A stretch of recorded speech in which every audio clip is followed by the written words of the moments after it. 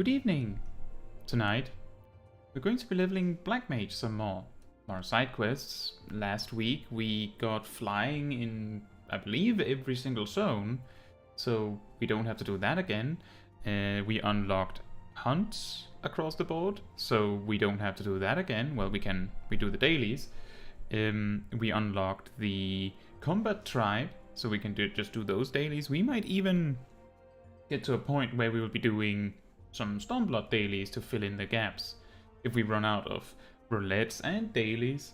But yeah, basically we're just going to be leveling Black Mage, and I hope you all have a good evening while with me leveling Black Mage.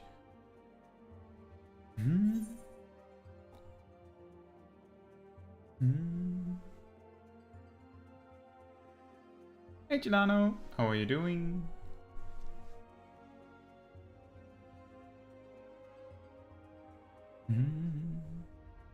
I think we'll start by...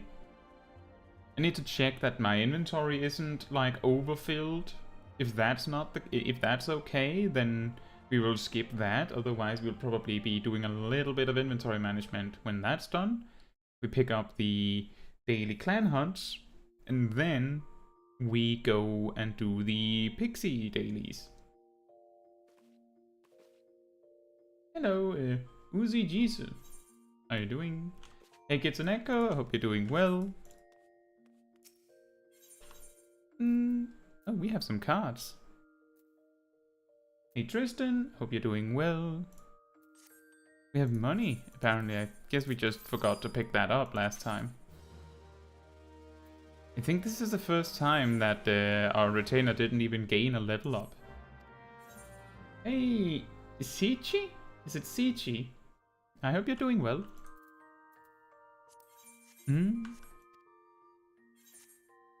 Right. I don't think we need to manage inventory, so I think we'll just go straight for the hunt marks.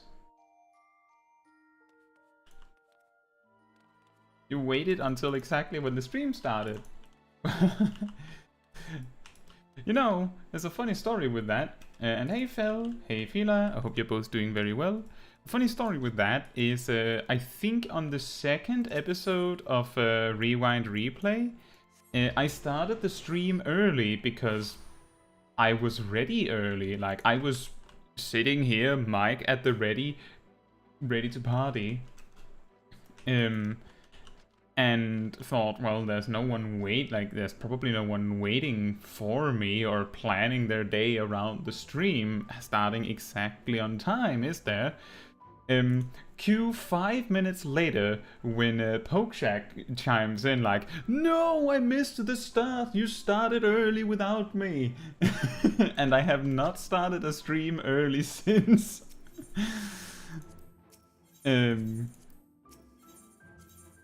Because it turns out that there was one person that cared that I started on time.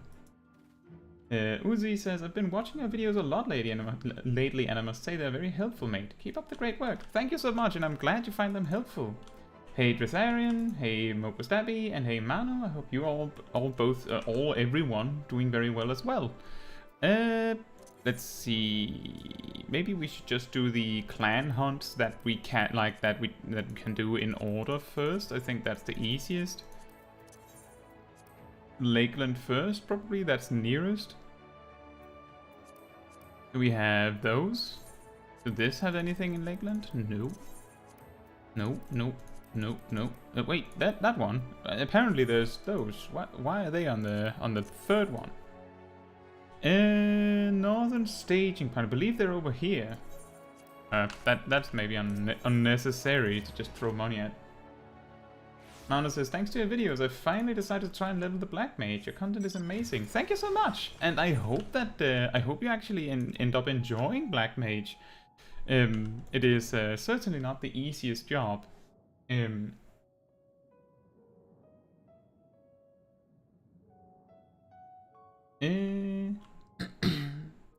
Yeah, Black Mage is really difficult. I'm assuming you watched the guide, so you already know that one is coming, but at level 60 the job basically completely changes.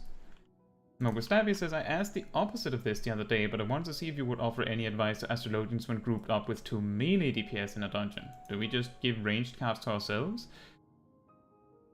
That one is a more interesting situation, because Astrologian has, like, the worst personal damage in the game of all jobs, as far as I know. So, unless your melee DPS are absolutely terribly bad, I think it might be better to give them the ranged cards. Just give the ranged cards to the melee DPS.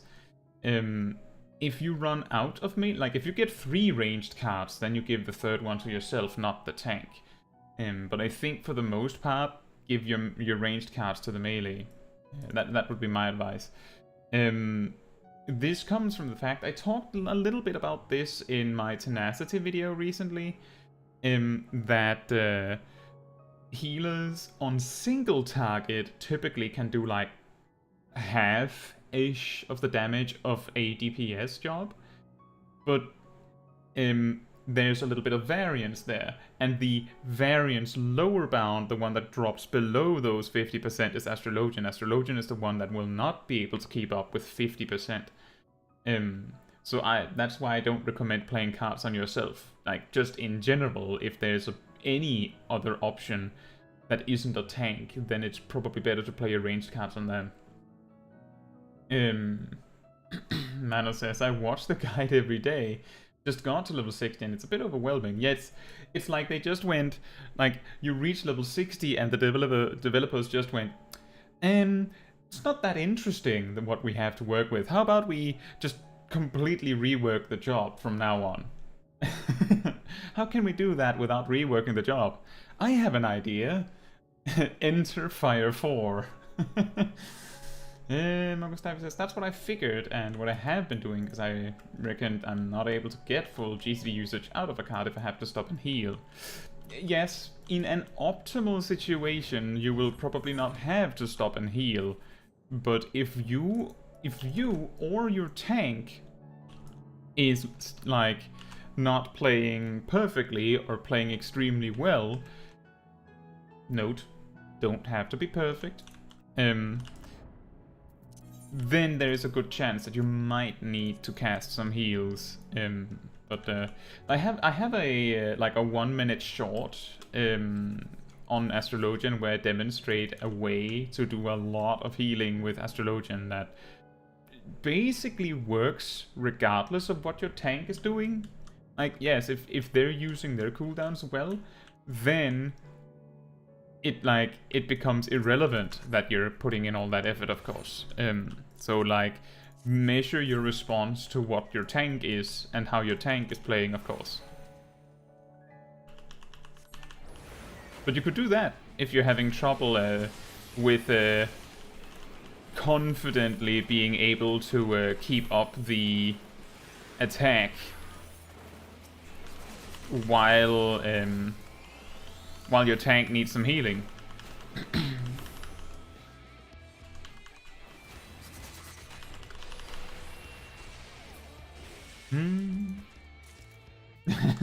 Fila says we need more MVP Swiftcast came off cooldown the moment you need it. Well, I'll see what I can do on that one. I think when that happened recently, it was like a complete accident. Like magical everything just aligns perfectly. But yet actually, Mogustavi, the primary reason why it doesn't help nearly as much to play your ranged cards on yourself is actually more so because the damage of your spells are balanced around the fact that you have buffs. So you are, like, by design made to do less damage to balance around the fact that you have those buffs. So by giving the cards to someone that does not have buffs, you get more value out of it. But technically, if you would have to cast something, then that would of course make it even worse. But that is typically not like the primary reason. When I'm like giving you advice on what to play your cards on, that's assuming that you're playing perfectly. And if you're playing worse than perfect, which is normal, then that of course just means that there's even less reason to play cards on yourself. Which is also why I said, if your DPS players, like your melee DPS, are playing absolutely terribly poorly, then that might be like the exception where you play a card on yourself. Like maybe you have this weird situation where you have a machinist that doesn't use AoE. Well, that would be arranged, so never mind that. Maybe you have a Reaper that doesn't use AoE for some reason. That would probably have a significant impact on their damage output.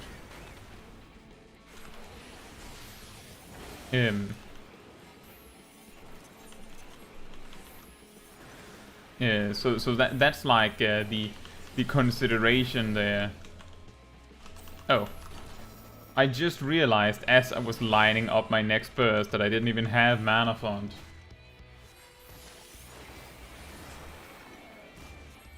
Exactly as Matthew says, if there is a DPS not AoEing properly, you will do more damage.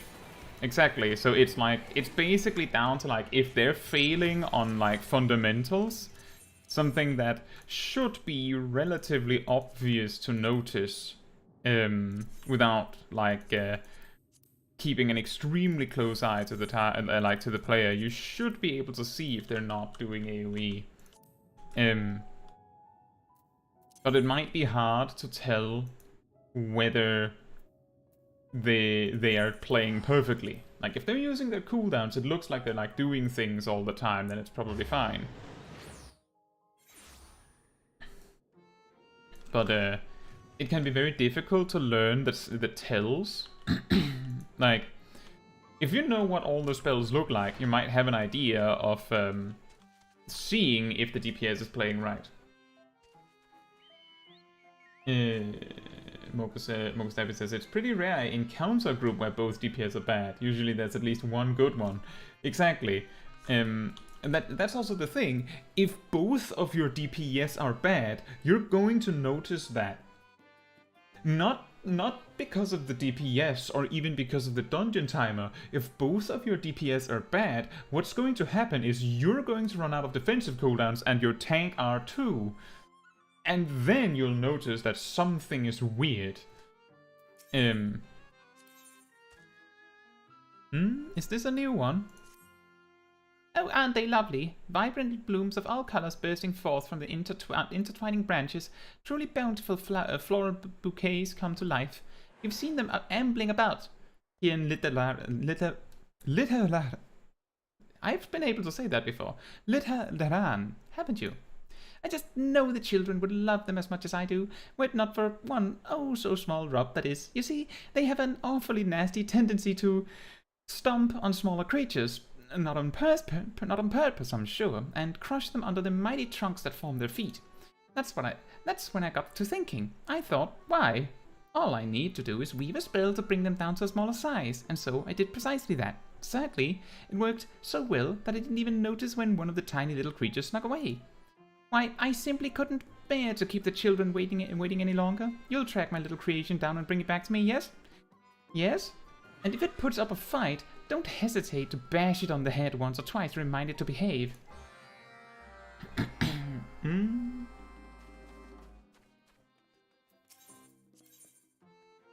I think all of these 3 quests are new. Oh, but which of them was my favorite? Is it the one who once tried to sneak up on me and pluck my wings? Or the one who was just so cute when he confessed his love to me that I simply had to keep him by my side forever and a day? Brutal. You've seen my collection of delightful little leafmen, have you not? Always basking blithely in the light of the sun, sprouting new fronds here, there, and everywhere. I had a mind to give them a little trim from time to time, but pointy objects are too prickly and perilous for my liking, don't you know? But you, my favorite mortal, you don't seem the type to be bothered by blades and shears, now do you? So why don't you run along and give my foliating friends a little trim? And don't forget to bring back some of their pretty little leaves. The children in the Garden of Dreams do so much love to pile them up and jump inside. Oh, how I tire of these same old toys of mine. If only I had something new and exciting to play with. Oh, the wondrous dreams I could spin. How about those precious little treasures that those most vexing pixies over by the bookman's shelves have found? The ones they had the nerve to hoard all for themselves. What sort of trinkets are they, you ask? How am I supposed to know? They won't so much as let me see them. Yes, indeed. Maybe if you, my favorite mortal, were to ask nicely with a pretty please, they just might oblige. Yes, I do believe they might. You speak our tongue quite well, yes? All you need to do is tell them how jumpingly cute they are, and I'm sure they'll be singing a different tune in no time at all. Then, once you have their treasures, you just trot them back here to me. Then everyone's happy, yes? Snailing. The classic. The snailing. And Fila says, you have time to focus on the DPS while in a wall-to-wall pull? While in wall-to-wall pulls? I'm shocked, I could never. Well, it depends. Like, if my tank needs a lot of assistance, then I probably can't. And if I'm like... I'm also much more likely to miss it if I'm like streaming, for example. But if I'm playing alone, like if I'm doing a dungeon with you, hypothetically, and you wanted me to give you advice on healing, and you tell me beforehand, there's a reasonable chance that I'll give you a list after the dungeon. Or give you advice on your tanking or DPSing or healing. I can do that. I can keep track of that while also doing my job, whatever it is. Some DPS jobs take my full concentration to do right though, so maybe not if I'm like playing Black Mage.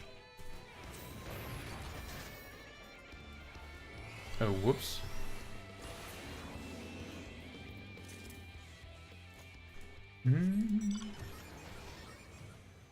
Fila says, so you can start adjusting up card strategy after the first pull then?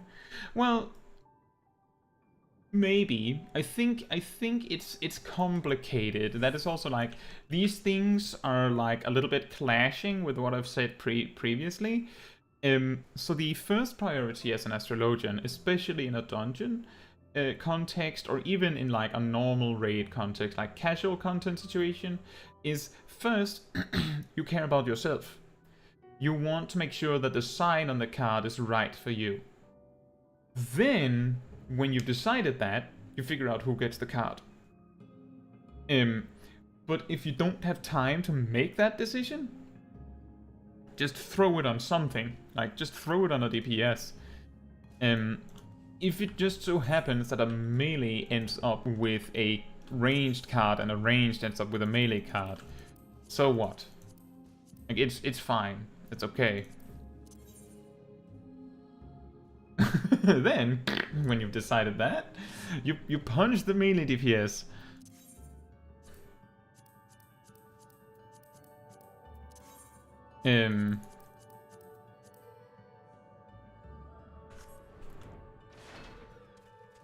Gustavi says, I usually life speed plus gravity spam while moving in wall-to-wall pulls. Yeah, that works too. Personally, I often just use the time while the pull is happening, like where you have to run.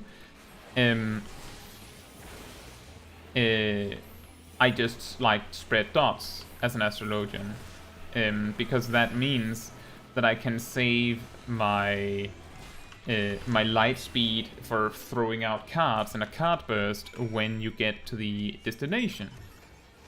But that is at a point where, like, it's in a dungeon context. I'm not sure if that is the best decision. That's just what I've decided to do. So the main consideration is, do you feel like you have the OGCDs you need to play your cards? If yes, then you're probably fine to use light speed for gravity while you're still running. If not, you can, you know, rearrange some things. The key thing is that, like, the most important part with Astrologian is that you're playing your cards and you're mainly attacking as much as you can, because, you know, that's a healer thing in general. If you can get away with not having to use any healing spells once there are enemies in range, then you'd prefer to have it that way. Simply because, you know, it's damage loss and all that.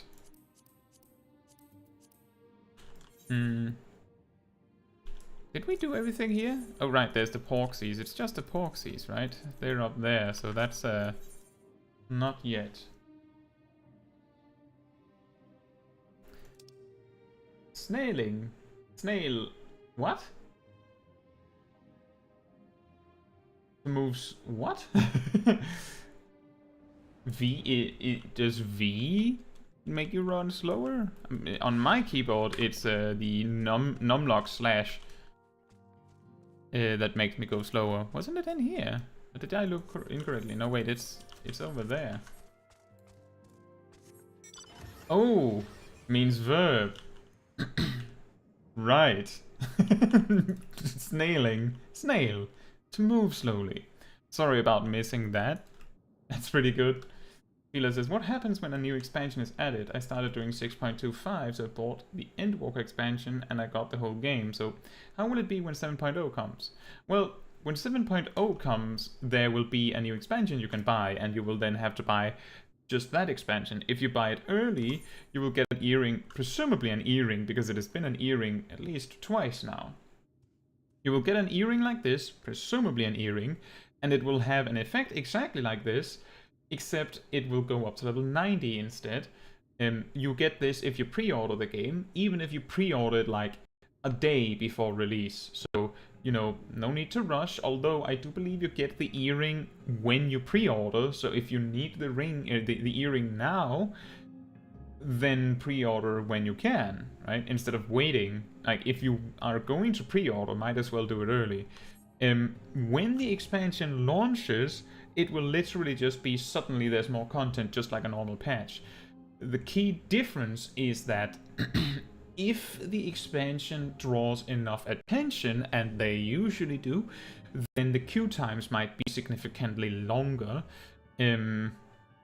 On the Endwalker expansion launch, for the first like 2, maybe 3 weeks, at least on EU servers, you could not log in on peak times. Like, there were so many players that you would be in queue for 2 hours and then the game would crash because the queue system was simply not designed to handle that many players, I believe was the reasoning given. So, like, you had to log in at weird times, like either slightly earlier than peak times or significantly later than peak times. No, Kitsuneko, the key thing is that the queue times would be essentially endless, because the queue would never finish, because when it would finish, the game would crash.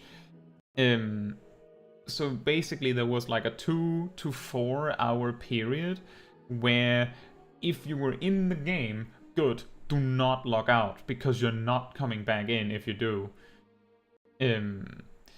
But now I happen to know Fila is on the Oceanic data center. I could imagine that the problem is far less pronounced there.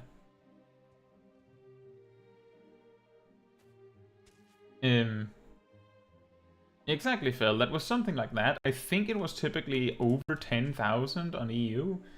The point is that the queue, like, dwindled so slowly that it would take over an hour. And if it was that long, like, if the estimated queue time was over an hour, I waited that once to observe the crash, and then I read about everyone else having the crash. And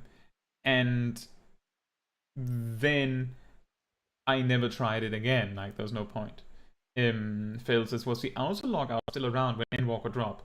Auto logout, or the AFK timer, was reinstated with Endwalker, like, after, like, either on launch or, like, a day after or something like that. They reinstated auto logout, like the AFK timer of 30 minutes. There's a reason why there's been people that have been AFK in the game for months, because they have stopped the auto logout or AFK timer again now that the servers are stable again. They will presumably put this in again. Now, the key thing is that the AFK timer can only kick someone who isn't actively trying to prevent themselves from being kicked. I'm not kidding. There were people that set up like, either macros or like a physical object to make sure that their character was continuously moving all day so that they wouldn't be locked out, so that they could game when they got home. Like basically taking up a server slot all day so that they had the opportunity to play when they got home. The thing is, on the one hand, it's very easy to point fingers at those and saying that they're the bad guys if you were one of the people that got home from work early enough that you could log in, right? So from my perspective, like, I understand it. It's a little annoying that you might know that there's like thousands of players online on the server that very moment that isn't even playing. But it's an expansion launch. There's a lot of wackiness that happens there. Hey Santo, I hope you're doing well. And hey Burning Goo, I hope you're doing well. Which area is this? This is Ilmek. It's a Shadowbringers area. Oh right, sorry, I forgot to say the word. Why, of all the... Caetsu, you're making me blush. Still, if you think that just because you're the hero who brought back the night, that you can just saunter in and charm us into sharing our treasures with you, then... Come to think of it, you're right. After all, why keep our precious possessions all for ourselves when they could be spun into dreams and bring joy to all the children in the realm? Oh, what a lovely thought that is. Just promise me you'll take care of it, yes?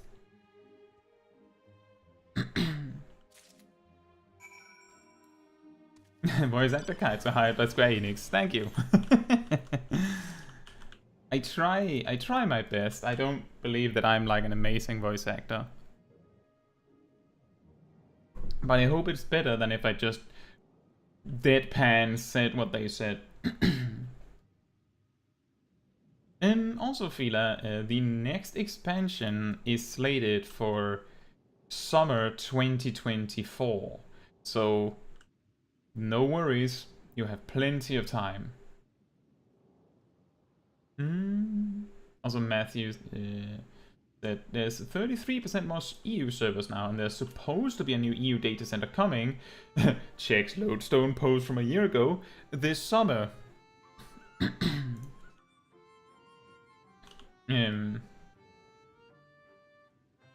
But yeah, that's true that there's going to be a lot more space for the next expansion. One thing to to consider on Kitsuneko's perspective is that free trial players will always be in the back of the line.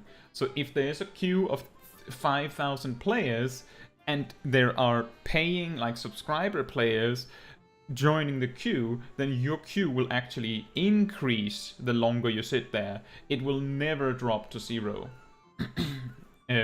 So basically, on new expansion, weeks perhaps, free trial players may find it difficult or outright impossible to log in. Just keep that in mind. Hello Dragoon, I hope you're doing well. Abundant green foliage sprouts from every nook and cranny of the leafman's body, such that many of the leaves and branches have become matted and tangled together. With a few snips, you remove the overgrowth from the leafman's body, leaving it looking as prim and trim as the day it was born.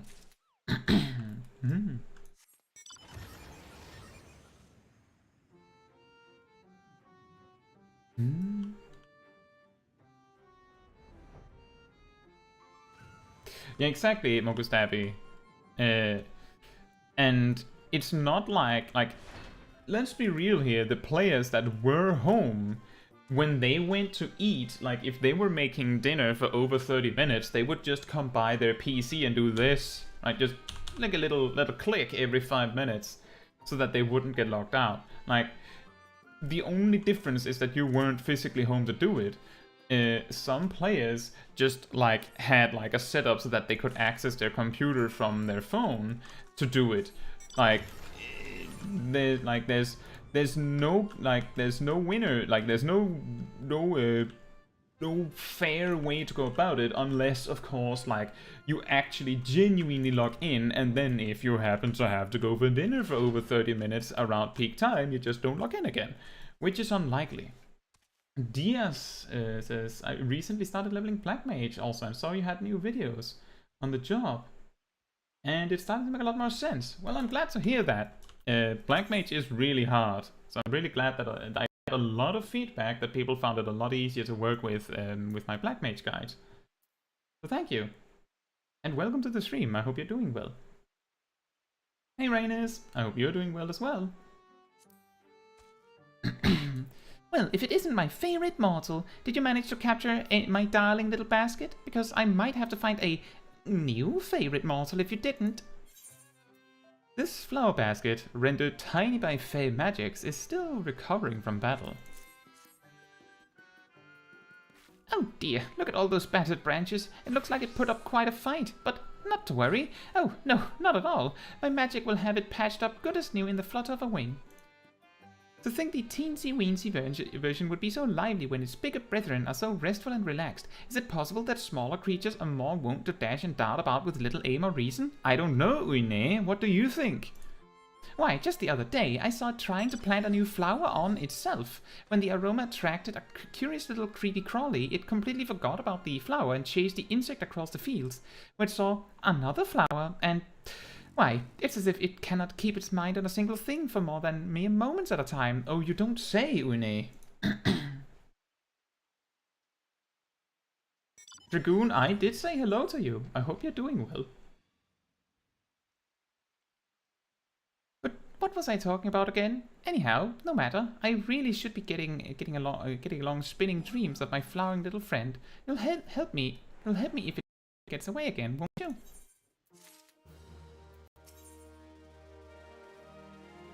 And hey Mobstar, hope you're doing well. I'll get to that question in a bit. Oh, my favorite mortal is back. And what's that in your hands? Could it be? Yes, yes, you must show it me at once. What even is it? Collection of stones. And just look at how round they are. Come to think of it, they resemble the eyes of those pesky, nasty froths. Perhaps I will simply throw them as far as... Oh, but I mustn't waste them so. I will polish them into a charming set of marbles for the children. Those greedy little pixies were most smitten when you told them how jumpingly cute they were they not? I thought they might be. You know, you could tell me the same from time to time if you'd like. But where was I? Oh yes, I'm sure that they'll be all too quick to hoard and hide away the next shiny little thing they get their hands on, so I do hope you're ready to charm them again for me. Farewell for now, my favorite mortal. And... was there something you needed? Oh, but of course, you were going to prune my precious little leaf mane for me. Well, did you? Branches and leaves pruned from a leaf man who is now looking more dapper. Did I give them hats? Thank you ever so much. I know there were a reason why you were my favorite mortal. Oh, and look at these lovely fronds you've brought back for me. Why, perhaps I'll spin them into a little leaf man for the children. Some of them don't have so many friends, you know. It truly breaks my heart to see, and so I'll fashion them a whole horde of leafmen to play with. They should get along swimmingly. After all, the leafmen used to be mortals too. Sometimes I wonder what it's like to be a leafman. Have you ever wondered too? If you have, why, that could certainly be arranged. You need only say the... Wait, why are you backing away from me like that?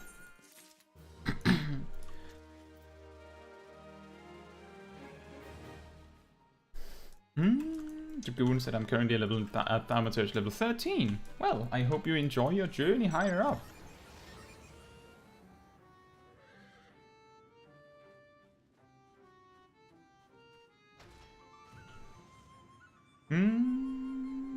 Right, Mobstar says how you feel about Blue Mage. It's one of my one of my favorite jobs. It is unfortunately a little limited in what it can do. Something that I mentioned just around when the new patch came and Blue Mage got new actions was that I feel like the whole thing with Blue Mage having this situation where you have like over half of your spell slots are spent on abilities because they do damage, and weaving attacks that do damage is better than not. weaving abilities that do damage. It has this overwhelming situation where the blue mage slowly but surely moves over to a situation where, well, you have like 4 spell slots because 20 of them are abilities that you have to take. I feel like this problem would be much better to just like rip the band-aid and just give them 24 abilities with damage, so that the blue mage actually has to decide, instead of it like gradually, slowly making its way to having a full set. But I feel like that is the one thing, like, it's that, and I apparently used FFXIV twice. That was an interesting move. I don't know why I did that.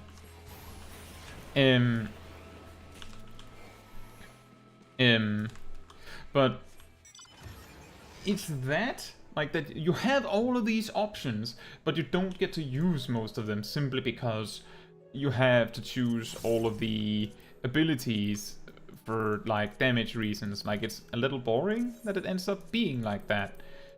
That is one thing. The other thing is that most of the coolest actions that the blue mage has don't work on bosses.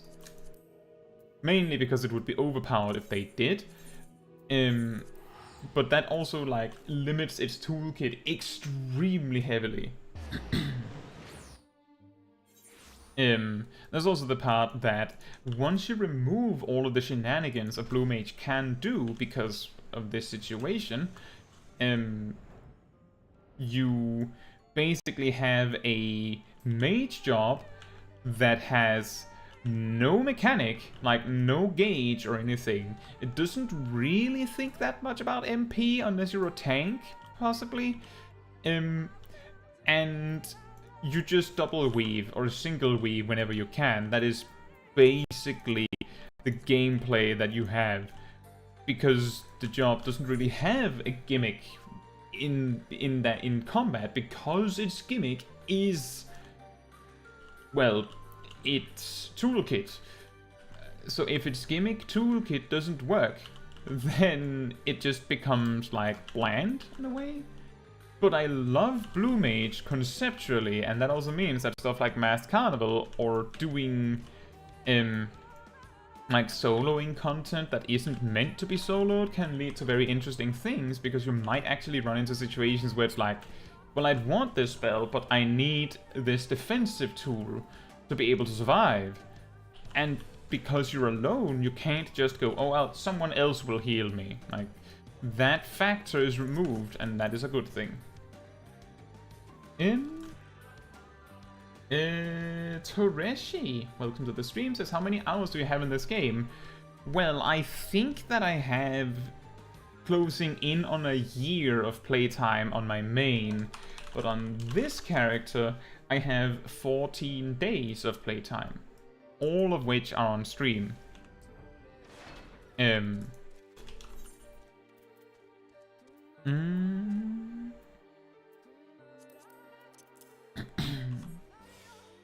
Kitsuneko says, we could tell you that you are a jumpingly cute guy, but that's a bit weird to ask about it on stream.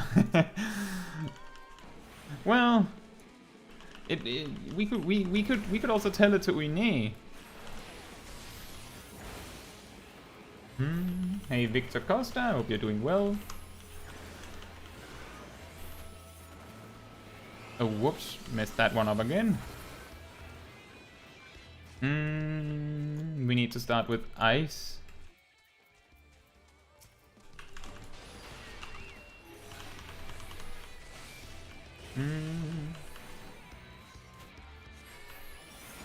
Mogustabby says, Black Mage is going to be the last job I level to 90. I really dislike the playstyle of Black Mage. Is it that bad? You know, I understand.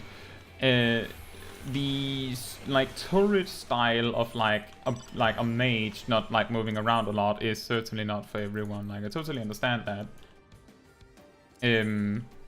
It is one of the weird, like, most unusual jobs in the game. I get it.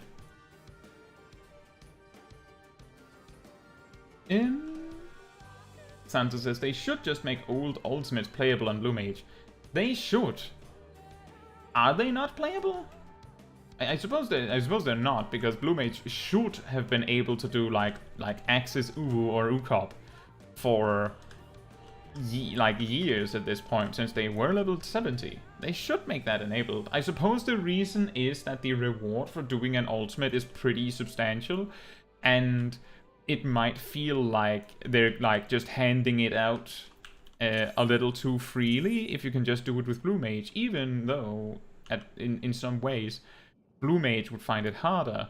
The problem is that if Blue Mage could do the old ultimates, then you could just, you know, you could bring an actual tank and an actual healer and 6 Blue Mages, if that's convenient.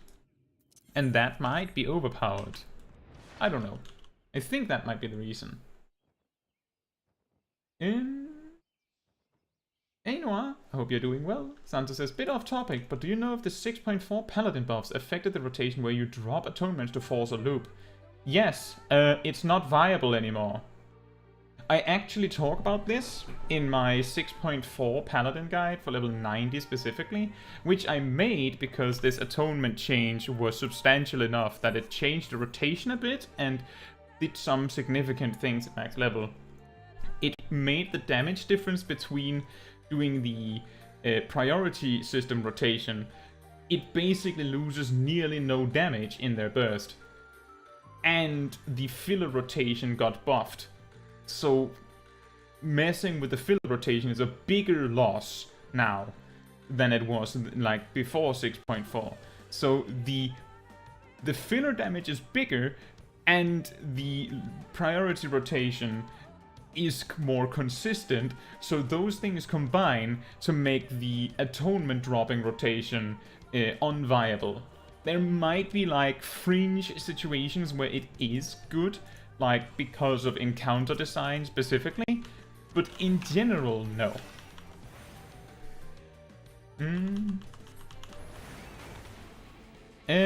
August says, you're going to lose an atonement in your fight or flight window regardless. Well, the thing is, optimally, you don't want three atonements in your... in your fight or flight. What you want in your fight or flight is your melee your mage combo, like your Requiescent burst, Goring Blade, and then you would rather have, like, Divine Might, Holy Spirit. Like, if you could have 3 of those, that would be nice. Can't do that. That is literally not possible. So you settle for the next best thing. And the next best thing is either 2 Divine Might, Holy Spirit and Royal Authority, or 1 Divine Might, Holy Spirit, and either 1 Royal Authority and 1 Atonement, or 2 Atonements. The damage difference is like 50 potency, which is why why it's not that important anymore.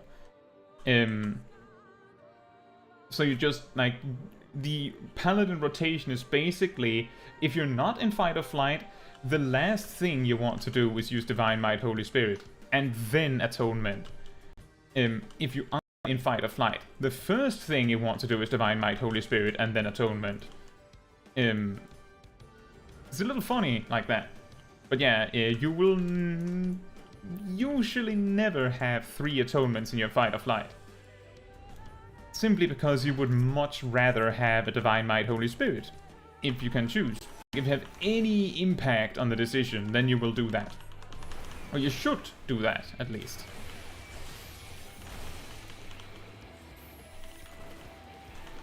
Hey Greensville, how are you doing?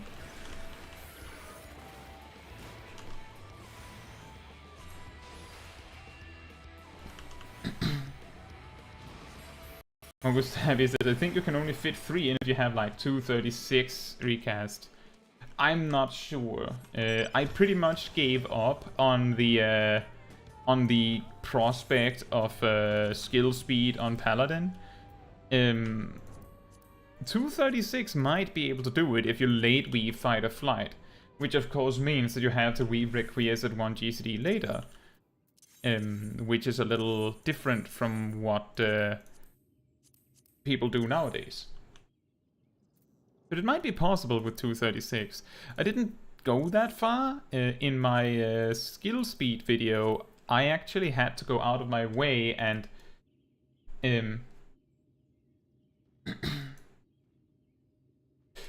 go out of my way to like use skill speed materia to make it even to 240 for the demonstration of Paladin. Angel says, is it me or Kai's stream is having a bit of technical issues? Is it? Is there anything weird with the stream? Can we have a second opinion?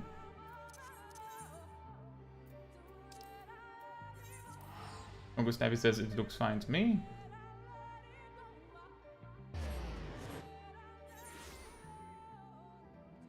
Some lag.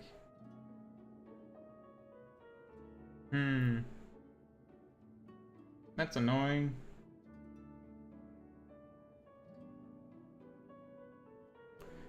Steam, are you stealing my connection? Doesn't look like it. I don't know. I hope it isn't too jarring.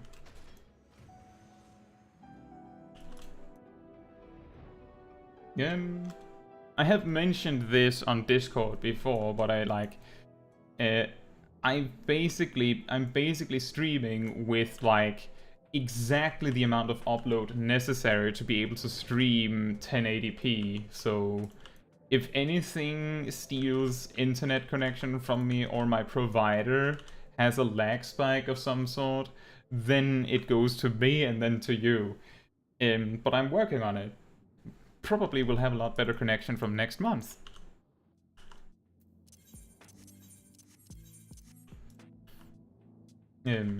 Hopefully then it is resolved. Thank you for letting me know anyway. Santu, I would just recommend try and do the priority rotation. The damage difference should be small enough that it shouldn't matter. Like, remember that Paladin has been buffed since DSR. So, the difference should be that if it's worse, I forgot how priority rotation works. Well, I have...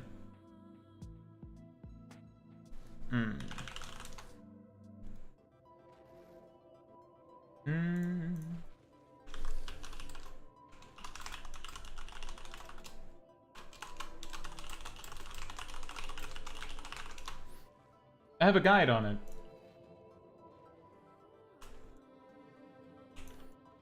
The thing that I believe before the buff in 6.4, the balance was that if the fight called for it for some specific reason, then atonement dropping was superior, but it was like extremely encounter specific and usually required some like strict optimization to make it work and be actually good. Whereas the priority rotation is typically fine. It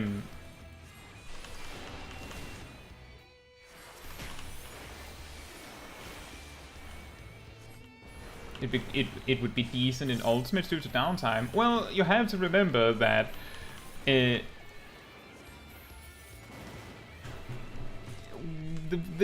thing that makes it difficult to compare the atonement dropping to not dropping is so before the buff there were certain points in the priority rotation where you would have like Fast Blade, Riot Blade in your fight or flight, which is like 300 potency loss or something like that in the burst.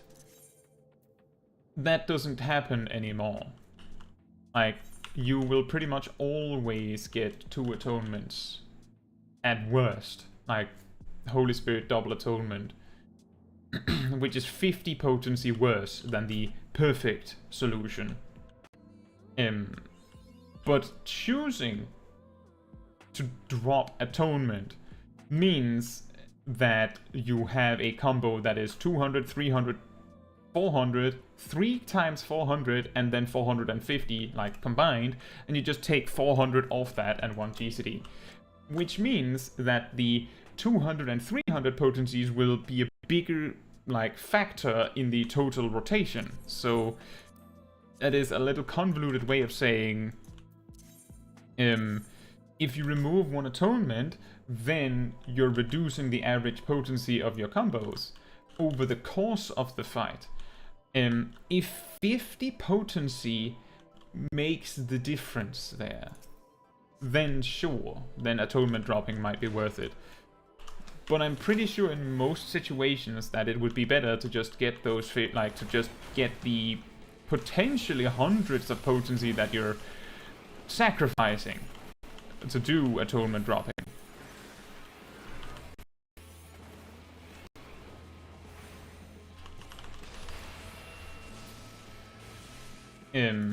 But the reason why it's complicated is because it depends on, like, how many filler combos do you have atonement dropping on to get the perfect damage, right? Like, that is one factor. How many combos do you do throughout the fight? How much potency do you gain from the raid buffs? If any, you have to remember that because raid buffs typically last, like, most of the raid buffs last 15 seconds, and that scoring blade, your magic burst, and 1 GCD, which is going to be Holy Spirit anyway, that second Holy Spirit you're gaining from doing atonement dropping is probably only landing in, like, the tail end, where there's maybe, like, maybe an embolden somewhere.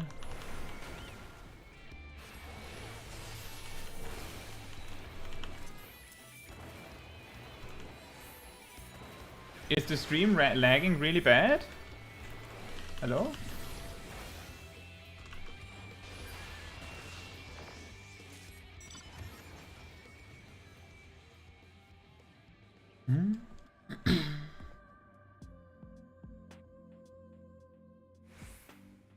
I can't see it on my end.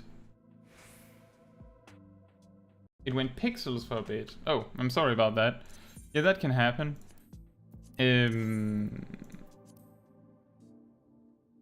But yeah, my suggestion is... Oh, that's Gilano. My suggestion is just learn the priority rotation, simply because Paladin got that rotation buffed so much that atonement dropping, as far as my research would say, is like... it would be an exaggeration to call it like comparable to monks swearing by the dragon kick rotation and stuff like that.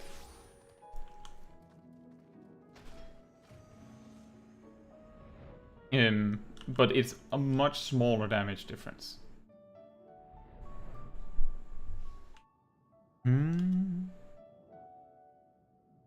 That is very strange. I don't know if it usually is like this, that it's lagging a little bit all the time.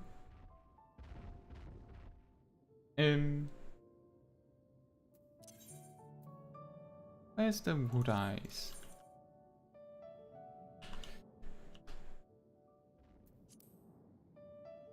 Yeah, that's my recommendation.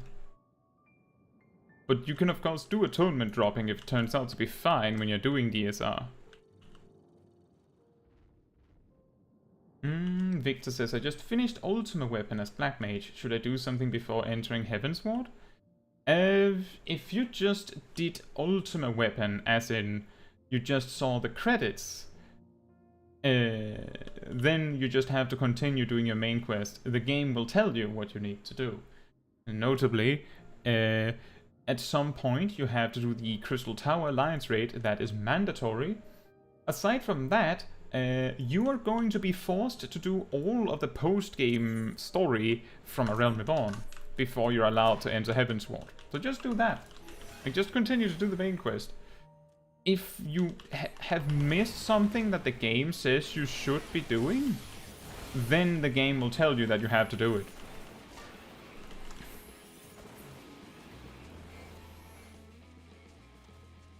Most everything else is just...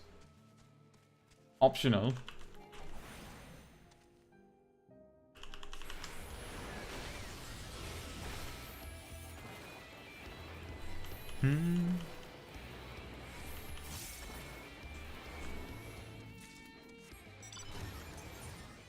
We just have 2 left. Oh. Effective Talos.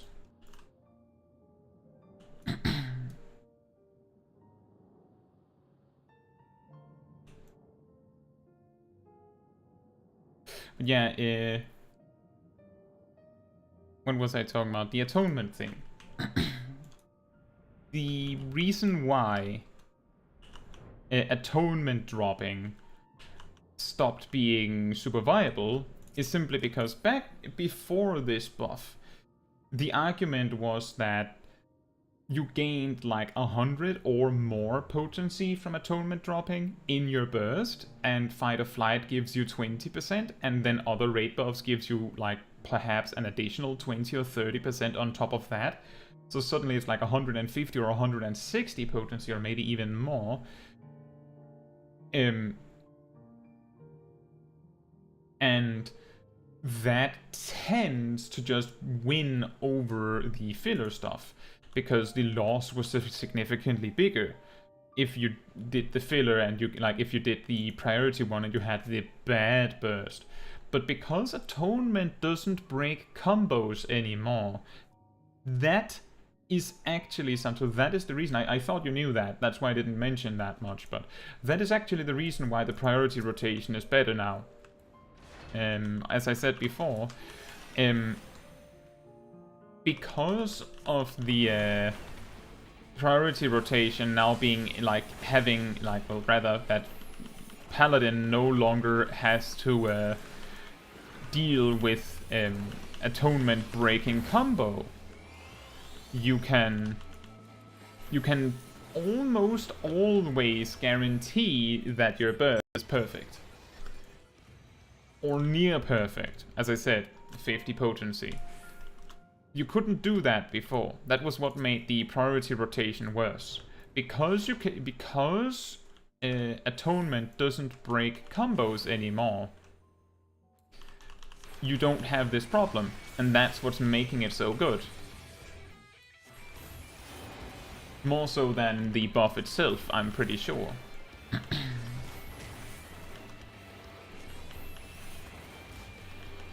Oh. I was really hoping that would work.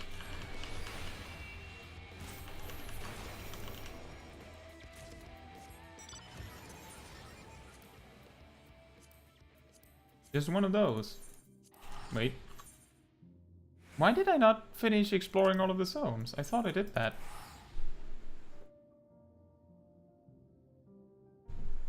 I even came back to Colusia last time to explore it. But yeah, the big thing, Santo, is actually the atonement doesn't break combos. Much more than the buffs themselves.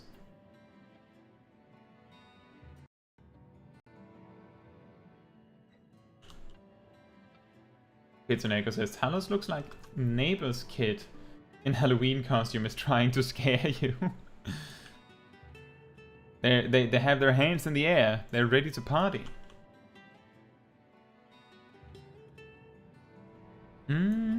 I think the clarinets are something like here? Like, I think? Like in this region?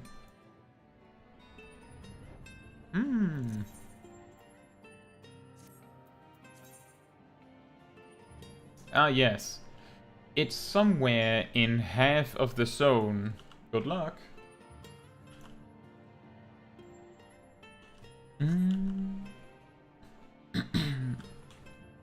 The atonement change is really nice.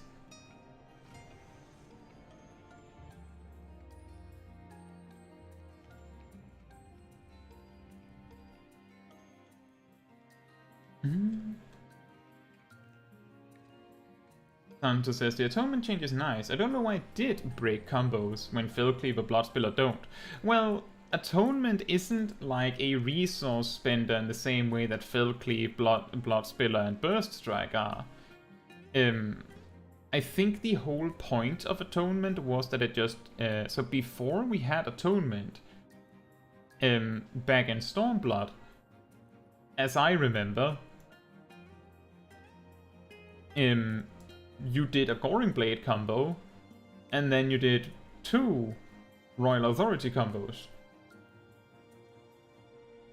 And then you did it again. Like, yeah, there was a magic burst, of course, with Requiescent, but that was 5 Holy Spirits, if I remember correctly. 4 or 5. But your filler combo was literally Goring Blade combo, 2 Royal Authority combos, so when they came to Shadowbringers, they could make at least one of those combos into something else. And then people figured out, wait, what if we don't have 2 full Royal Authority combos? What if we just do Atonement twice? And then it started getting wacky. So I think the reason it broke combo was because they intended for you to do Atonement 3 times before you started a new combo. But then, now they've seen how the rotation actually looks. They've changed it. The Clionids are for an S rank. Oh.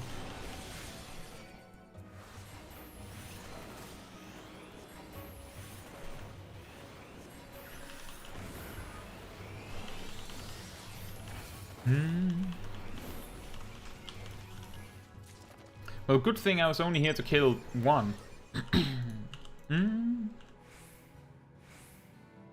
Right. Well, that was already our clan hunts in Shadowbringers. And our Beast Tribe dailies. So now it might be a good time to do some roulettes. Does anyone want to come along for some roulettes with me? Quasari says these mobs can be used to level up blue quickly. That is true. The way that I went about leveling blue mage was a little different.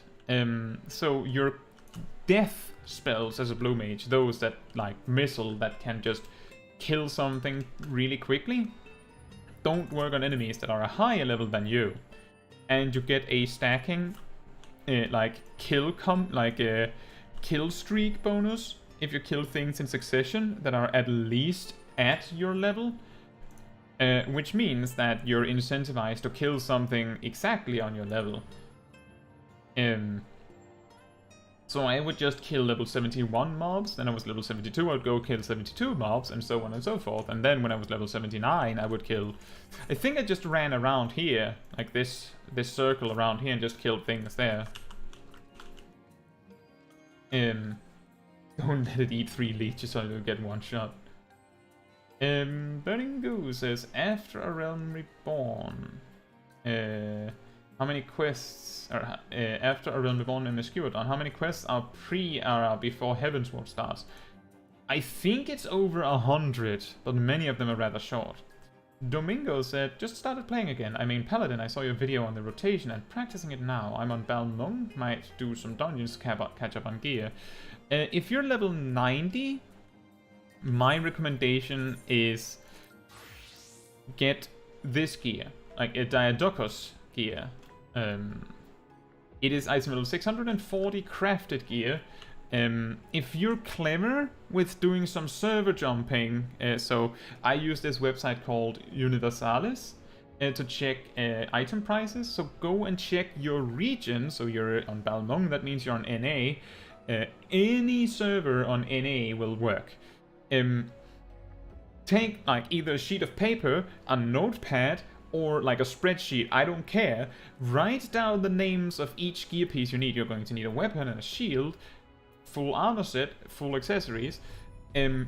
Write down the names, and then check what the cheapest, what server has the cheapest price for each of them, and then just like make a trek around the world to get everything. That is the cheapest way to gear up. And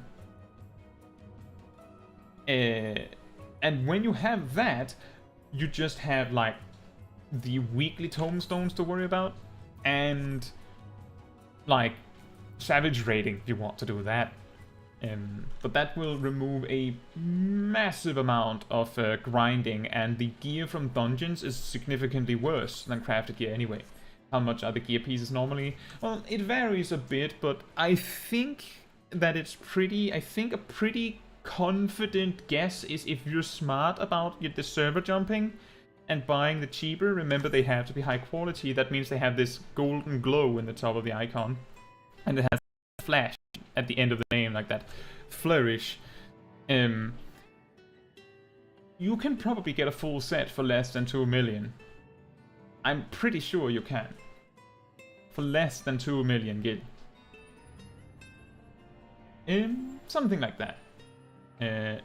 Paladin might be a little weirder because though you need both a sword and a shield, and sometimes the prices don't really reflect that they're two halves. But you know, look around.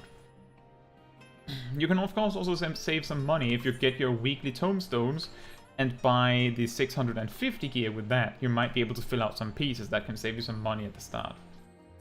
Also, Kosari has the Savage mount, the Axolotl. Nice. It looks like it has no idea where it is.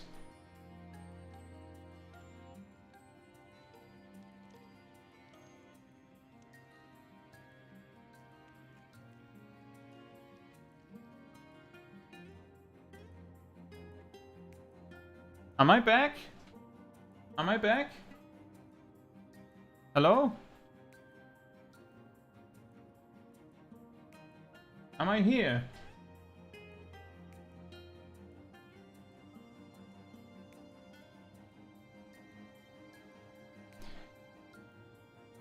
It said on OBS that I literally went down to 0 kilobytes or kilobit or whatever sending, so it just completely died for a few seconds. Sorry about that. I don't know what's happening tonight. Hopefully it doesn't keep doing that.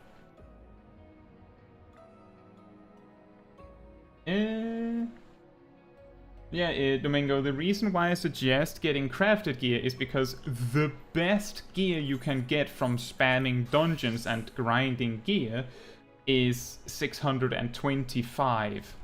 625, which is 15 item levels worse than what you would be able to get by just throwing money at the problem. So even if you were to go out of your way to grind, that will take that will actually be worse than just throwing money at the problem, which is a shame. But that's why I'm saying just buy gear.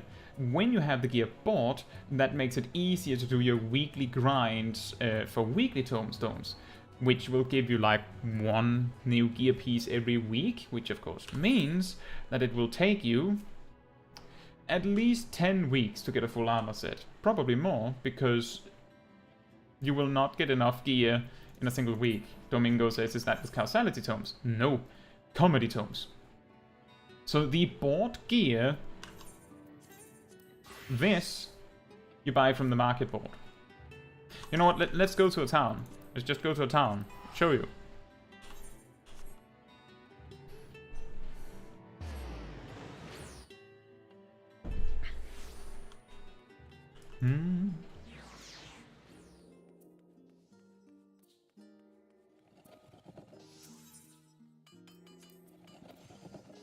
This. You go there. You look, is the flash here on the left where it says HQ?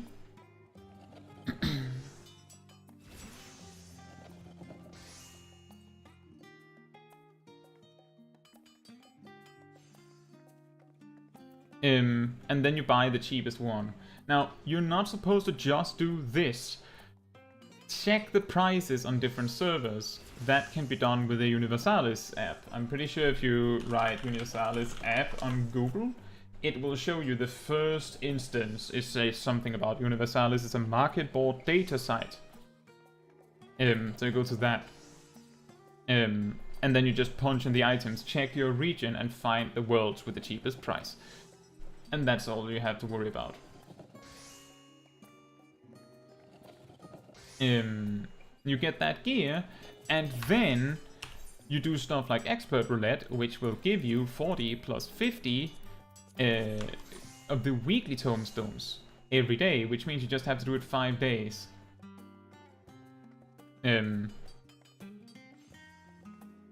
And then you're good. Like, you just fill in with those gear pieces as you go. And the reason why I'm pushing you to buy the gear is because when I started in Stormblood, I grinded gear from dungeons, and no one in my free company bothered to mention that you can just buy crafted gear. Like, I didn't realize. Like, I came from World of Warcraft. In World of Warcraft, you don't really do that. Like, crafted gear is something you might use to like catch up if you're like you need to hurry into raiding or something like that. But crafted gear is typically something only the rich players do, right? And you can just gear up with dungeons and raids and nothing else. In Final Fantasy XIV, you really should be doing like just buying a crafted set when you reach max level. That is like the safest option. The only time where this is not an option is like in the first raid tier or something like that. Exactly, burning goofs, it's not great. Or crafting is not great. It's I've heard that it's got a little better in Dragonflight, but I haven't tried it. Domingo says is you're more still the place to get tome gear. No, if you're level 90, then you get the tome gear in Ratsatan. I mean, we can go there as well.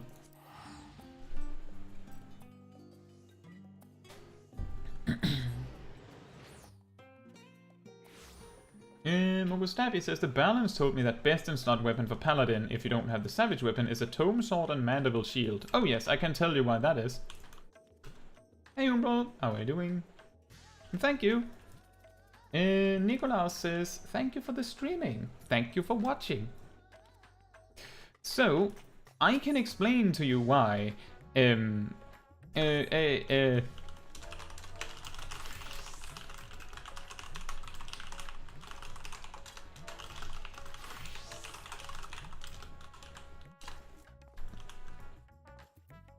I can probably explain to you exactly why you would prefer to have a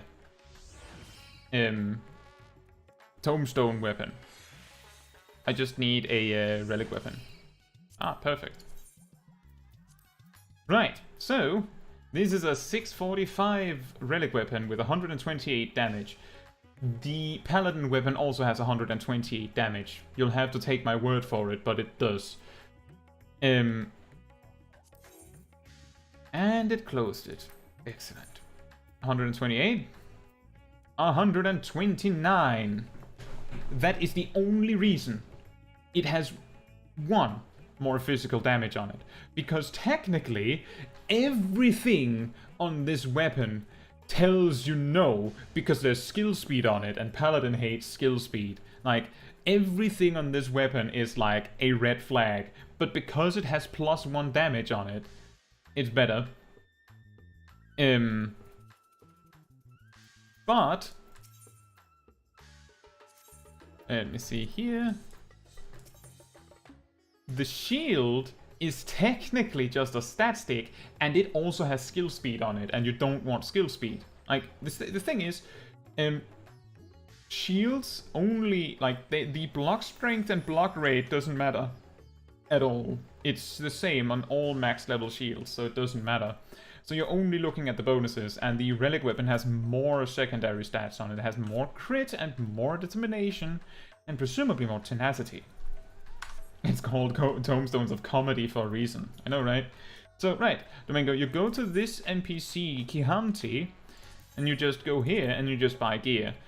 Because you're a paladin, you could buy this shield. That can save you some money on the crafted shield if you like. You can do that, but the skill speed is not super great. And then you just buy this for the remainder. But yeah, it's a weapon damage thing. It sounds silly that 1 point of weapon damage makes the difference. But physical damage and magic damage scales weird, like absurdly weirdly, but basically 1 point is better than pretty much everything else in the game. Like, all other stats are meaningless next to physical and magic damage. Pretty much.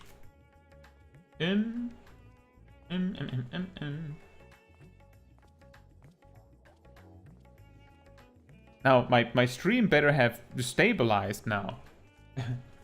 What hermetic tomes? What?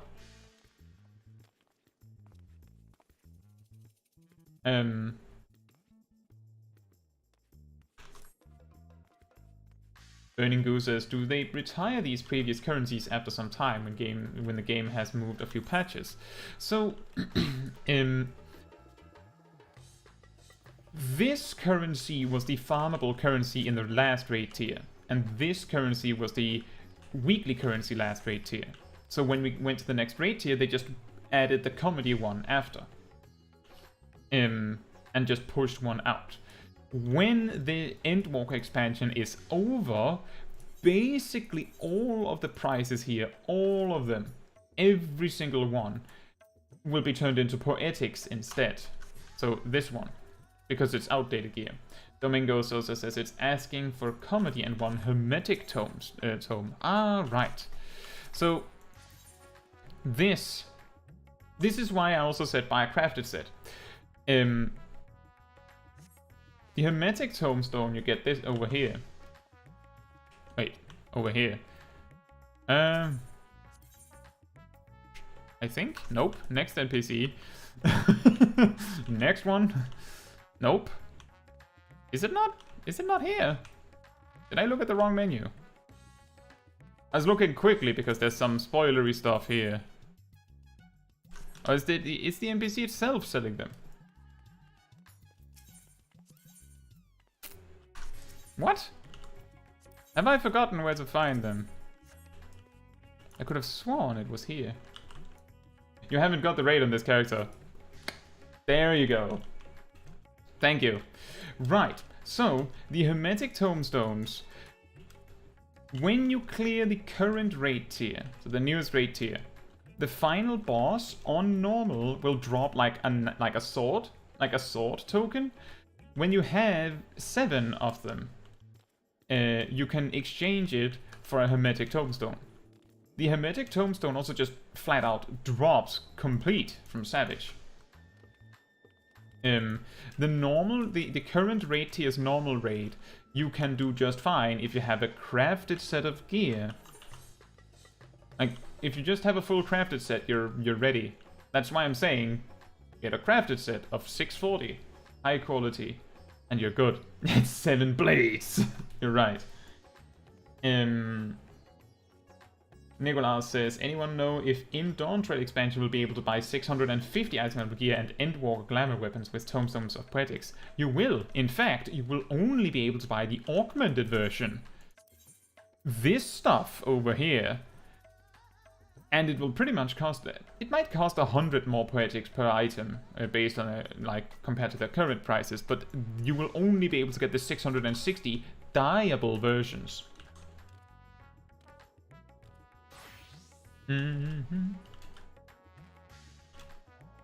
Yeah, my recommendation, Domingo, is use your weekly tombstones, these tombstones of comedy, on armor and accessories. So these gear pieces, don't bother with the weapon. Don't bother with the weapon. There's the Mandible Relic weapon. Has a little bit of a requirement to reach it because you have to do the entire Mandible storyline. But those weapons are 645 and are bought with farmable tombstones rather than weekly ones. So you can save a bit there, and in like 4 months or so, they will be the best weapons in the game. So, might be a better investment. But yeah, really get the crafted set. That is the fastest way to get up to speed.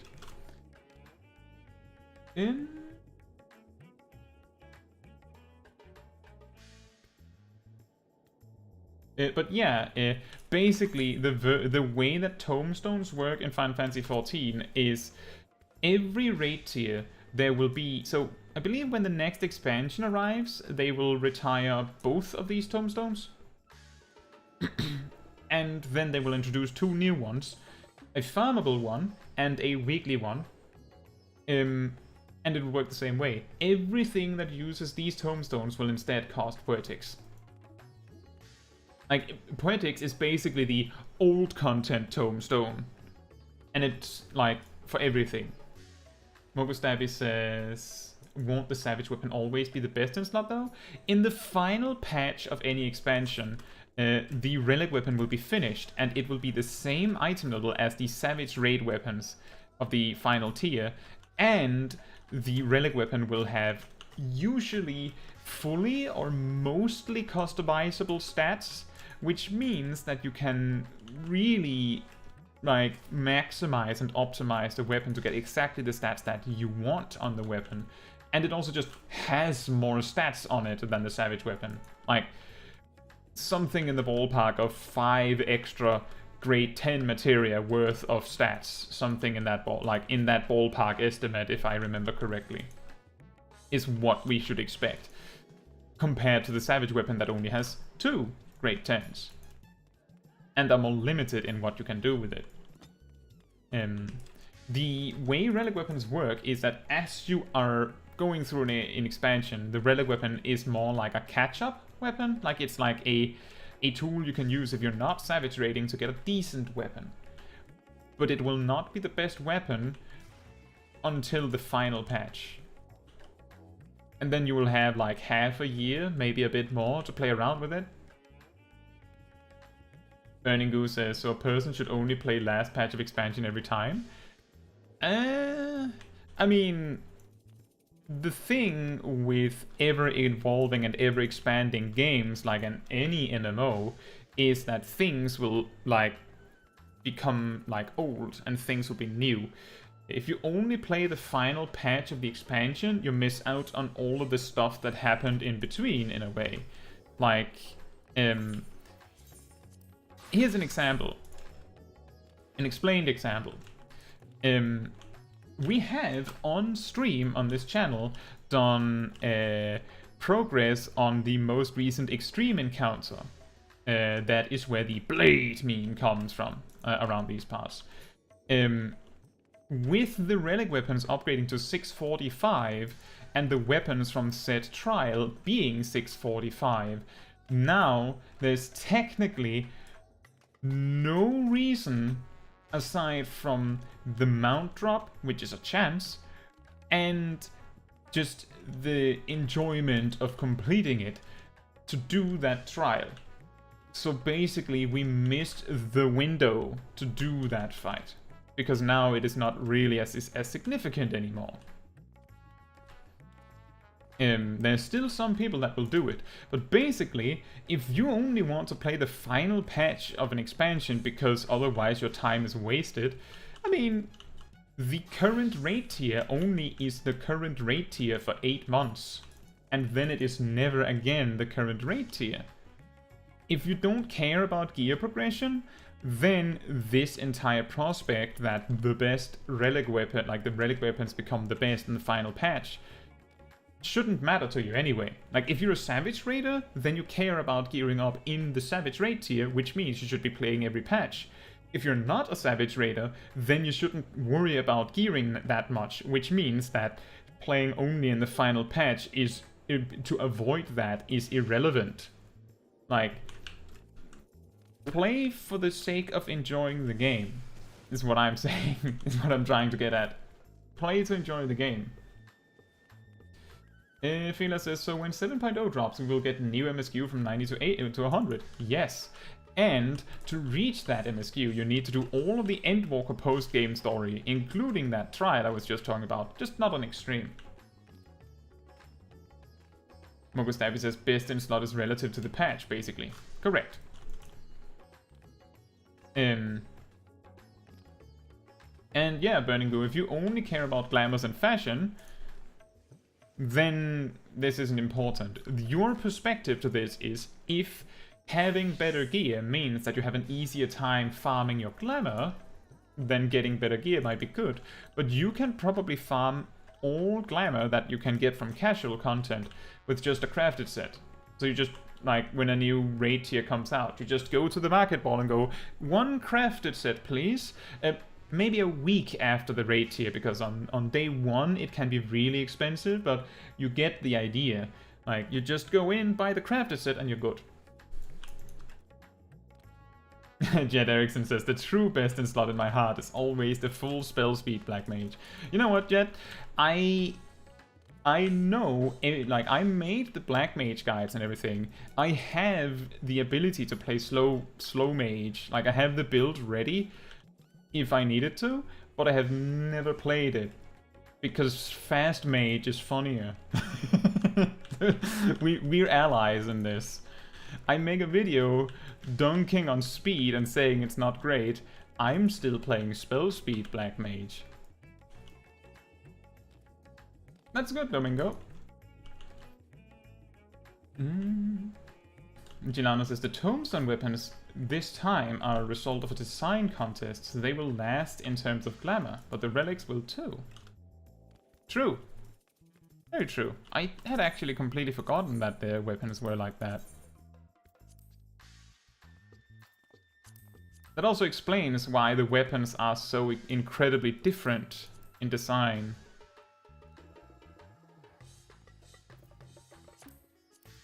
Because usually they might have like a theme or something. But if they're like a contest, then like each weapon is different.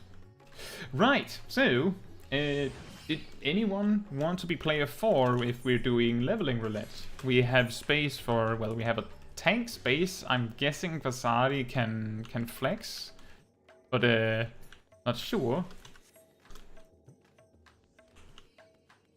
Alright, Benningu, enjoy. Santa says running 2.4 Gunbreaker because it's the best for comfort. There you go. I personally, I had like, so in the speed video I put out yesterday, most of the Gunbreaker footage you see is 2.4 Gunbreaker. I had some problems with that because I haven't played any tank with skill speed for months. So I had to like relearn that.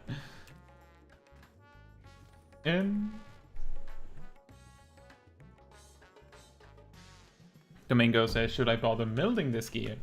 If you're planning to savage raid, yes, probably. If you're more like you're aiming more for like casual content, like you're just like you don't plan on like going super hardcore, then you don't have to. You don't have to. I think it's more fun when you do more damage, and you will do more damage with melded gear. But you don't have to if you're playing casual content. Casual content meaning not extremes, not savage. Even if you're replacing it soon, materia are often relatively easy to come by if you're doing dailies, doing roulettes and stuff like that. So that's why I'm saying it's more a matter of whether you need or want it.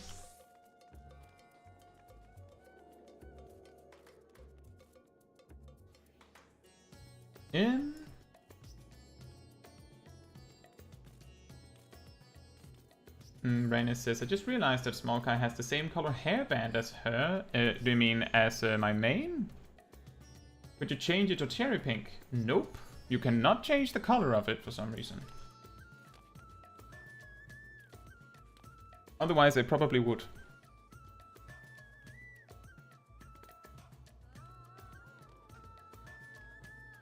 In that case, Domingo, so you can go out of your way to get like to put some materia in. It'll make you a little bit stronger. But if you don't feel like you have the money to do that, as her hair, I meant, isn't like the hairband is like a fixed color as far as I know. I've actually added like pink. Like a pink detail to the hair right there at the end. It's a little subtle, but other than that, it's just white to match with my main.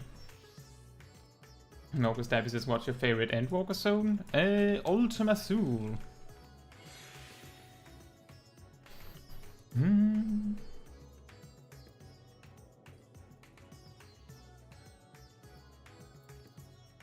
Yeah, I don't think I can actually change the hairband color. Right. I think it's just the 3 of us then.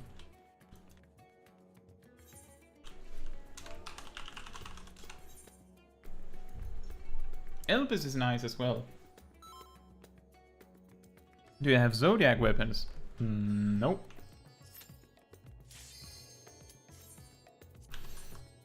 I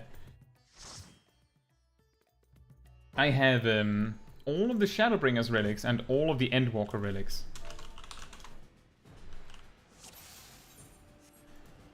And I'm working on upgrading all of the Endwalker relics. But I have not actually gotten a single relic from an expansion prior to that.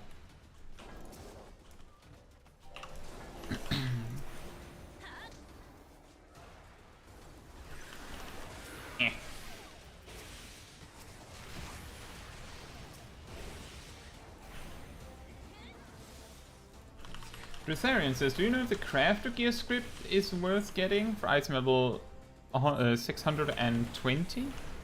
I don't know. Does anyone else in the chat know on this? Is the crafter gear for scripts worth getting? Is it better just skipping it? If I remember correctly... Oh, whoops. I keep mixing up my positions for mana font and transpose.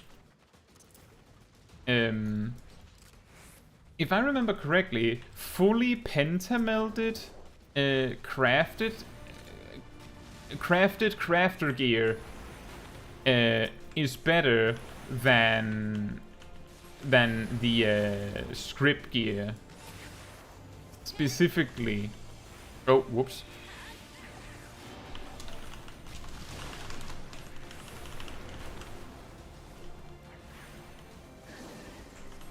Depends on what you're crafting. Yeah, that sounds about right. If you're not crafting difficult stuff to make, then having fully pentamelded gear is not necessary. And then script gear is probably fine.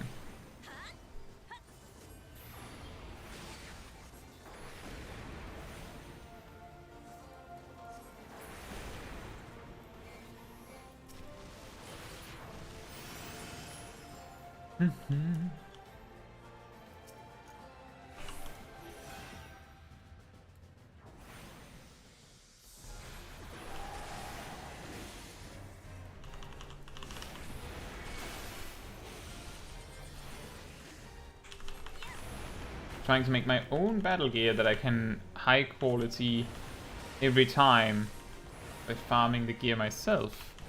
I have extra time. Oh, I don't know.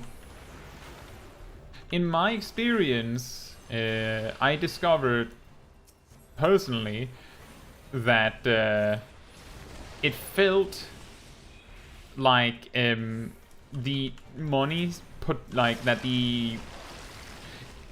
It's been a while.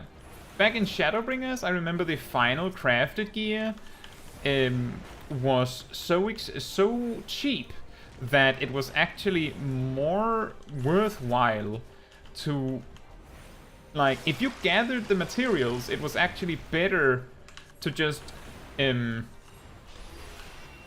sell the materials and use that money to buy a crafted set. I'm not sure why people would even bother to put up the items on the market for that price. But that was what I noticed. And the reason is, well, whether that is worth it depends on your server. Like, if you're on a server where things are heavily overpriced, then you could literally go to a different server, buy the mats, craft the items and put it on your server and then hope someone doesn't bother to check the price so that they buy the heavily overpriced version that you have on market. On the other hand, if you are on an underpriced server, then selling the mats... Wait. If there is a server that is selling the items at a lower price, then you can just sell the materials for a markup and then just buy the cheaper item, right? And it's complicated. I'm not sure what is the best choice there, honestly. But that is something worth considering. Is it actually worth it to fully pentameld your gear so that you can craft it yourself? Or would it be better spending of your time? It's difficult for me to give you advice on that because I don't know the prices on everything. But the best I can do is say, like, make you aware of this kind of consideration, right? I hope that at least helps. Jet says, I never kill the wasps on this boss, I just cast mitigation instead. That's a fair point. I've talked about this on streams before. Often I will do the boss mechanic correctly, even though I don't have to. Because it's more fun that way. To try and put it into perspective of how I imagine it is, think of it like you're playing a game. Stay with me now. You're playing a game with the boss and you are agreeing on the rules. The rules are the boss mechanics. You ignore the mechanics, so the boss is just standing there like, you're not supposed to do that. You're supposed to, like, when I summon the wasps, you're supposed to be attacking the wasps. And it's just more fun to fight a fight correctly, at least to me. That is the reason why I do it. That is also part of the reason why in Stigma Dreamscape, even though I know that you can ignore the ads. If not everyone is on the same page on that one, I will kill the ads. Like, I'll just join everyone on killing the ads instead of trying to correct them. Because it's more fun to kill the ads.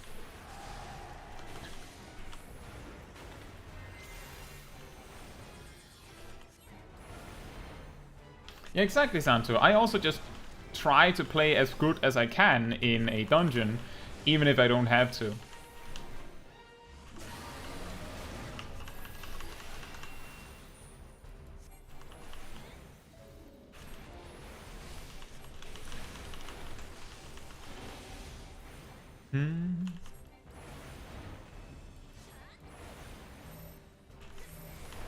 Oh boy.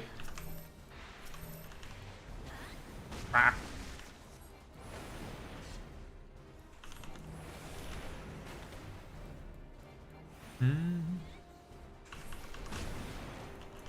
Ah, perfect. A thundercloud right when I wanted it.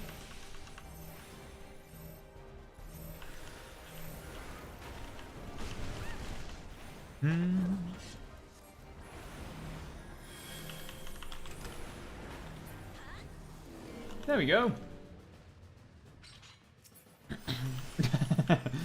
Gidzenego says, anyone mentioning mitigation, my head goes, dying is mitigation, logging out is mitigation. Fila says, I kill them, the wasps, because the raid wide is annoying. Everyone is scattered. I don't like healing that, or want healers to deal with that. Yeah, I can see that as well. Like, if you're maining the role that is most inconvenienced by a mechanic like that, that would of course give you a lot more motivation to deal with the mechanic, quote-unquote, correctly. Mechanics of a car, so I want to stand in the funny orange. Oh dear. It sounds like you're ready to play Black Mage.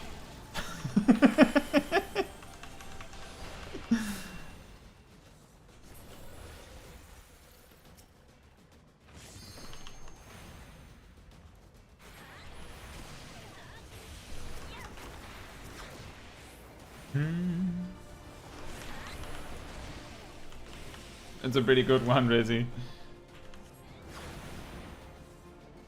But yeah, I think I missed that one a little earlier, but Kosari also mentioned that pentamelding crafter gear is likely extremely expensive or will take you a lot of time. So if you're trying to craft your own like combat gear to save money, then you have to also consider the startup cost of making the crafted pentamelded gear. So that's going to be like, that is also a factor And all of those things combined, like, was the reason why I discovered, like, the way that I discovered that it wasn't really worth the investment. Like, it was better to just play, like, to just buy gear and just find a different way to afford it. Alright, Mogo. Enjoy your day. And thank you so much. That's so nice.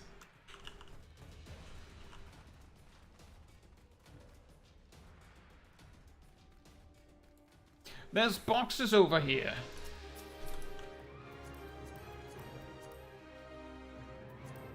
Oh, I already have it.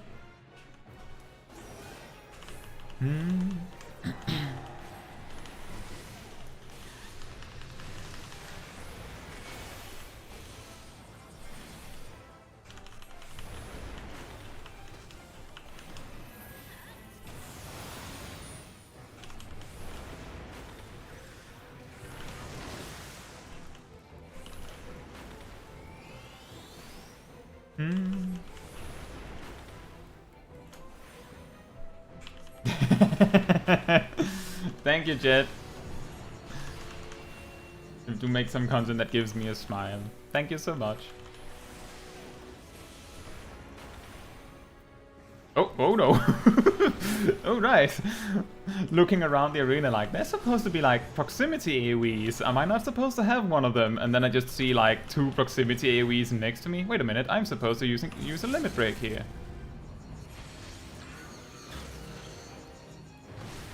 Ow.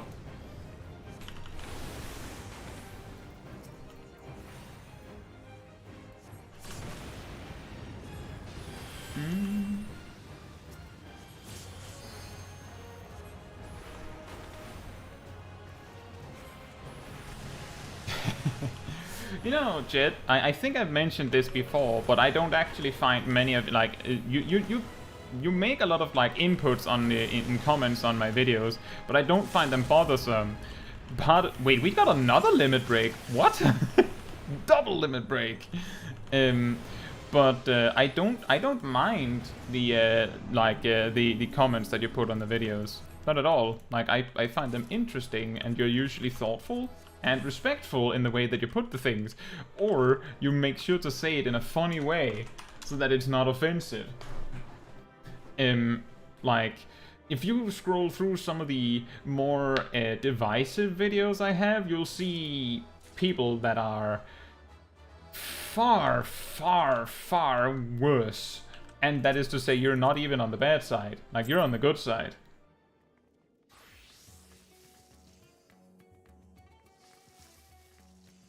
And the thing is, it's usually a good sign that I'm tired of the comments if I don't, if we're having a discussion and I stop responding, like in a comment section, like the people that go too far, we don't finish the discussion, because then I'm like, it makes me sad. But I don't mind our discussions, Jet. I think for the most part, when you're complaining about something, you say it in a very funny way. That really, like, blunts it, and usually you're not targeting anyone. It's mostly the game that is at fault in your complaints. Hey Riku, how are you doing? Oh yeah, we got level 74. Do we have any gear? No, we don't. Well, our gear's okay. We're probably fine. Yeah,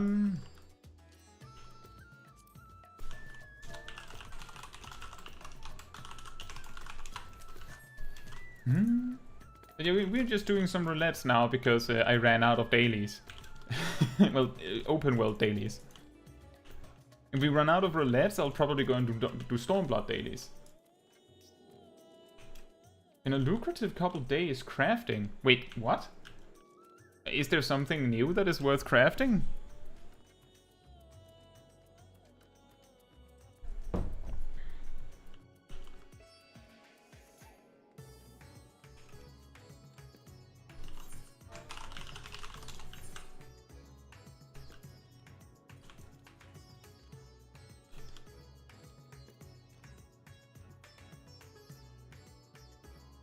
Someone gave me a job for crafting submarine parts. Oh. I see. And I suppose that pays really well. That's good. And Fila says we need a Ohana squad to assemble. It's fine. We are 3. That is already very good. Sip told me that he might be away for a lot of the stream, but he did tell me that he would try to be available if I needed someone. But we're 3, so that's okay. Resi says, can I be real and bad about gearing while leveling? I just use the tombstone gear. The only time where I've been leveling like a job and my gear has been able to like follow with my level has been if I ran out of roulettes. So like if we ran out of roulettes and I just like went, okay, I'm just going to spam Dome Meg, then I'll probably eventually get like a full 73 set. Not that I would need it. But, like, that is typically the way that I would do this. Otherwise, I usually get by with just the tombstone set as well. The reason why I'm a little bit more concerned about it is because I don't actually have the tombstone set. I'm a little weaker than the tombstone set. That is the concern. That is why I'm, like, regularly checking in. Like, oh, have I picked up some gear?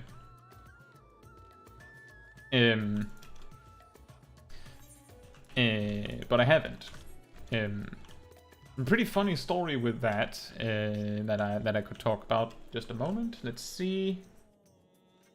Jet says, as long as you meet the minimum item level, it's fine. Except in Aral Nebon, where you are for some reason allowed to enter Stone Vigil with an item level of 1.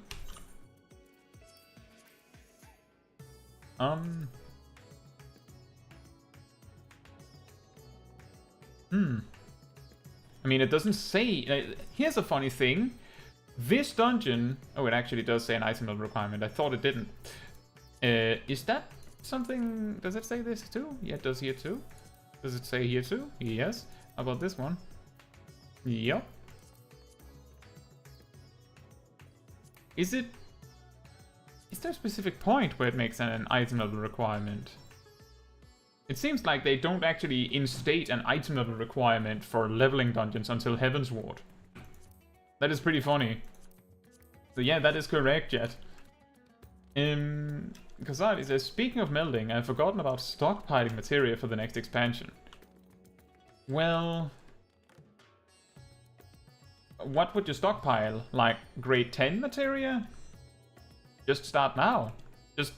Stop selling your grade 10 materia if that's what you're looking for. You're not going to need that much, honestly, because... Well, unless you're planning to pentamelt with the grade 10s. But as long as you're not doing that, once the next expansion launches, you'll be able to, like, move around grade 10 materia with no chance of them breaking. So you just need enough for one gear set. And then eventually you'll have enough.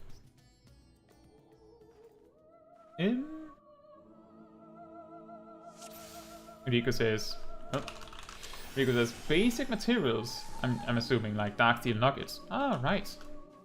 I made like 10,000 of them, and they paid me 5 million for them. Did they provide the materials?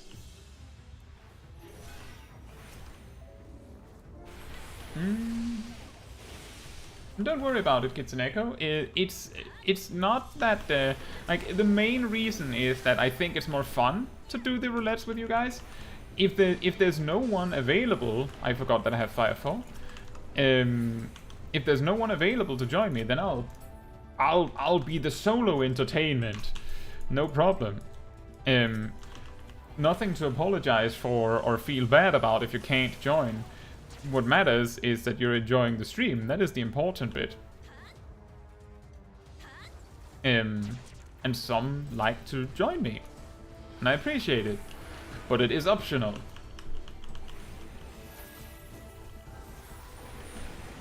Ow.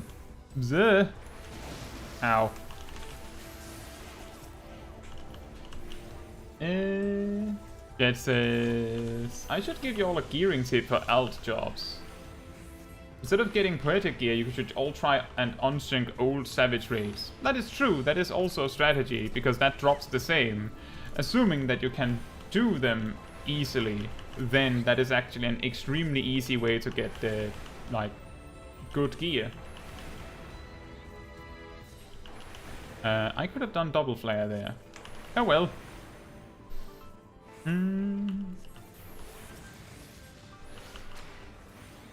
But that is a good tip.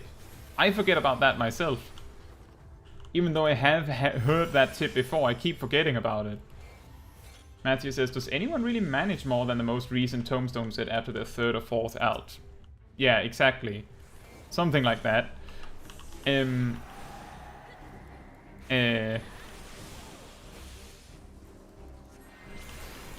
only time where I really care about it is if someone is significantly under-geared, right?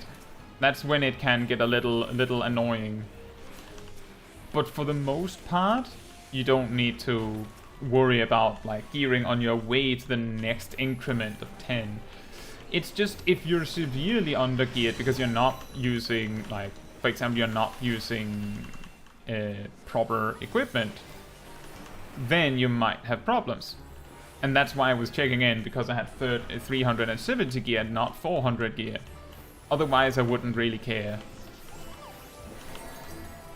I actually, on that note, I have actually met players, Matthew, that they're very rare and they're not in the right, but I have seen players that if you get like Dormer Castle, for example, and you're not wearing like Bardam's Metal Gear at least, which is like 6 item levels higher than Shire Gear, I think. Something like that. Then they will complain that you're under-geared. I have met players like that. They're extremely rare. They're like a unicorn. I don't know why they bother with that. Simplex says, I just started playing a few days ago and your videos really helped. Thank you so much. Also says, thank you, keep up the good work. Thank you. I'm really glad to hear that. I'm glad I could help you get started on Final Fantasy XIV. Welcome to Eorzea.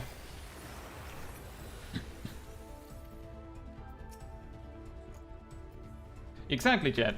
As long as you're meeting the item level requirement instated by the game itself, then if you're having trouble in the dungeon, maybe you're overpulling, maybe you're ignoring a boss mechanic, maybe you're ignoring something crucial, but the probability that it's your gear that's the problem is not very high unless it's like maybe savage. Then like going in at minimum item level is certainly making it harder for yourself than it needs to be. But that's like the exception rather than the rule.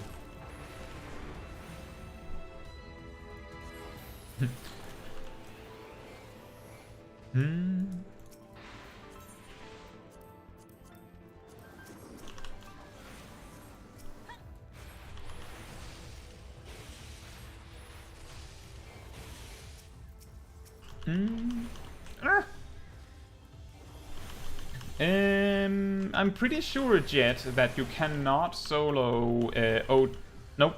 Now I remember. You cannot solo O12S. You can solo the second phase. You cannot solo the first phase yet.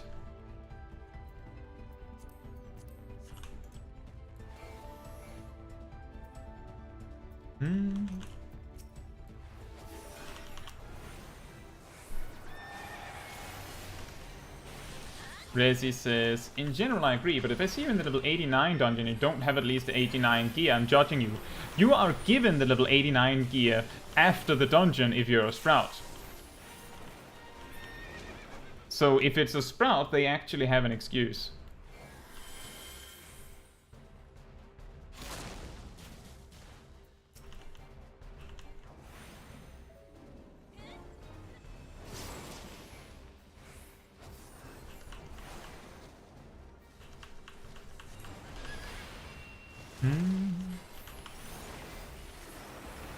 It's okay, Resi. The way I realized that was that I had the same revelation that I was telling someone that they should grab their 89 gear, like a friend of mine, and they were like, the what? And then after the dungeon they were like, you mean this that I was given right now?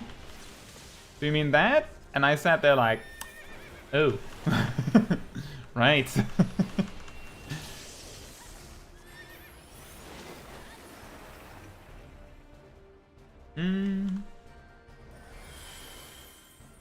Kitsuneko's scared of clicking greed.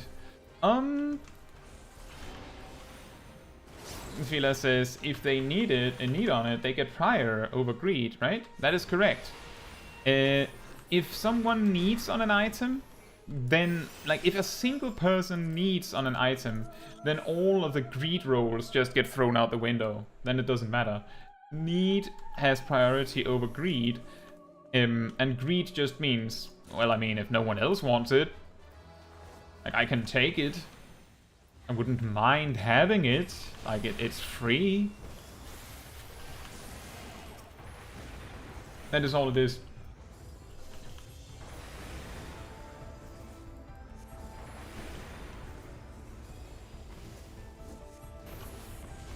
You're suffering on the jumping puzzle.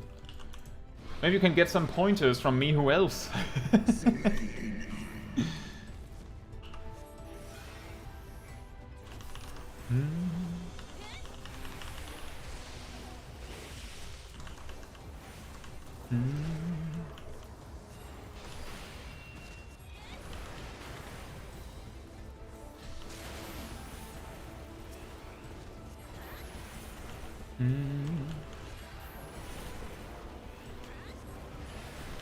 One of the few times in the game where you're forced to fight just 2 mobs.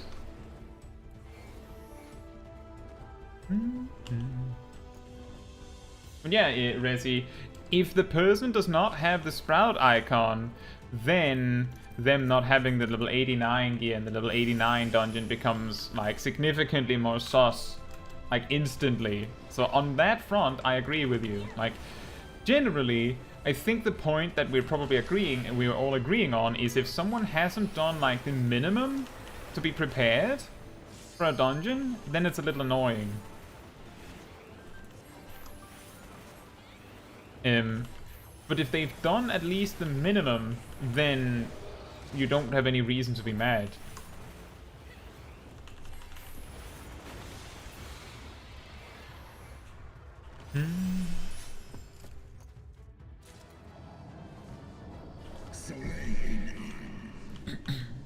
Isn't there a pack after this? No, it's just these. Just a platform. Hey Vampire, how are you doing? I don't think I've fought the new version of this fight ever. I'm really confused by landing on this big round platform. I wasn't expecting this.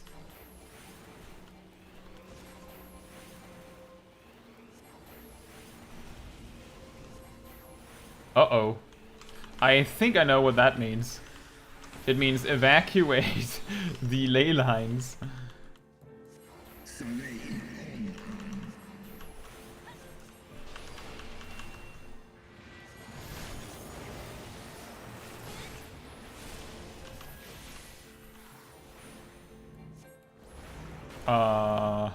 What happens first?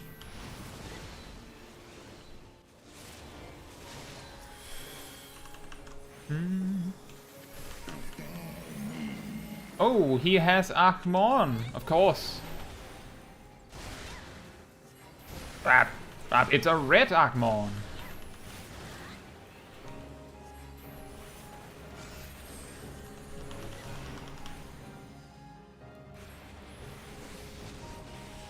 Mana ward check. Well, I had a swift cast.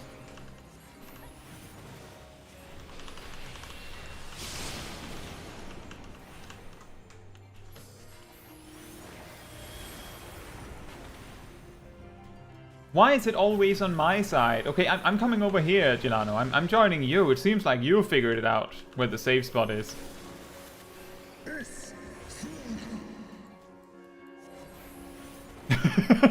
Go away from me, okay.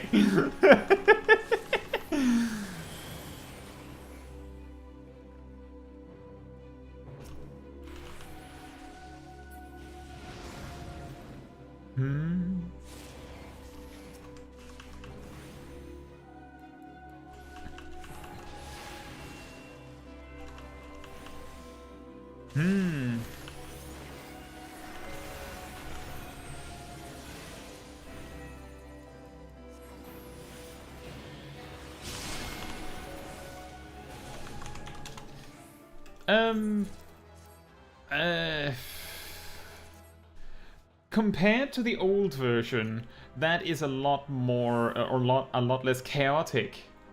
It's a lot less chaotic. I think that's what I'll say.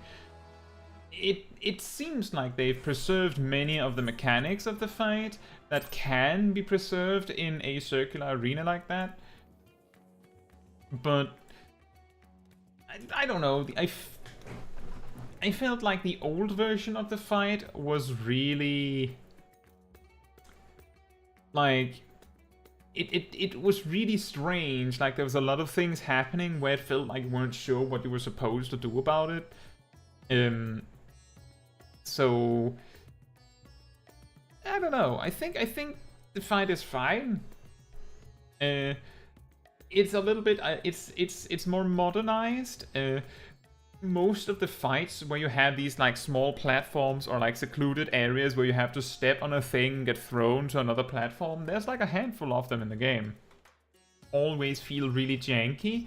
Some jobs are hurt a lot more by them than others. Like, I'm just saying, in a level 90 context, it would be incredibly annoying if on the regular, in an actual, like, I don't know, a savage boss fight, there's just a mechanic where you have to step on this thing and it basically eats up like 1.5 GCD because you're just flying through the sky like you've been hit by P10S. And you're a tank soaring into the blue sky. So I can see how this modernized version is a little better. But there will always be like that. You'll miss the old version, and I do understand that. Matthew says, I'm pretty sure my ninja still has some level 80 gear, but it wasn't leveling in dungeons. There you go.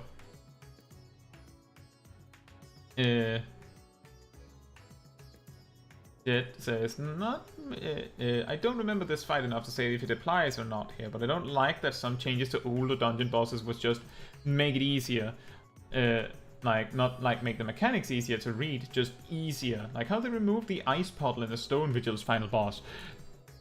I really mastered that final boss in Stone Vigil before they reworked it. I like figured out the best places to stand, baiting the ice so that the best place to stand to react was safe and things like that. I could prepare it well enough that I could actually do most of that mechanic walking. Not running, just like walking out of the walking out of the line AoE because I was in a perfect spot. Because they've removed the ice part of it, it's too easy now. It's a shame. It's weird that they removed that. Like, that specific mechanic didn't need to be removed. Like, that was fine.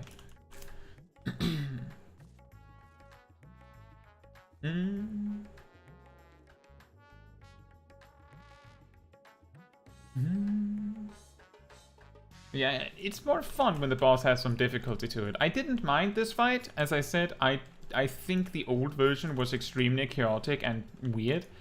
It felt very old. But the fact that the old version is deleted is what sucks a bit.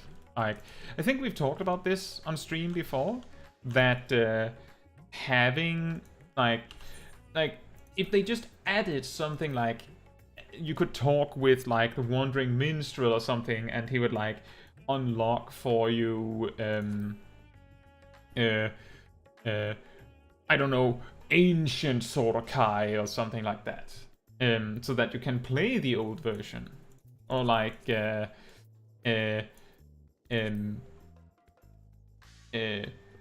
Ancient Castrum Meridianum. Like, whatever it is. Like, any dungeon that has been reworked, they just add it as like an old version so that you can somehow unlock the old version if you want it. That would be nice. But I can see why they wouldn't bother, because then, like, where do you draw the line? If a savage boss gets nerfed or buffed, does that then entail that they need to make another version of the fight? Just for that? Tell me, for whom do you fight? How very glib. Yeah, Cape Westwind restored. Oh, very glib. And do you believe in Eorzea? Do you even believe in Eorzea?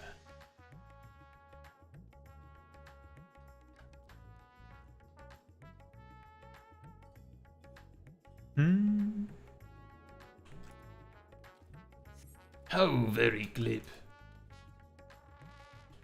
Clearly, there needs every version of the fight and every past balance patch. Yeah, instead of having like Cape Westwind restored, it's specifically like Cape Westwind patch 2.0 and so on. Like every single patch instance. Just noted. Damn you, Asian.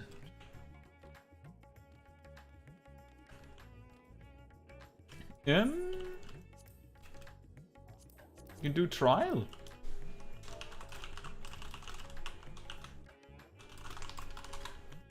Trial roulette.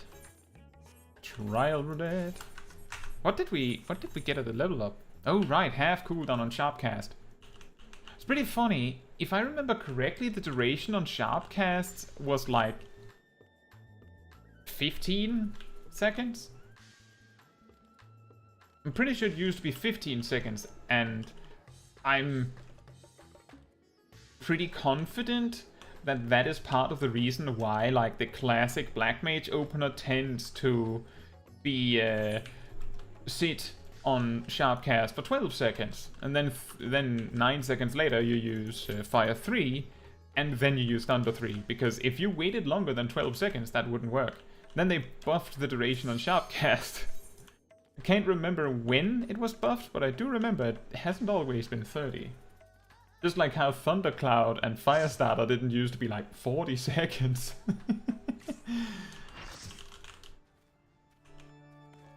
Oh boy!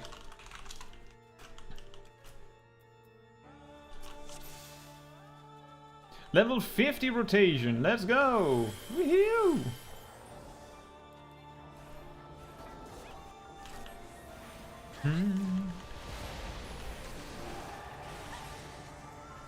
Crap.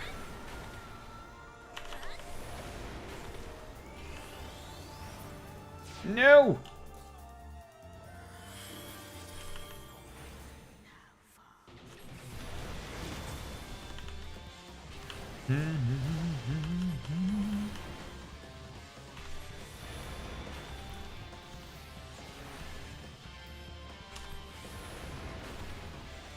So do we get the proc? Yes, well then. Nothing in range.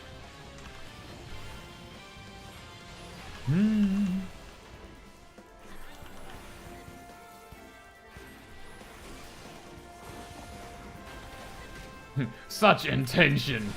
It was not my devastation. Uh-oh. Oh, right, you're invulnerable. Never mind. Are you still invulnerable? How about now? Finally.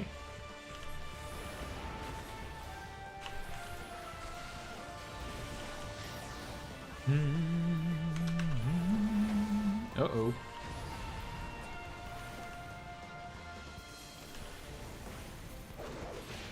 Ow.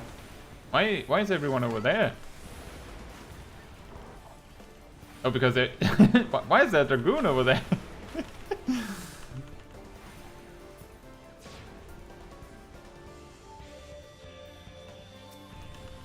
And now Garuda's over there.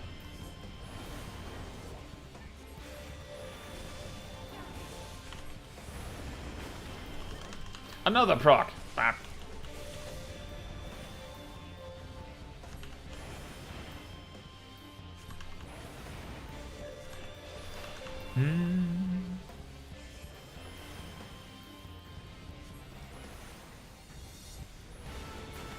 Nice. Very nice. Oop. Here's a funny thing.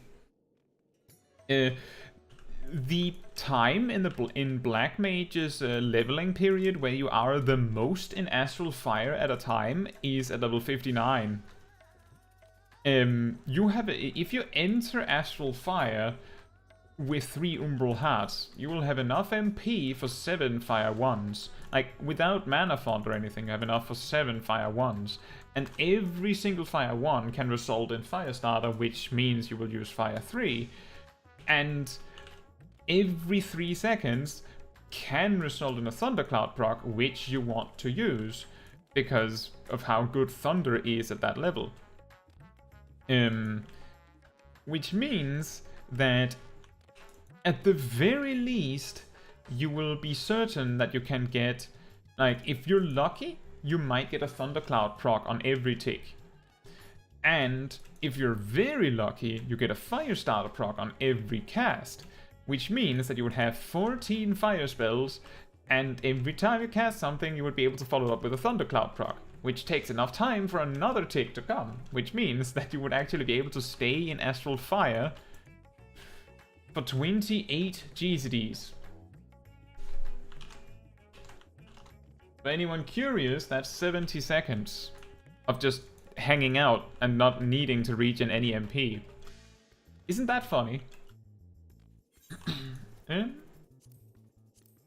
Oh, we could do Alliance Raid. But maybe... And then you buy a lottery ticket. It's real, very true. Well, actually, is it? Well, getting Thundercloud proc every single tick would absolutely be lottery ticket worthy. Did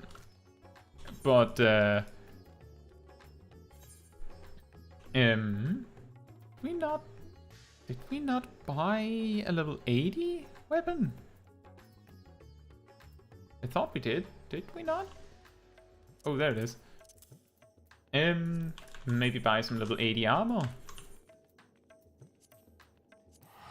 But yeah, it's just a funny consideration. Getting 7 Firestarter procs, on the other hand, is a lot more likely.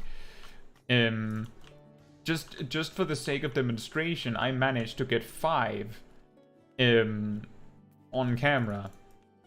And I didn't even need that many procs.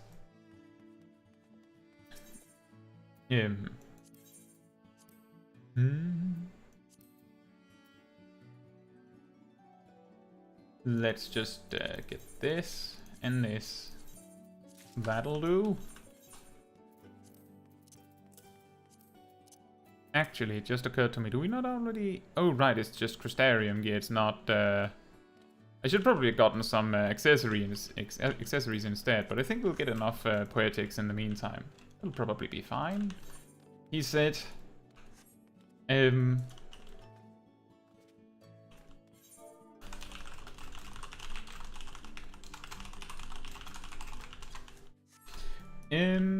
Right, the funny story with Machinist that I mentioned before. When I came back to Final Fantasy XIV after a break during Shadowbringers, I came back, I was like I was leveling jobs, right? I came back, I was like trying to level ranged physical, specifically Machinist. I'm like, I could have sworn that I bought like a full Machinist gear set. I can't understand where it is. Where is it? And I looked at these 2 tabs, just these 2. I'm pretty sure that like I had it in single tabs. Let me just see if I can see how it looks if I configure it to look like that.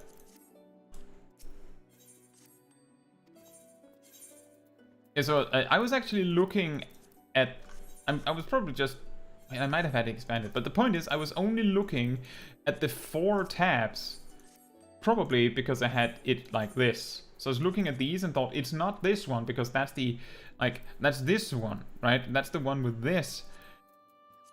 And by the time I had bought like half of an armor set, I checked, I was like, wait a minute. Oh. And there it was, nothing else in the tab. Just like a full Machinist Poetics gear set. That I had just like shoved away that I needed.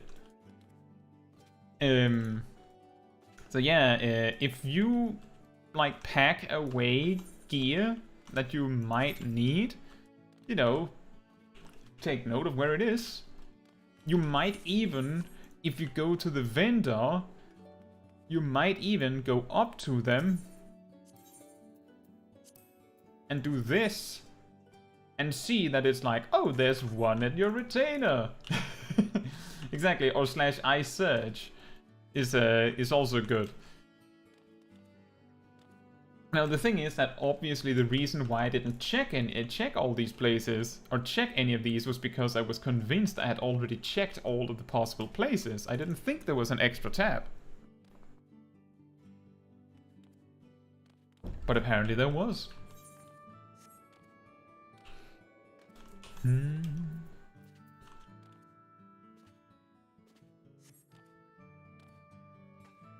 But yeah, that's my little story. I came back to the game and had forgotten where my things were. I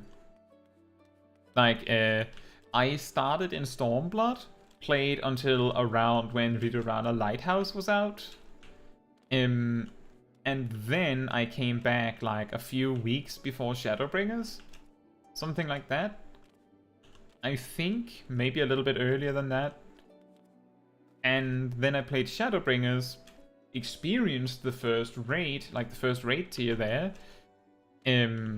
I did my fair share of the twinning when it was one of the level 9, like one of the only max level dungeons. And then I quit again, and then I came back really like early in the second raid tier. And the reason why I know it was early in it is simply because I know that the second raid tier, I know that it stayed for an unreasonably long time because of real world things that happened. But it felt like it had already been around for ages when it suddenly was extended further. And then I've actually just been playing since then. But that was when I came back. I was like, I could have sworn I had a full gear set for Machinist, like level 70 gear. Like, where is it? And had given up and started buying a new set by the time I realized where I had put it.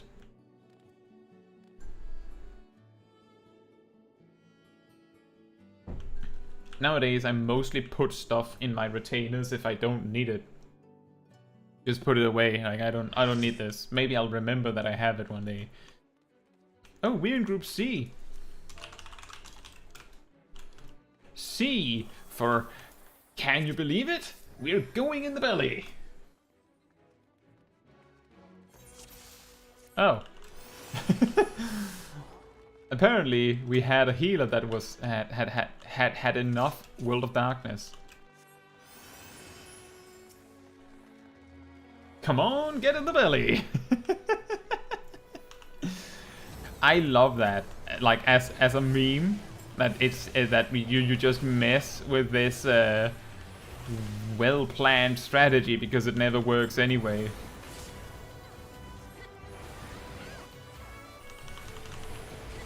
Yeah, B, belly time. Can you blame them?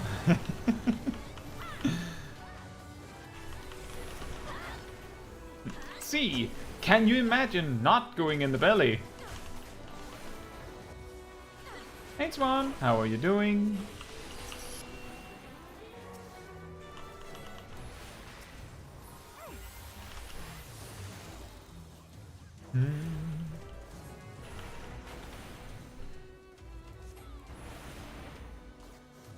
A, actually, you're also going in the belly.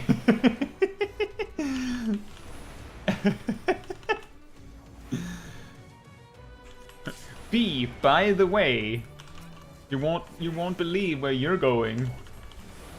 In the belly. Pretty good. Editing a profile picture image. Nice.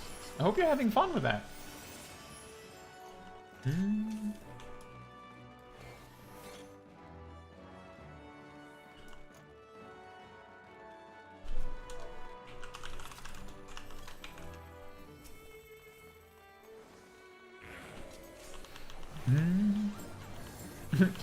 See, crazy thought. You might be ending up in a stomach. Quite incredible.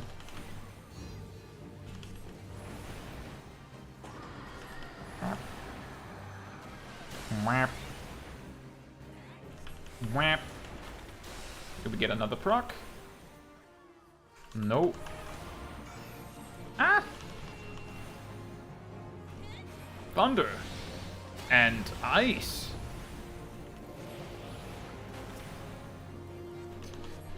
And you get a thunder. And you get a thunder.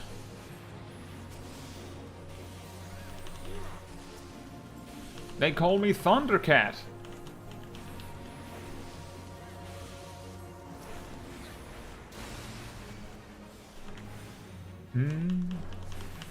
Oops, all thunder. Yeah, exactly.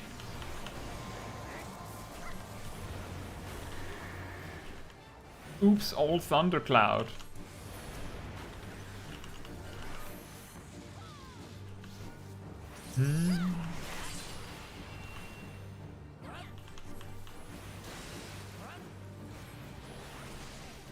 Uh-oh. There's ants. Better kill the ants. Oh, we are on the right side. Perfect.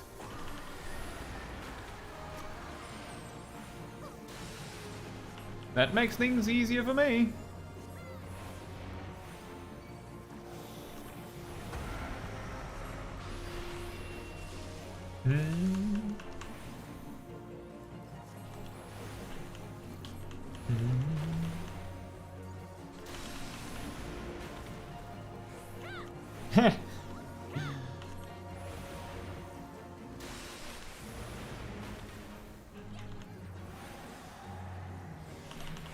So, oh, there's the glare.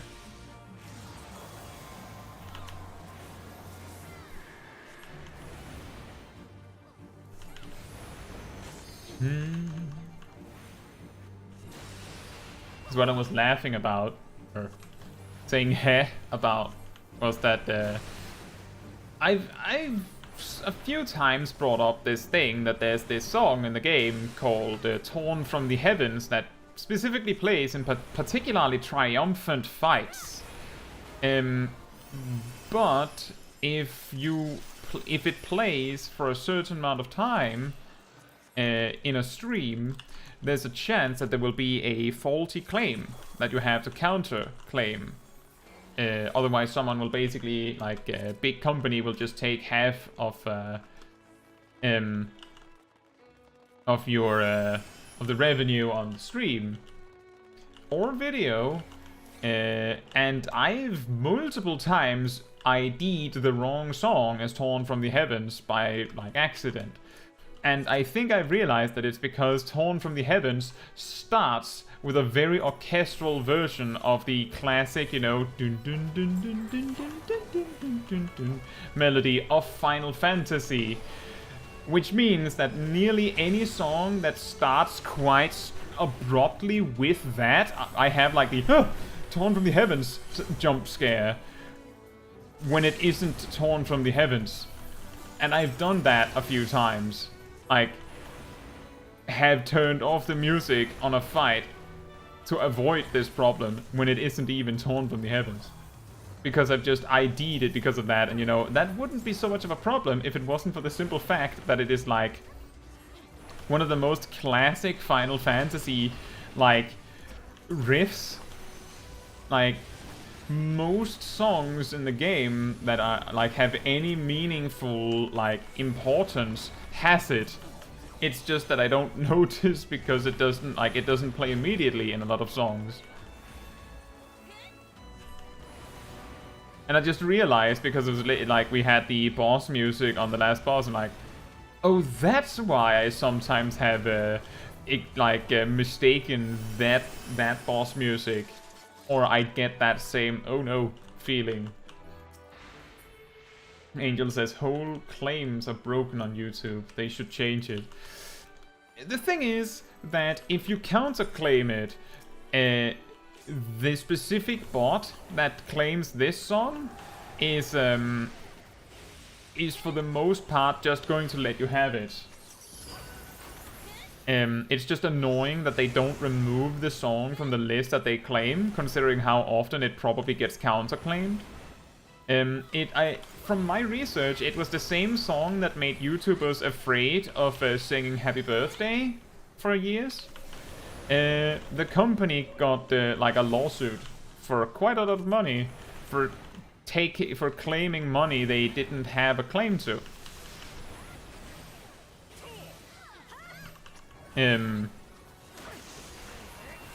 The problem is that it's really difficult. The people that are genuinely stealing content can be difficult to keep track of. So this half optimal system that we have in place might be the best. It's just really annoying when the bots in the system don't always work right.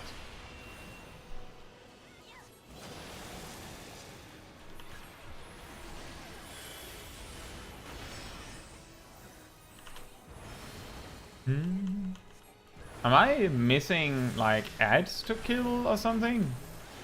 Oh, there they are. The prominence.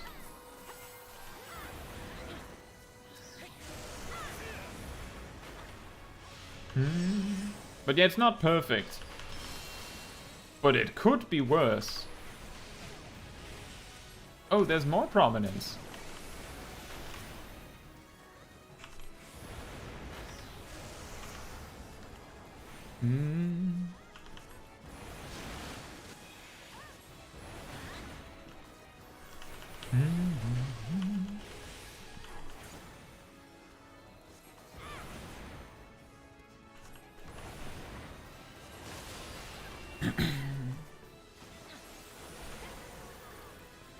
I feel like this group is actually pretty good at doing their tasks. And we're not missing any mechanics, but let's see how it goes when we get to Cerberus.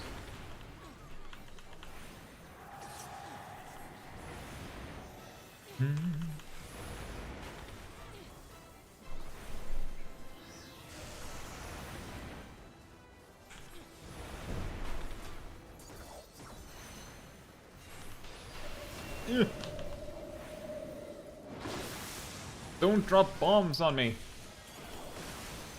Uh-oh.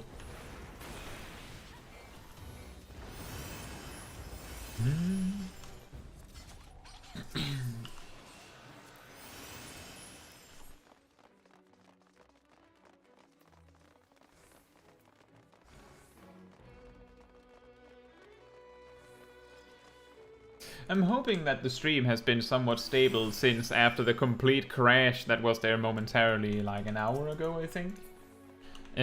I haven't seen any issues on my part, but I had trouble seeing if there was problems earlier.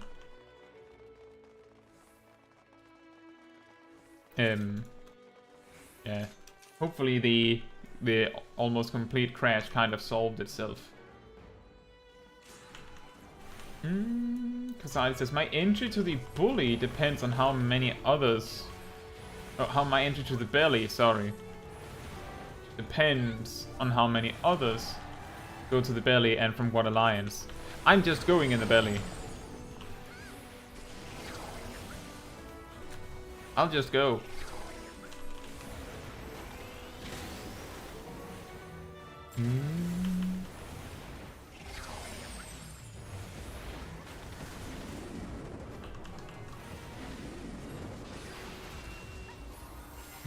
Gasol says, is there any dungeon that are good for practicing running dungeons with Black Mage?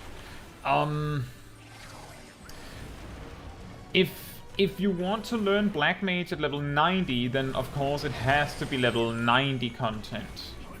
Right? Like, obviously. Gambler says Alliance B is for belly. Yes, but good luck getting all of Alliance B to go in the belly. That's why we say everyone goes in the belly, because then the people that know how to get in the belly will go in the belly. And then you'll have like half of an alliance in the belly. That's why I always go. Because if I don't go, then we will probably be even less. But technically the common strategy is sending Alliance B in the belly.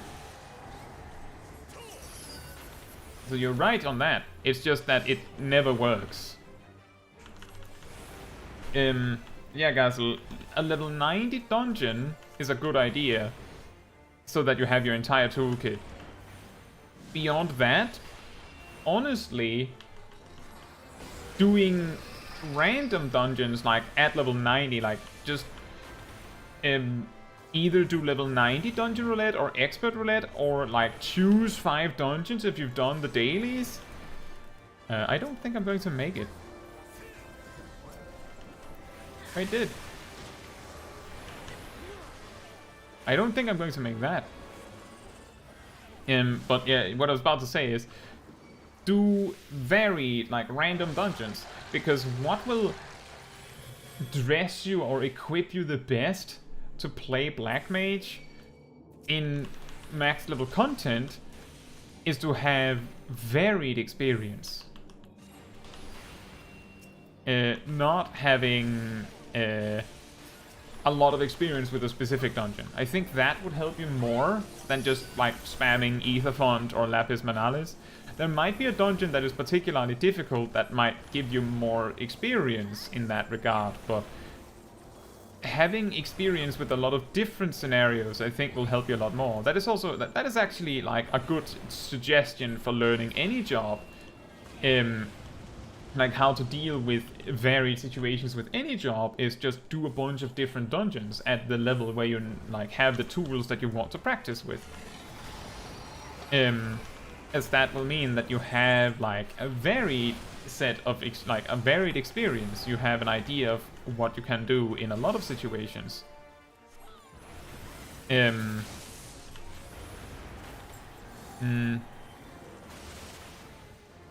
But if you were to just practice one specific dungeon, then actually Ether Font is pretty good. The first boss has some rather strict positioning because of the icicles and the tidal breath that can mess with your ley lines. It means that you might need to plan your triple casts and such. The second boss has the jump situation where you almost have to save instant casts to deal with it if you don't just want to run around all the time. And the final boss has that enormous running section that sometimes happen. And most importantly, there's like 2 or 3 sections of the dungeon where you're forced to lose control of your character while you hold like a zipline.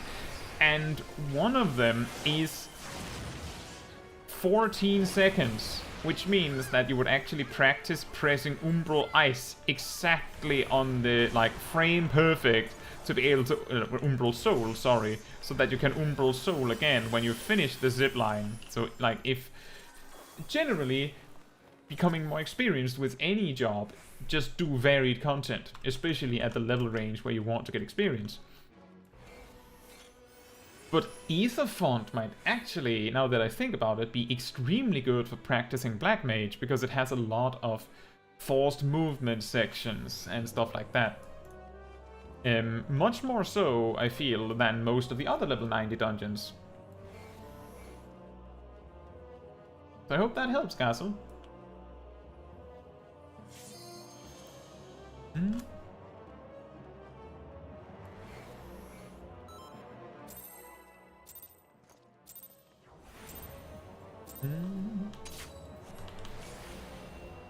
I attacked on pull. How was I the first one to attack?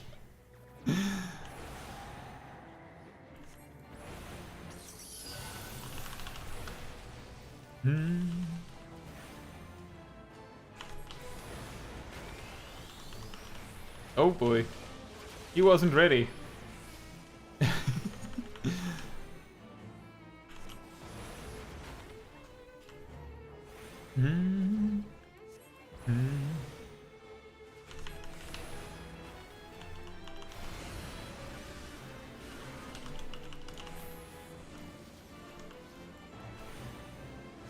Black Mage is easy, all you have to do is cast Scathe. Zip, are you sure? Are you sure you're good? Are you sure you're good at Black Mage?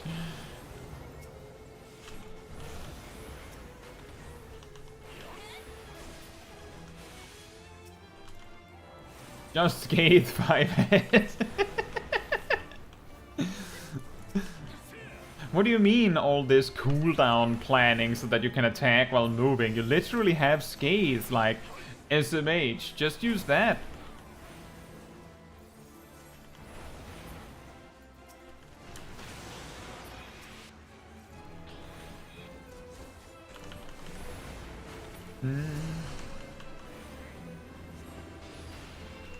I've cleared every content up to level 65 as a black mage. With only Scathe. Oh, are you also in the Crystal Tower raids, Jet? Or did you mean that you've returned to us doing them? Matthew says, look, if you get every proc, then it's still like a third of the damage. That is true.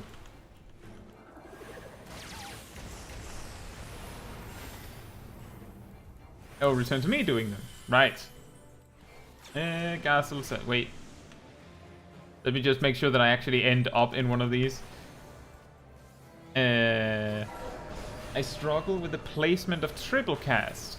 Right, so if a boss mechanic suddenly happens that forces you to move like now, then in retrospect maybe you could have seen it coming so that you could make sure that you are in a different place in your rotation when it happens. But in the moment, the best you can do is use triple cast now. And that's all you really can do about it. Optimally, if you can get a triple cast to land such that you will do, like, that it will include Despair and not Blizzard 3, so like, if you can make it so that, for example, you're using triple cast, like you're using Fire 4, Xenoglossy, triple cast, 2 Fire 4s, and then Despair, that is good. Even better is if you can get it to be like triple cast Despair, Mana Font, Fire 4 Despair, like just ding, ding, ding, ding. That is the best like configuration. But if you're using triple cast for the mobility, then you have to focus on just using it now, right, for the mobility. And if you have 2 triple casts stocked, then of course both of them can't be Despair, Fire 4, Despair. That means that you would use triple cast on the 3 Fire 4s leading up to the Despair. So it would be, you know, you're going from Ice, you do Fire 3, 3 Fire 4s, Paradox, Xenoglossy, triple cast, 3 Fire 4s, triple cast Despair, for example. That of course leaves Swift cast hanging, but that is a different story. You like, there's a lot of shenanigans you can do. Jet says the general advice for triple cast is save one for movement, use the other for damage. Yeah, the only reason I'm saying if you are going to use both is if you have enough experience with the specific fight that you know that you might not need it, then it becomes interesting to know when you can use them. Like, for example, technically using Swift Cast on cooldown is a damage gain if you can make sure that it lands on Despair or Fire 4. Especially Despair, but also Fire 4. But the only way to make that happen consistently is if you're like using Xenoglossy or a Thundercloud proc or a Firestarter proc to give you an instant cast to use Swift Cast Despair. Like, there's a lot. The key thing is when you're practicing Black Mage is figuring out when you do and don't need your mobility tools, and then figure out what can I do with it to make it into bigger damage. But focus on keeping them for mobility first is what I think is good. But I can understand it's difficult with the placement of triple cast because, as I said, I spell out an example and go, oh right, we also have a Swift cast we could use. So it's not easy. Jet says, excited for the Alliance Raid Roulette eye level changes? I'm skeptical. I've talked a little bit about my my worries and considerations with the Alliance Raid Roulette in a video, as I'm pretty sure you saw, Jet. if they only impose an item level restriction, like if you're level 60, then you need to have, I don't know, well, I don't have that unlocked, the item level to enter the Shadows of Ma raid series, then that doesn't change anything. Like, it doesn't change a thing, because you would need to also be required to unlock those raids, otherwise it doesn't change anything. In fact, it would give players, those sweaty tryhard players that are somehow optimizing everything out of the game, even less incentive to unlock other alliance raids than Crystal Tower and the newest one, because it would technically make their alliance roulette worse, because it would make it on average longer. So if the only change is an item level requirement, then I'm going to be severely disappointed. If they also instate a requirement that you have to actually unlock the appropriate alliance raid, then it starts to get interesting. But only if we get that too.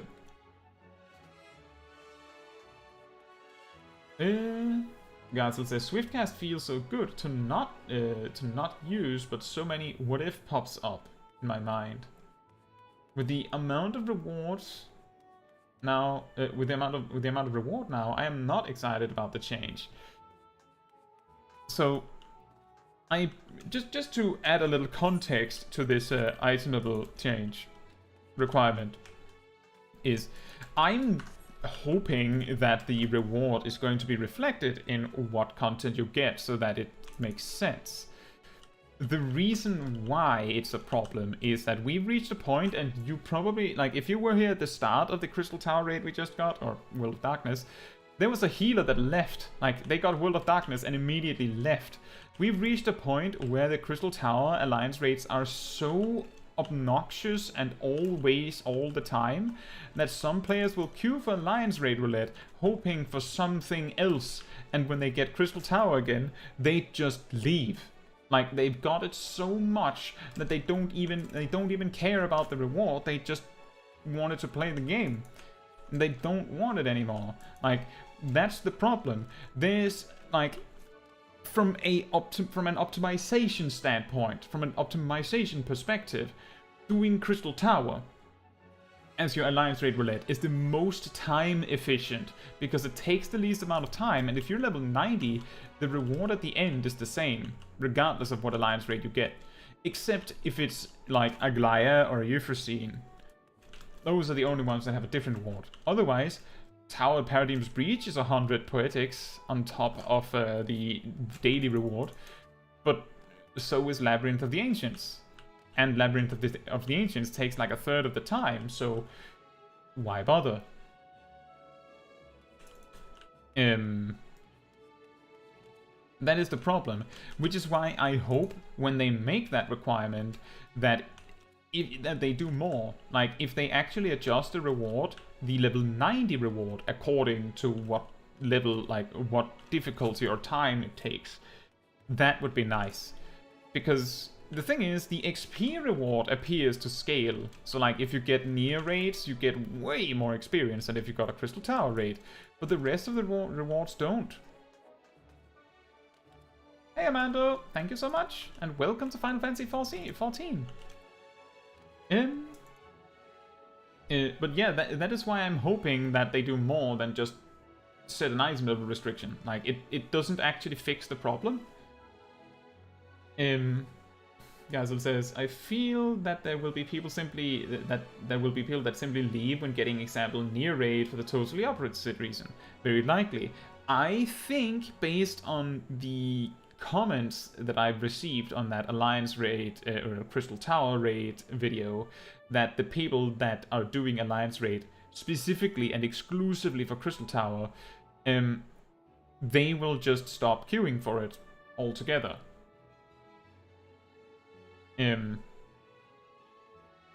Like, they will simply just not bother with the roulette if the average, like, Alliance raid roulette is too long, then it's not worth the effort.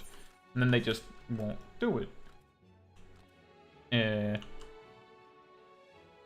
Which I think is, like, that is reasonable too. That is why I'm saying, if they make it so that you have to be the correct item level for your level, and then also require that you unlock the alliance raids, which I'm hoping they do. They have not said they will, but I'm hoping that they do this. Then they should also adjust the reward based on what you get at level 90, because they don't do it at level 90, they do it at all other levels but level 90, because you get more experience for near raid than you get for Crystal Tower. So, like, that's my perspective. The alternative solution is to either make all of the alliance raids easier to match Crystal Tower, so that they take around the same amount of time, which I think is a bad idea, or make Crystal Tower harder so that it takes just as long as the others, but that is impossible because the near raid takes like 50% more time than the Ivalice and Shadow of Ma raid series. So, you can't satisfy anyone. The problem really is that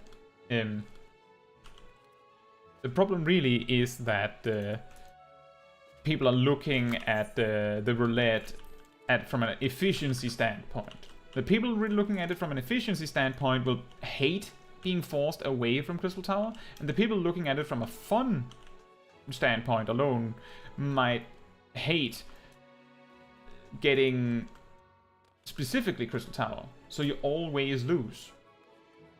Are you doing Palace of the Dead yet? Are you soloing, or are you going with a group? Amanda says, I know this is off from what you're talking about. That's okay. There's always space for question. I'll take it when I can. But I need something to clean my bags faster.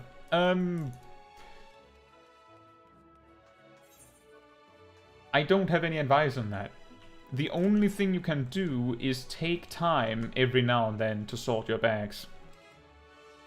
I don't know how much side content you do, but I believe we managed to reach level 70. I think it was level 70 with this character just doing the main quest without ever cleaning bags a single time. I think it was 60 or 70 actually. And when we cleaned the bags, we cleaned them again at level 90. And that was it, pretty much. So if you're not doing very much side content, you might be fine. If you are doing side content, you simply have to manage your bags. One thing you could do, this pushes the problem into the future. Just keep this in mind, but you could grab a retainer. You get 2 of them if you're on a subscription. Like if you're on a trial account, you don't have any retainers. I don't know if you're on a trial account. If you have bought the game, playing on subscription, you get 2 retainers. You can just like shove items on a retainer, just hand them stuff so you don't have to deal with it, and then you can take it later. The problem and the danger with that is that means that you have this heap of garbage that is just building up in the corner of your eye that you're just ignoring for now, and that might be very overwhelming when you eventually go around and confront it.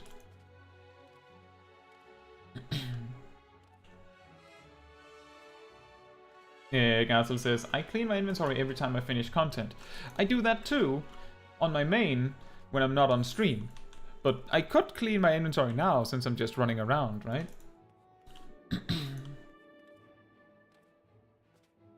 It says, dragging items into your retainer takes just as long as right-clicking and hitting sell. That is true. But there's a possibility that some of the items that are collecting in your inventory is worth 10 or 100 times more than their vendor value. So I can understand, like, that is why I'm specifically not recommending just yeeting all of your things, because you might want to sort it, and you might have a better idea of how to sort it if you take a moment to sort it.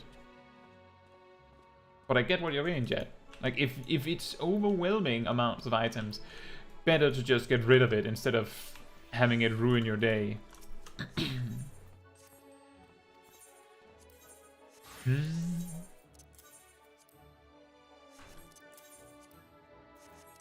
But yeah, a very easy way to check if these are worth anything. Oh look! 100 times more valuable. How about these? 50 times more valuable. What? Really? Oh, 1,000 maybe.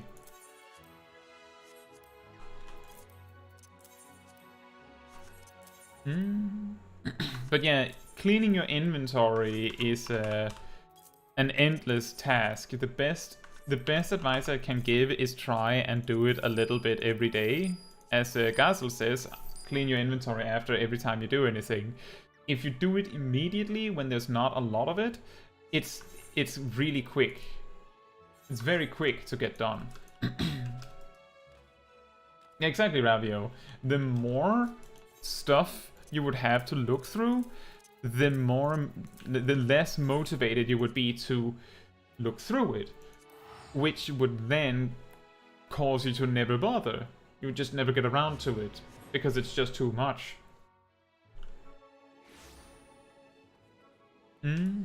Angel says I need to clean up my retainers, but since I've moved servers recently, they are filled with housing stuff.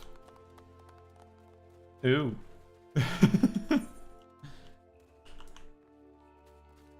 Both of my retainers have a lot of stuff on my main. On this character, not so much. I simply don't have time to stockpile stuff on this character.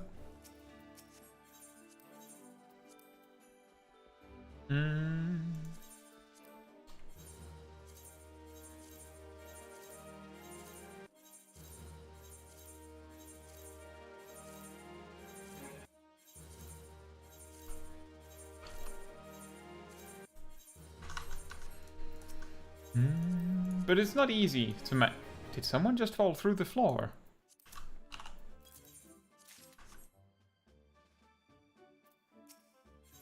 It looked like someone just fell through the floor.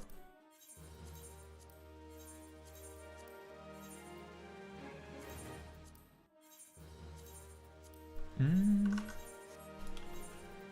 then we have the cards.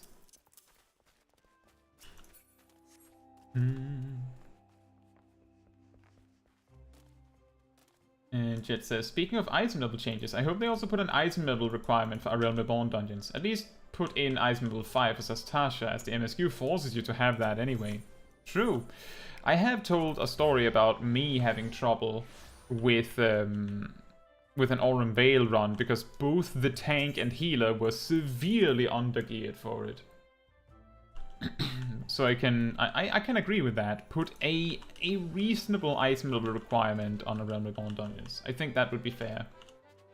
Magitrek says, thanks a ton for your Black Mage guides. Started with Black Mage back in the day, but abandoned it for a while. Your guides have helped me ease back into it. Thank you so much. I'm glad you find them helpful.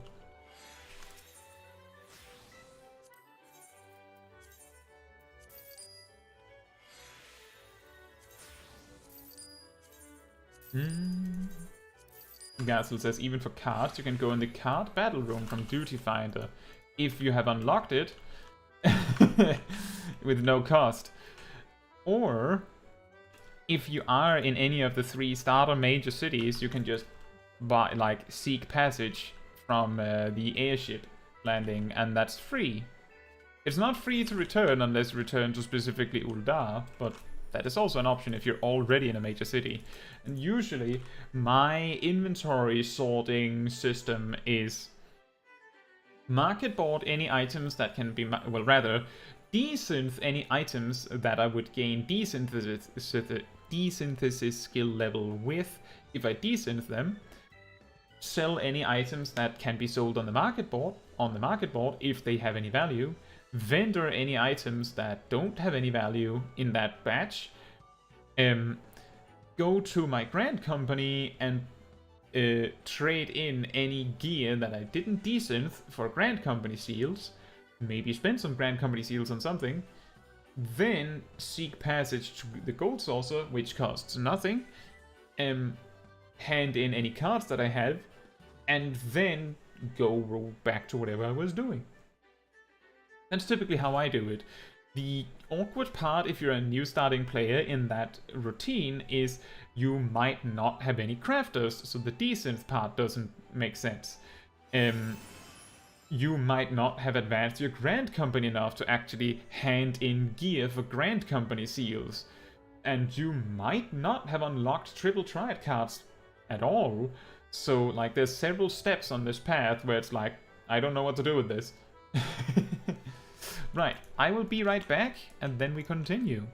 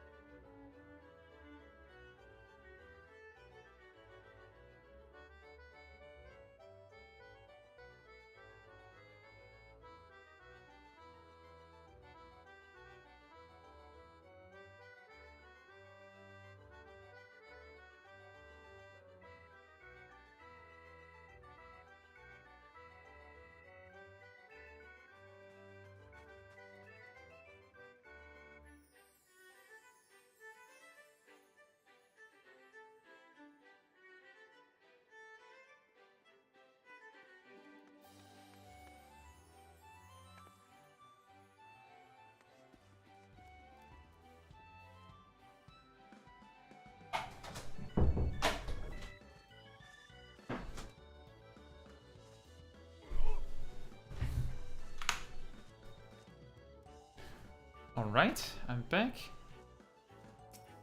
Ha!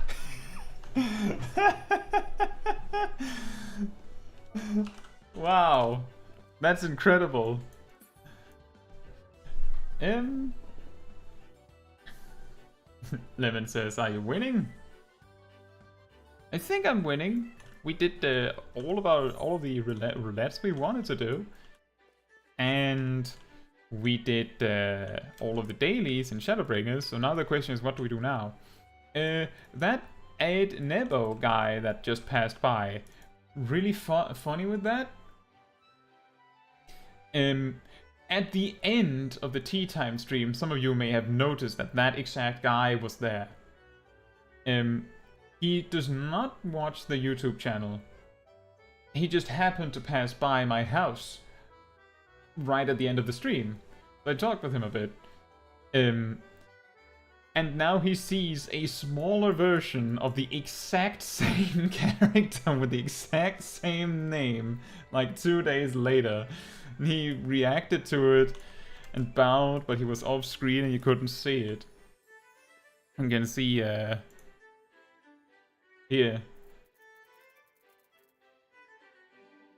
I thought that was really funny. Could you imagine? You just meet some stranger, you talk with them for a little bit, and then a few days later you meet on a different server. In fact, on your home server, a copy of the character that is just a different race, but otherwise look mostly the same. That must be weird. Gambler asks to use a 12-button mouse. Yes. I use the front 3 buttons, here, for swift cast. Well, these 3 buttons you can see on screen blinking here, and I use the row after that for the 7, 8, 9, so that I can reach the right side of my keyboard or of my hotbars. So I use my left hand for 1 to 6, and I use my right hand for 7, and the rest over to the right. Gold Saucer challenge time. Probably not. We were just here because I was handing in cards. We might do Stormblood dailies. We might, like, just spam dungeons. Alright, Basadi, thank you for coming along.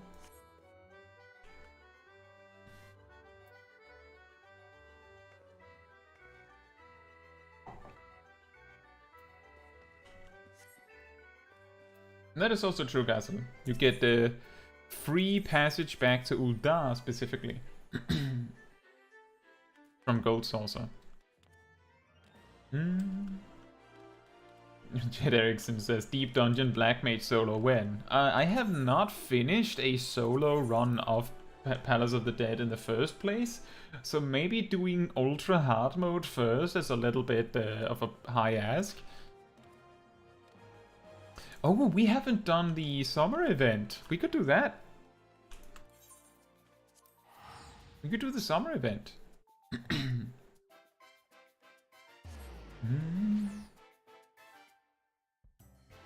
I had completely forgotten about that. Oh yeah, and also the jumping puzzle. I haven't even gone up on that. I mashed through the story. On my main because, like, well, we're probably doing it here. So I hardly followed it. I only followed it enough to try and answer the things. But I didn't even do the jumping puzzle. You could also bring a viewer or two. Deep Dungeon Black Mage solo with friends. I'm alone if you ignore my friends. If you just disregard the fact that I brought a few friends, then I'm technically alone. Exactly. Black Mage Dungeon solo with friends. You know, I have not actually completed Palace of the Dead 200 floors, not even with a group. I've done Heaven on High twice, but I have not done Palace of the Dead. And I have not done Eureka Authors. But I have gone past, like, I've gone past the behemoth fight on, is it floor 180? With a friend, like just one friend. And I've nearly reached it alone, but I've never done it solo. I've also not soloed Heaven on High, I've done Heaven on High with friends.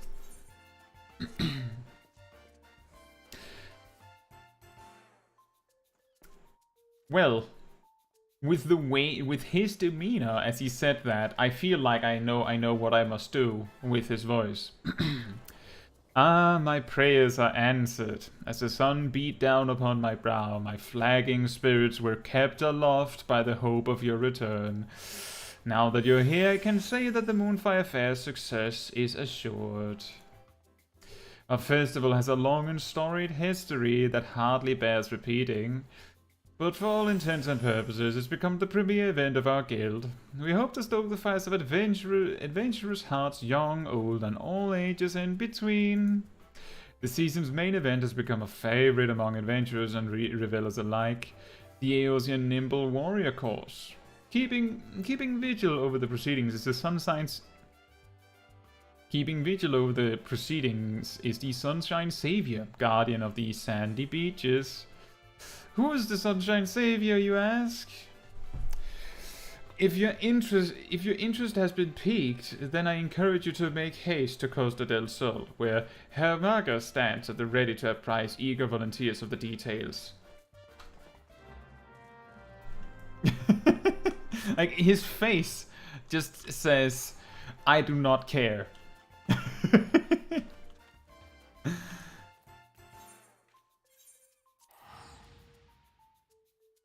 It says, I've reached 179 solo. That's really good. Both of my runs on Heaven on High was with friends, and one of the friends was like the friend in the friend group at the time that had like dozens of clears of Heaven on High, multiple solo clears of Palace of the Dead, did regular Baldessian Arsenal runs just for fun. Like, he was the weird content guy.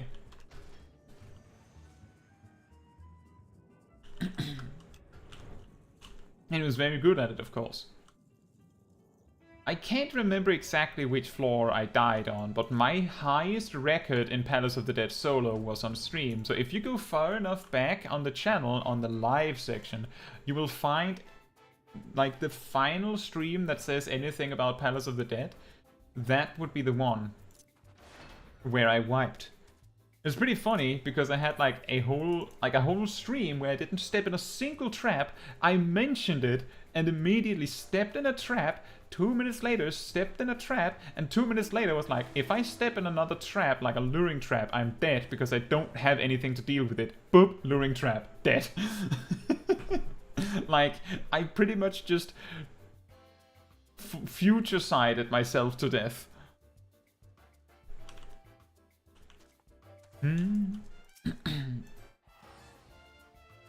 Well, if it isn't Caetsu, as sure a guest to the Moonfire Fairs, this stifling heat. Did Mayaru Moyaru's mention of the Sunshine Savior stir that heroic spirit of yours? I had run out of racing. That was part of the reason why I was like, if I step in a luring trap, I'm dead. Because I didn't have any witching, I didn't have any racing, I didn't have anything that I could do about it. Like, I had spent everything to deal with traps. I should hope so, because between me and you and me, we're in a bit of a bind. If you wouldn't mind lending an ear to our troubles, I'd appreciate the opinion of a fellow adventurer. Much obliged. You see, the fair's been no stranger to difficulties. Make no mistake. People swimming where they shouldn't be, monsters treating the beaches like a bloody banquet, and all manner of other perils have put a damper on what's meant to be a time for celebration. To combat this, I came up with the idea of the Sunshine Savior, a brave soul whose duty would be to nip such problems in the bud before they become everyone's headache. Not only would they keep our patrons safe, but their deeds would raise the esteem of the guild as well. Not only that, but it would be the perfect opportunity to give our fresh blood a chance to shine. So I went looking for a stout arm from within our ranks, and after a process of stringent vetting, settled on an eager youth by the name of Lionel. The lad seemed a perfect fit, but his spirits have taken a sharp dive since he arrived in Costa del Sol. Whatever the cause of his troubles, it's plain he needs a guiding hand or two to see him through them. So if you've got the time and the inclination, I'd like you to help set him on the right path. Once he's found his footing, I won't ask you to dote on him any longer. How about it? Fun fact, the first event Smol Kai did was a summer event. You're a lifesaver, friend. Now then, follow me and I'll make introductions. Lionel should be somewhere near the Aetheryte. Let's go find him, eh?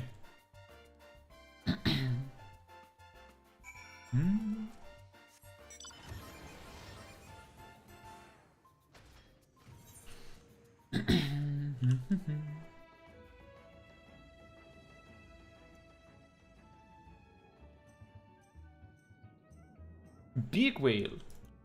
Angel says, when I cleared Palace of the Dead with a friend, we miscalculated and ran out of rage on the last floor. So we had to hope we didn't have the scary guys everywhere. The highest I got with a friend, I think we got to like floor 189, and we had so many unlucky situations that on floor 188, or maybe I think it was even like a floor 186, something like that. We had like 5 minutes left. Like, we didn't have enough time to fight the boss, that was for certain. It might have been 188. The point is that we reach, like, we see the exit to the next floor, and it's like one of those, I call them party rooms. You know, those where there's like 10 mobs just stacked.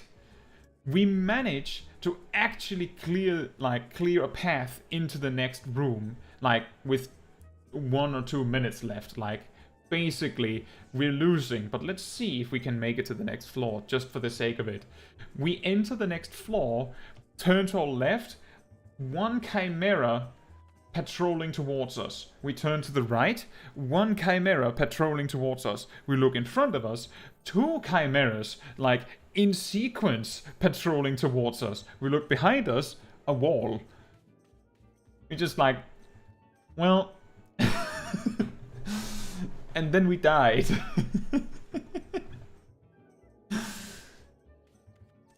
It was really a case of the game just going, you're not winning today. Yeah, you're not winning. Like, we had already lost, but it just really wanted to drive the point home.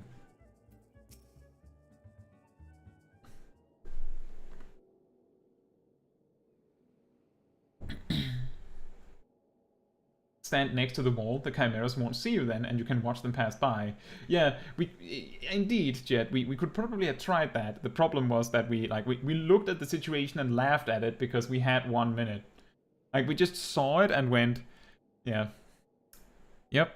I don't think we would have tried standing next to the wall like that either, because we hadn't had enough experience to know that. That is a good tip for the future. Thank you. The random enemy calculator can sometimes tell a story. Yeah, exactly. Apologies, but the lad seems to be missing. I explicitly told him to wait here. Someone from off screen says, "Get your bloody hands off of my guts!"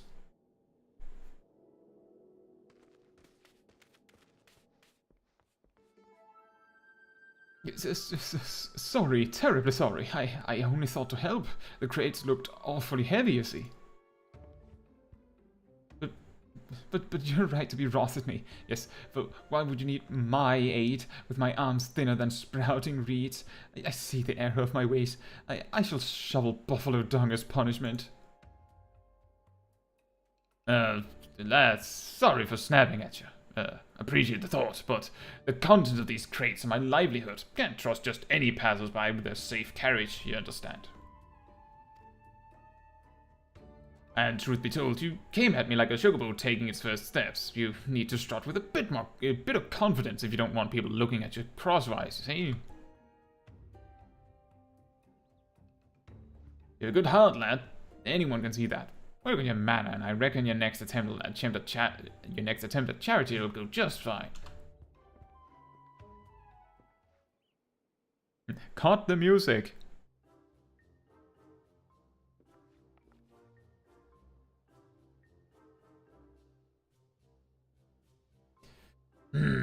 I can hazard a guess at what happened here, but I'd like to hear your side of the story nonetheless. Mind filling me in, Lionel?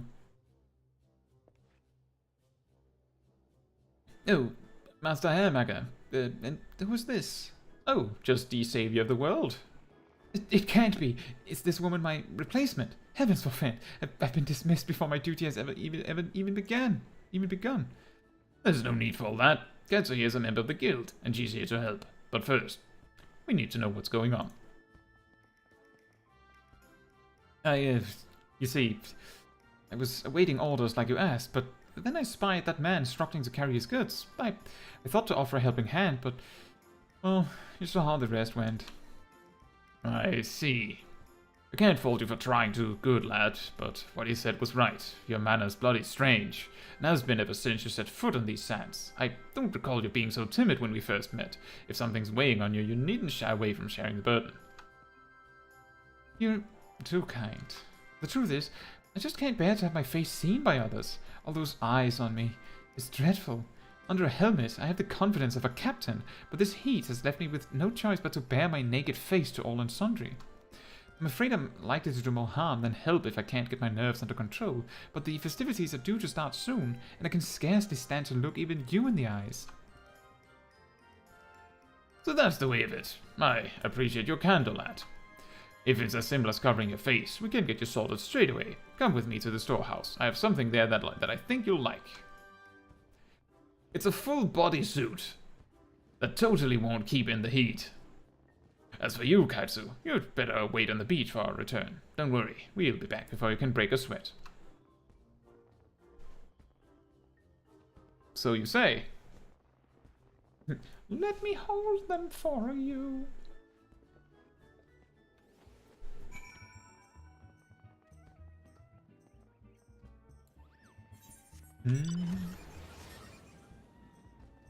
Oh, there.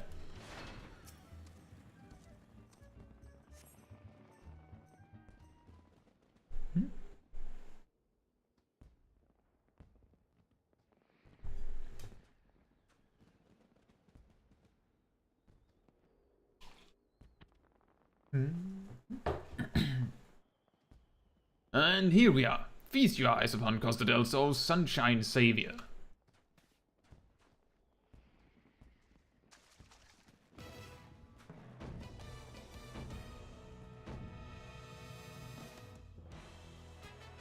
Blinded by its brilliance, aren't you? I had this lovely piece made the moment I conceived of the Sunshine Savior, a special commission from the Weavers Guild.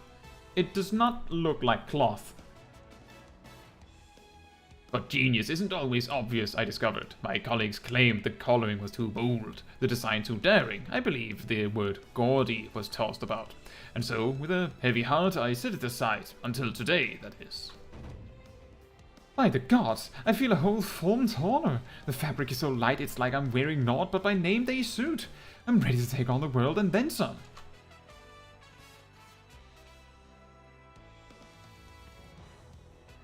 Masks are usually for hiding one's true nature, but this is Lionel I remember. This is the Lionel I remember. If you ask me, he looks the spitting image of a hero, but what do you think, Caetsu?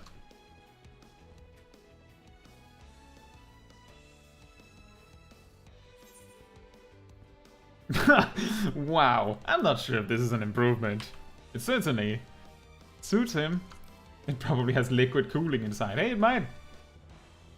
That could work. I'm overjoyed that you think so. Mark my words, the sands of Costa del Sol shall remain safe under the watchful eyes of the Sunshine Savior. Now then, Lionel, consider this your official appointment as the Sunshine Savior. Go forth, and remember that you carry the reputation of the Adventurers Guild on your shoulders. Don't crumble under the weight, lad. Become a savior worthy of your namesake, and our guests will soon forget the countless monsters and maladies that lurk beneath this hides. I know you won't disappoint. Thank you, Master Hairmaker.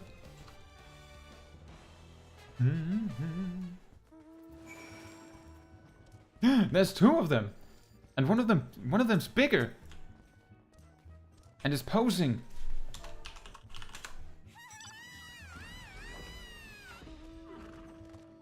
Hey Neuraxis, how are you doing? As the Sunshine Savior, I must bear all the responsibilities that the title implies. I can do this. I can become an adventurer that others speak of in awe.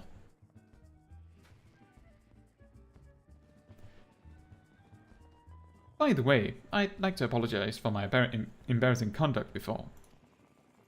I admit a part of me is scared almost all of the time, but I can't let that dictate my life and my duty. Whatever happens, I swear to do all in my power to make this Moonfire affair the safest yet. That being said, I realize I still have much to learn, and would very much appreciate the aid of a seasoned adventurer such as yourself. Will you help me? Thank you, Caetsu. I look forward to growing under your wing. You can't grow very much under my wing. You're already taller than me. Your Lalas do have good cheers. Lionel looks a real hero, and no mistake. But looks aren't worth a damn if his heart isn't in it. How are you feeling under that mask, lad? Up for the work ahead?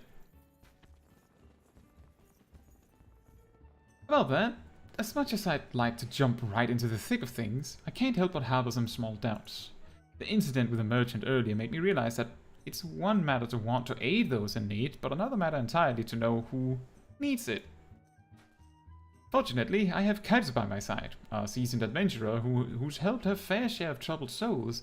I've asked her to take me under her wing for a bit, and I hope to be a quick study.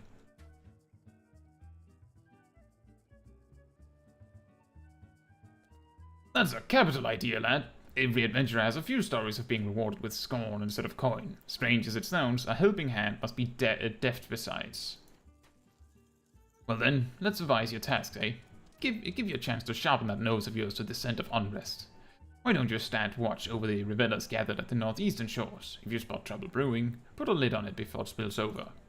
Caetsu will attend you in a supervisory capacity. Before leaping into action, ask her for advice on how to conduct yourself. She'll guide you well, I've no doubt. I know how to conduct myself well. Now then, off with you. The battlefield on the beach awaits. Make me proud, you two. Make me proud. A guild member by the name of Beautifroid is standing by for someone to relieve him of his duty. Speak with him first, then show the realm the measure of a Sunshine Savior.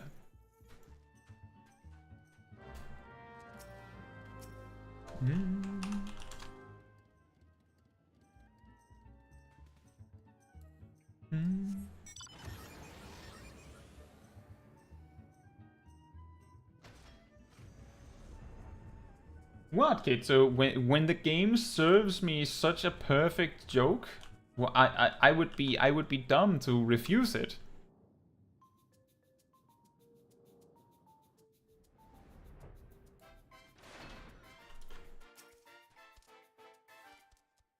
Why, if it isn't the Sunshine Savior, protector of the summer sands, please, I release the beaches of Costa del Sol to your stewardship. The following event cannot be skipped. Ah yes, before I go, allow me to furnish you with these link pearls, a crucial tool for a pair of strapping guardians such as yourselves. Godspeed, saviors.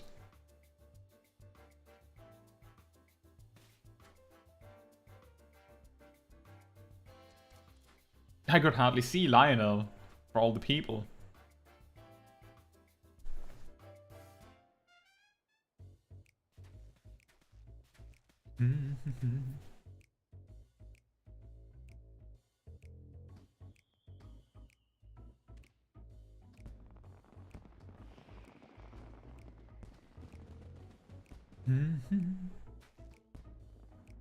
And now our watch begins. Go on, Caetsu, tell me what you see. If there is trouble lurking about, the Sunshine Savior shall rise to action. A young Mikote lad and lass looks like a sellsword just stole their lunch.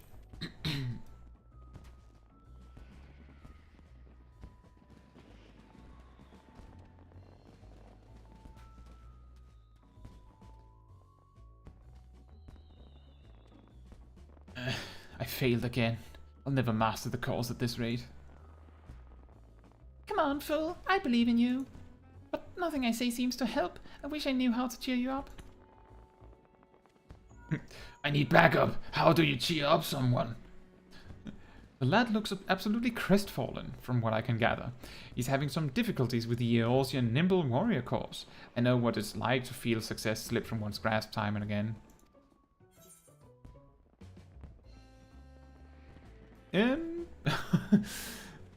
So, my perspective on this one is just mean. He'll figure it out. And that one, when he's like down and out like that, having someone else show you how it's done might just make you feel worse, because the whole problem in the first place was that you did not know how to do it, right? Like, the problem was specifically that you can't do it, so some rando coming in going, I'll show you, just do this, doesn't exactly help. So we give him some words of encouragement. And that's Joe Gambler, those are the cats from the last event. You read my mind, Caetsu. Encouragement is my forte. A few carefully placed words should lift this lad over the obstacle in his path. Wait there, I'll be back in a flash.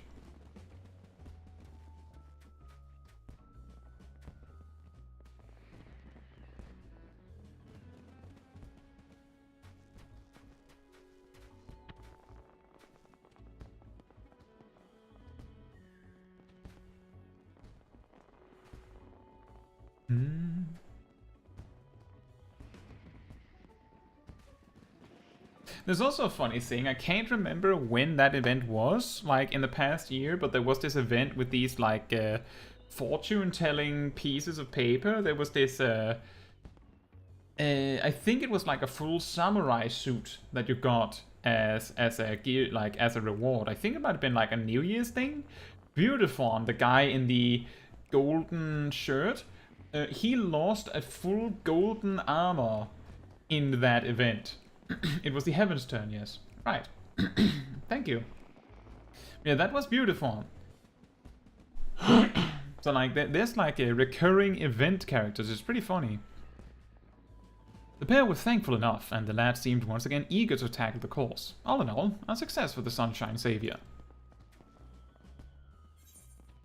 A shifty pirate lass is sizing up a nearby man, quite intensely by the looks of it.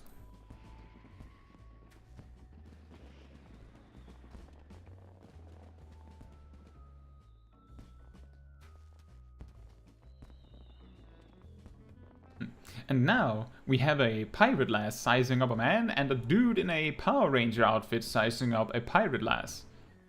Bloody Carvalane. Thinks he's too good for a pirate, does he? I'll make him see. I will. If I just ask him all nice-like. Fancy a stroll on the beach, Carvalane? Or some such. He'll just think I'm itching for a duel.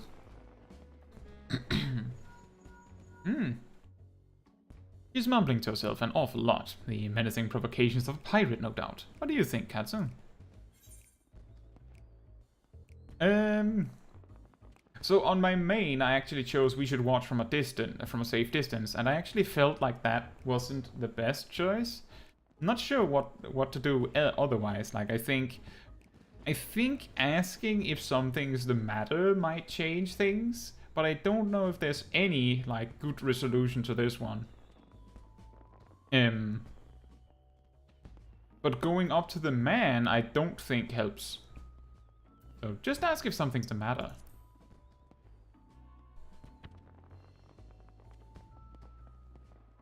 Roll the dice. Oh, that's not Baldur's Gate. I think you have the right of it, Caetsu. Even I can see that this has the look of something dangerous. I'd best insinuate myself into the matter before it takes a turn.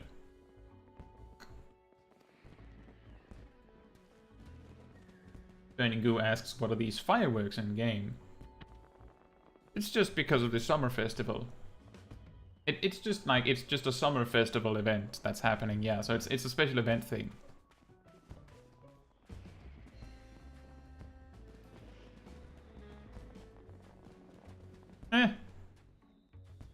That was not the best choice either.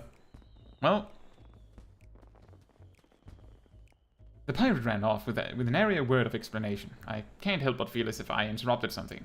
Well, there's no telling what could have happened. So as far as I'm concerned, the Sunshine Savior can mark down a victory in his ledger. Panda Frame says, thanks for making your guides. They have been very helpful. Thank you so much. I'm glad you find them helpful. Well, I see nothing amiss in this area. What about over there? Did anyone choose to approach the man? In that task there? Does anyone know if something better happens if you approach the man instead?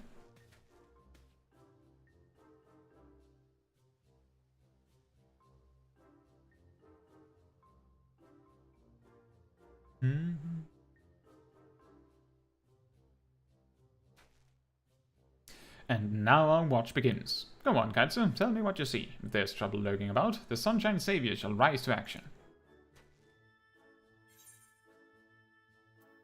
A group of revelers are entranced by the Eosian nimble warrior course.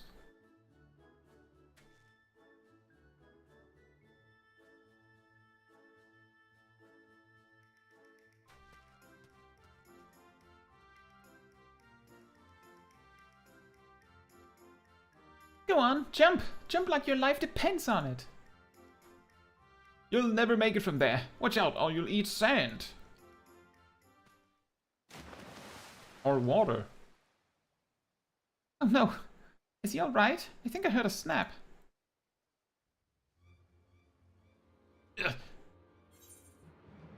Help him! I'm coming!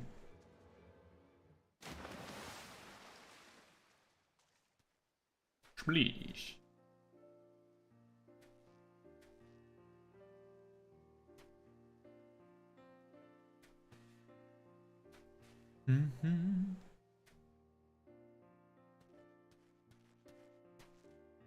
Phew. Apologies for not waiting for your guidance, Caetsu. I dived into the ocean without a thought for what would come next. Before I knew it, there was water under my mask. I was sure I'd meet my end then and there, but somehow I found my bearings and brought that man ashore. I suppose fortune favors the reckless, eh? Some muscular fellows are slumped over on the ground.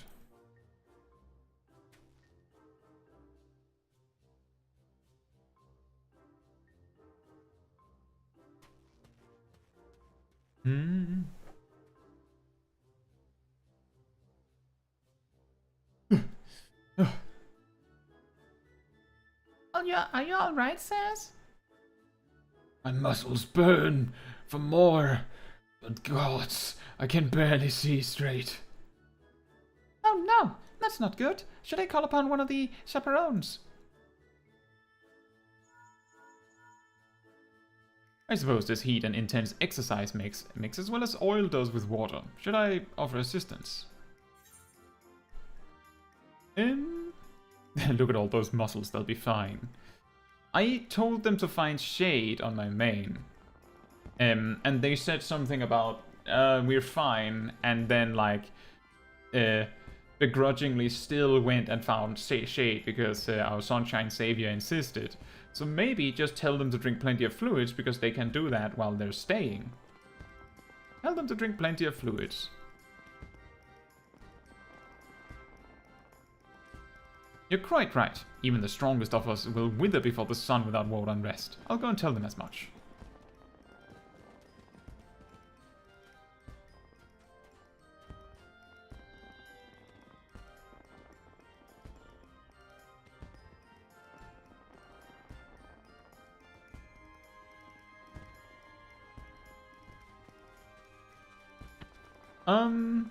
That is exactly the same thing that happens if you tell them to go and find shade. Like, literally the same thing.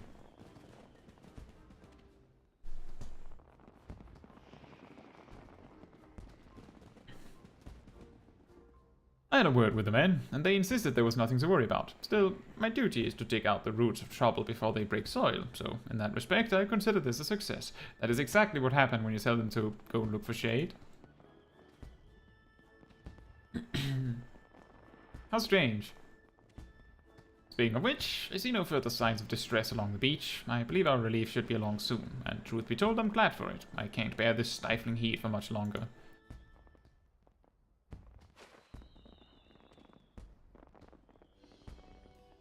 Still, better to be baking under the hot sun than drowning under the ocean waves. Every breath I took invited more water into my lungs. If one of the 7 hells lies on the ocean floor, doubtless its doors were cast open for my arrival. But I'm grateful to be alive and well, and with a few feats of daring do under my belt besides. That's in no small part thanks to you, Caetsu. Your sound guidance led me to take action where I might have been paralyzed by doubt. I have Herr Maga's costume to thank too. It may very well have some special power to turn the timid into the lion-hearted.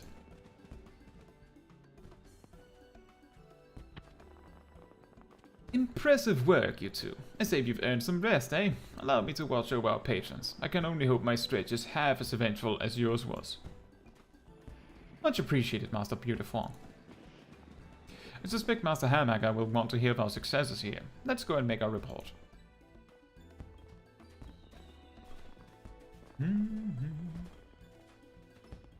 Oh yeah, that's true. The 10th Rising event probably will be quite big.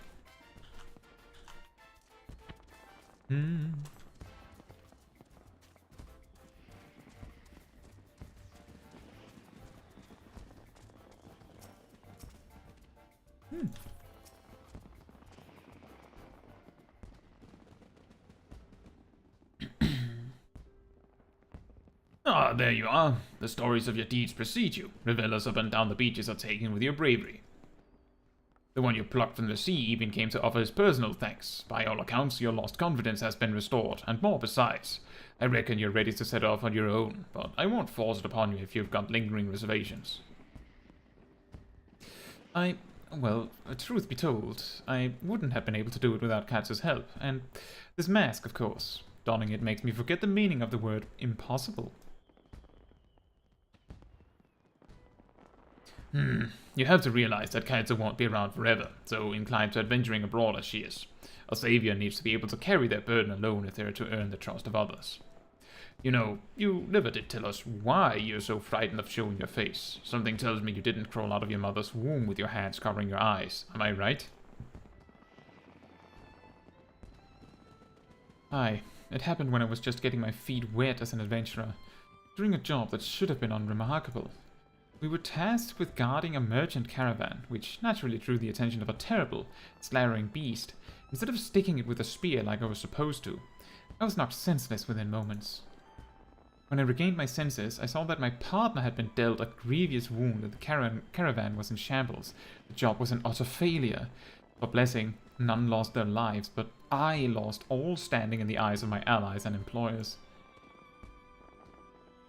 They blamed me for their injuries and the damage to their goods, and rightfully so. The memory of their scornful gazes is etched in my mind, and I see them every time I look another in the eyes. So you coped with your fear by hiding behind a helm. It's starting to make sense. You know, Lionel, that suit's more than a masterwork of comfort. There's a meaning behind its design, if you can believe it.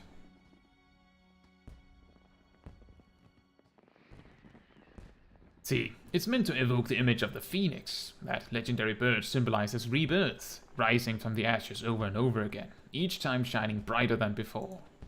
Seeing your triumphs as a sunshine savior has made me certain that the phoenix's fire burns within you, Lionel, and when those flames are stoked, you'll be reborn with more courage than you ever could have imagined.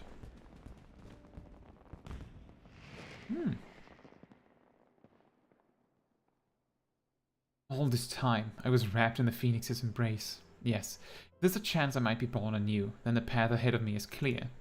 I'm heading back to the beach, this time without a mask. Well, that was easy. Something on your mind? Did I lay it on too thick? When you get to my age, you can't help but light fires under those that need it. And that lad needed it, something fierce, so I lit a raging bonfire under his ass. Just had to work with the embers that were already there, that burning desire of his to help the downtrodden. You gods! Somebody help!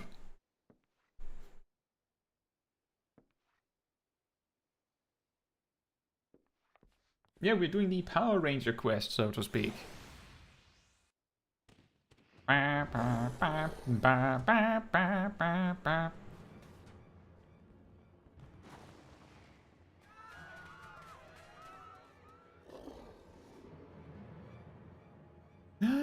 Not Chloe.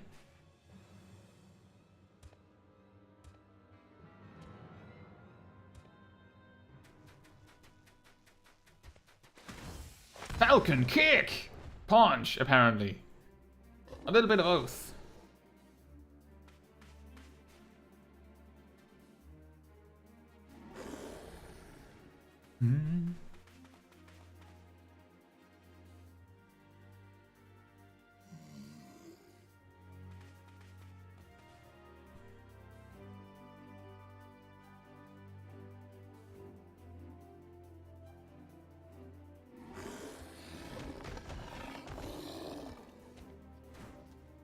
That is correct, Gambler. And the bigger Mikote next to her that carried her away is a Snowy, which is a custom delivery NPC. Ugh, what's wrong with me? Not so fast, Caetsu. If someone jumps into his rescue again, that fire I just lit will be snuffed out. We need to think of a way to help him that doesn't involve doing all the heavy lifting.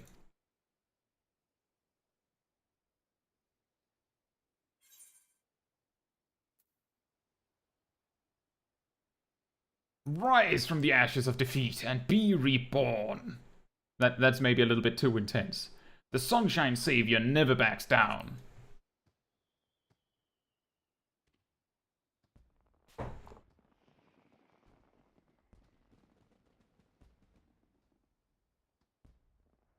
She's right. You're our Sunshine Savior. So save us. Give that beast what for?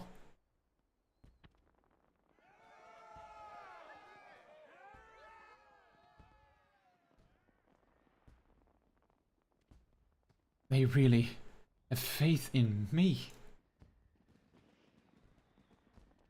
Grr.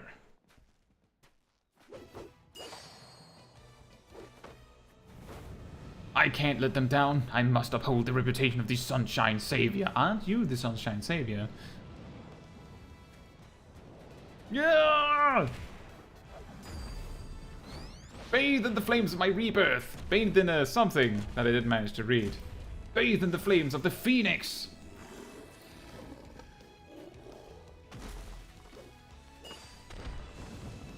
Wow.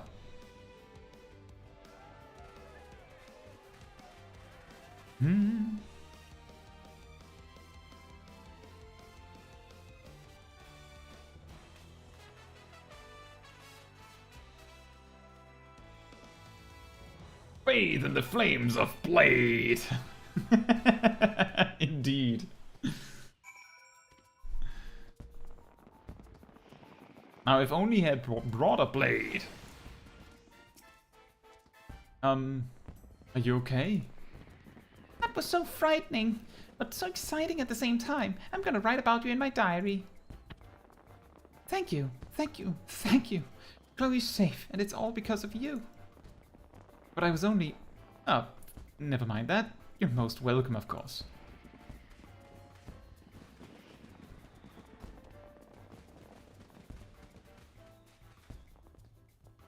I'm not sure what to call what just happened, but the word miracle comes to mind. Did I truly vanquish that bloodthirsty brute of a shark? That you did, and without a single scratch on our guests. You showed them what the Sunshine Savior stands for and gave them a display they won't soon forget. All on your own, too. But even a savior isn't invincible, eh? Go with Beautiful One and get yourself checked. Wouldn't want you to be done in by a few scrapes. Caetsu and I will keep an eye on things here in case any other seaborn predators decide to try their luck. I am Gazil will not be here for that, apparently.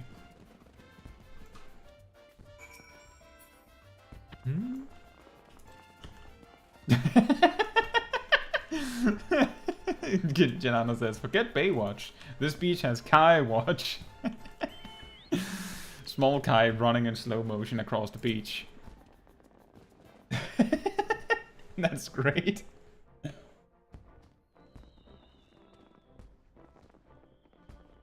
Ah, you've returned.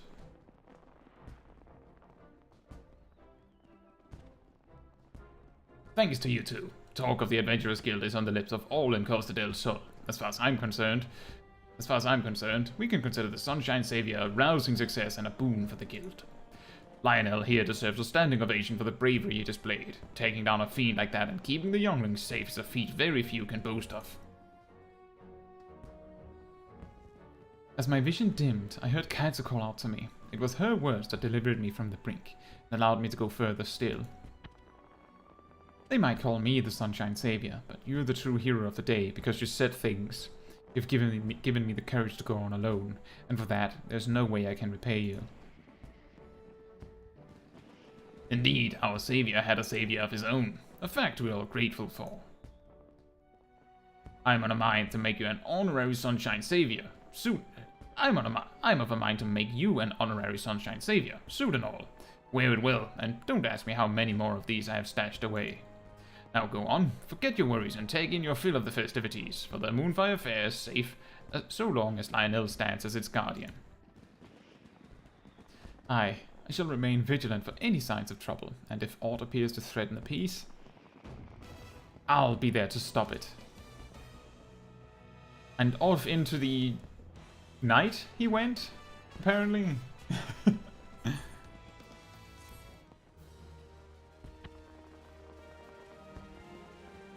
It's Kai Watch. Ta-da! We have the suit. Well, now we have to go over and take a look at the jumping puzzle.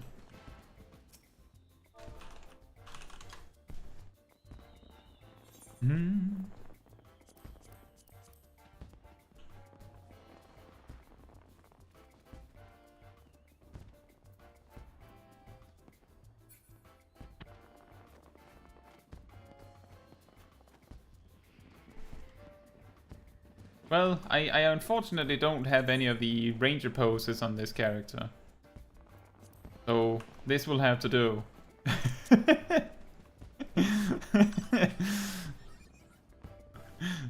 Don't ever talk to me or my daughter ever again.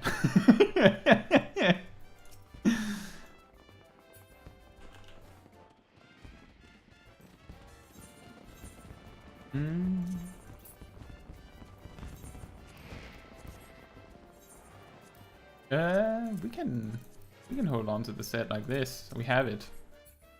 Right, jumping puzzle. Oh right, there's the spout over there. I've not even tried it on my main. I basically forgot that it's there. Because there was no quest involving it. Whee! It looks unchanged from last year.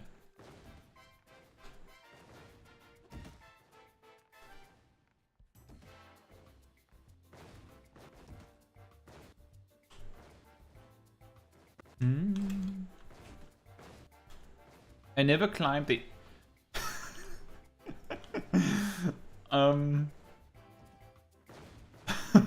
Why are there polar bears here?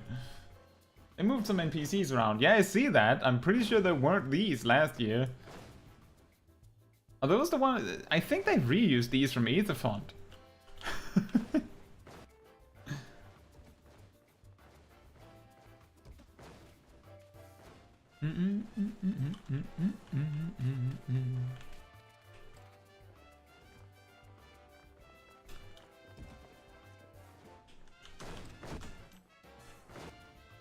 Oh, whoops.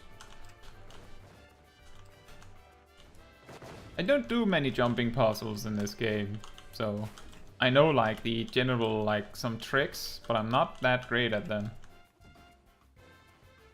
Yeah. I bonked my head on the thing.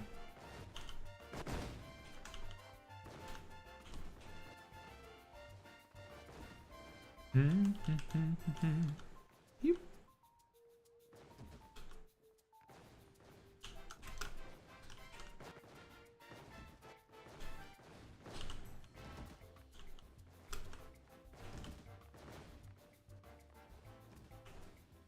Hey!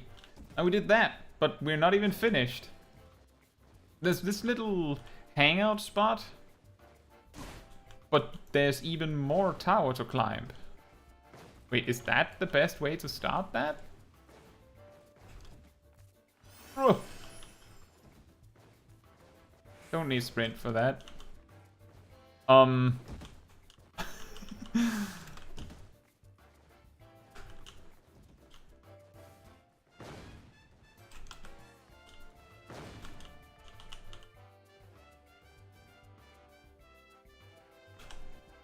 The real scary part is that if you miss a single jump here, it's all the way down. What? There's a bomb there.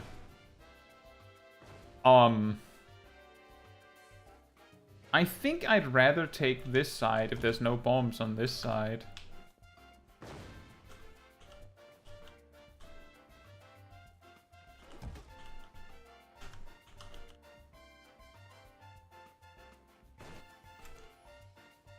But wait, there's more!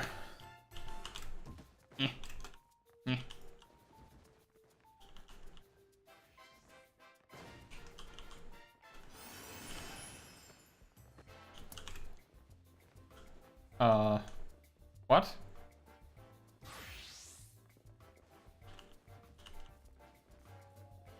Okay, that is scary.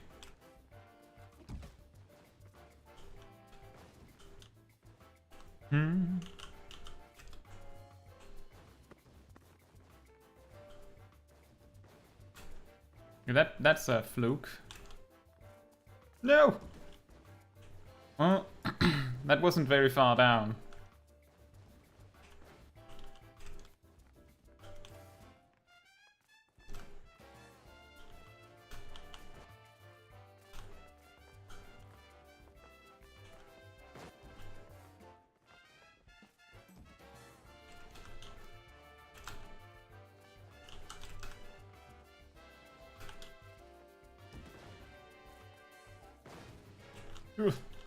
I feel like I'm getting a lot of freebies by landing on like the edge of the thing. I don't know if this will work.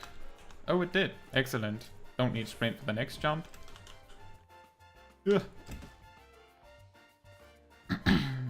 That's another one of those flukes. Or what?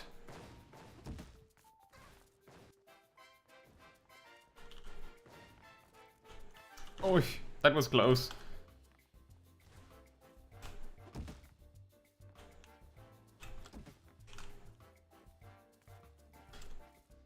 Yeah.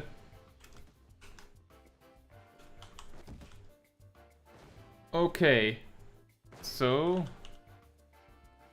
option A is going that way where there's the sudden bomb, or that way where there's way more jumps, way more opportunities to fall. But that way is also instant all the way down if we fail, and there's 2 bombs, by the way.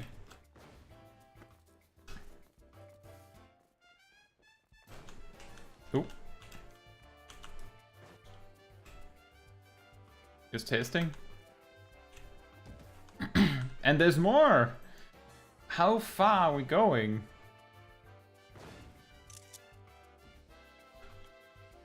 I've never climbed this part of the tower before, so I don't actually know how long it is.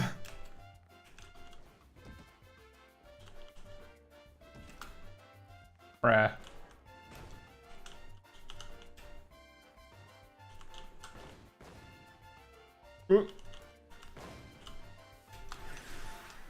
Oops, squeezed the mouse a little too hard. Swift cast! That'll help! So there. And then that way round. That, it's getting really, really slick. Like, that's like single foot size.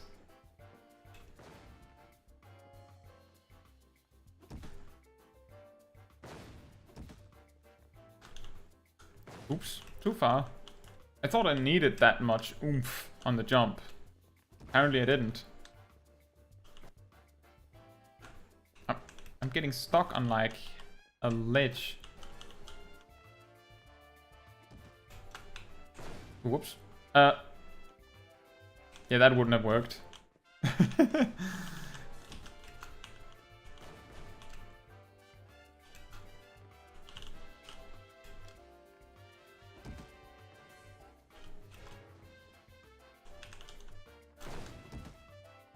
It's really scary when you have to jump like aggressively away from the tower.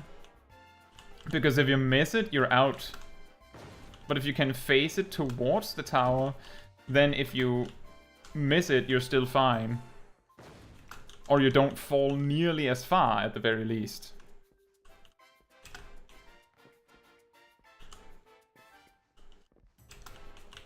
No!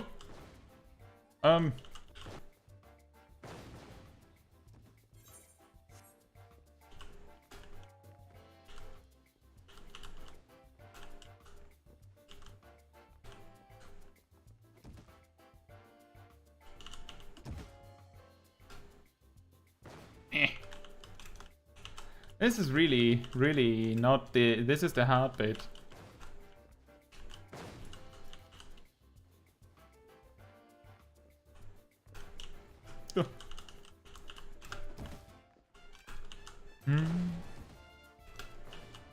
Oh boy.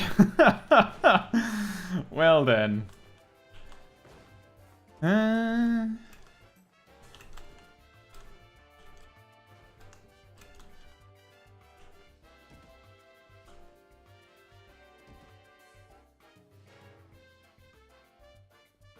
Oh, right.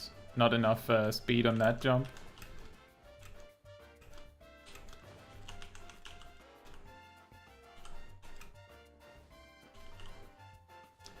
Right. We have this whole bit again. This looks harder than Kogane Tower. I'm pretty sure it is. But we'll have to see about that. It took me an hour to beat the Kogane Tower the first time. So if anyone's taking time, let me know when an hour has passed with this.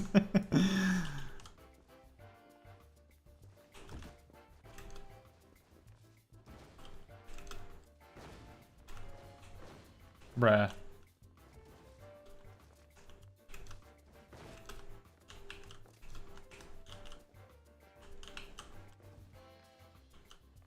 And with the Kogane Tower, most of my problems was just the final jump. Like literally the one jump just before you're at the top was the one that I failed on. And the problem is that with the Kogane Tower, when you fail that jump, you fall nearly all the way down to the bottom. So that... Speaking of which...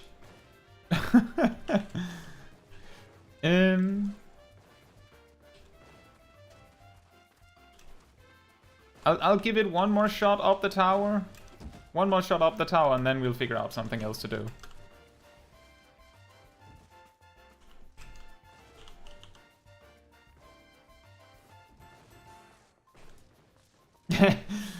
Incredible demonstration. Yeah, if you fail that jump, you fall all the way down. Falls all the way down.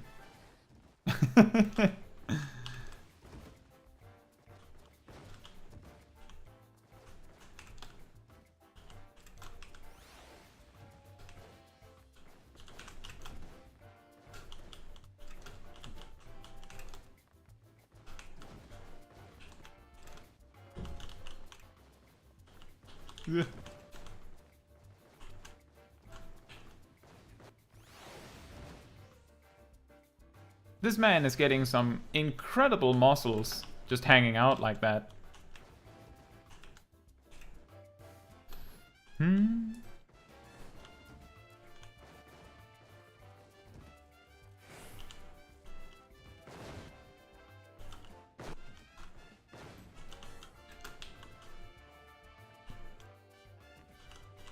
The reason why I'm jumping like inwards towards the wall on those jumps where I can is because it gives a little bit like it wastes some of the jump length in case I overshoot it,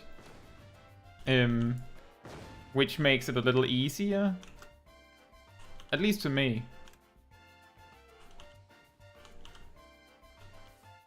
Bruh, ow. I didn't even get back to where I was.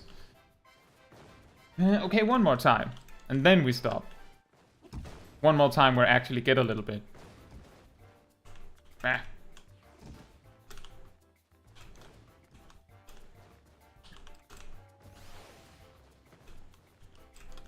Mainly because as you get stuck on a part, it's very easy to get frustrated, and then you start rushing, and when you start rushing, you make more mistakes, and with more mistakes, you're not going to get very far.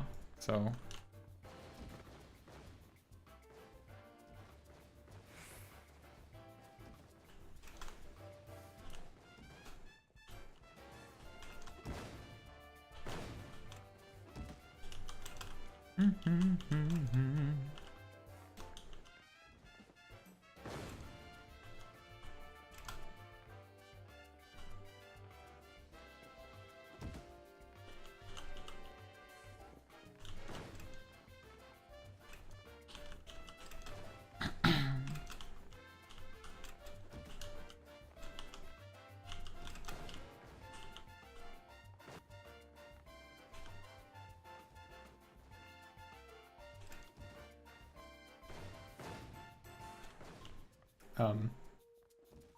apparently standing in on air.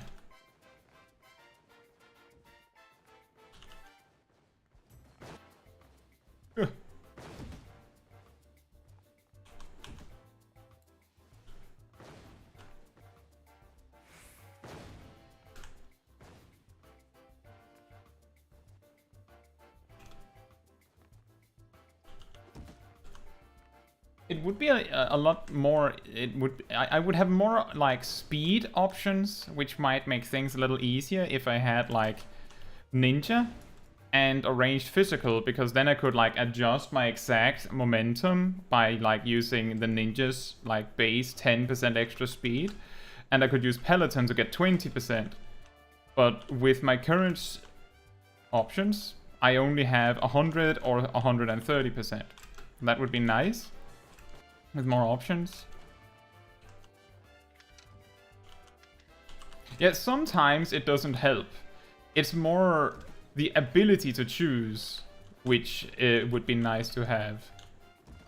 I think peloton would be nice on the paths that I have more have done feel more confident in, to do them faster, to get back. Although we probably won't need that on this stream.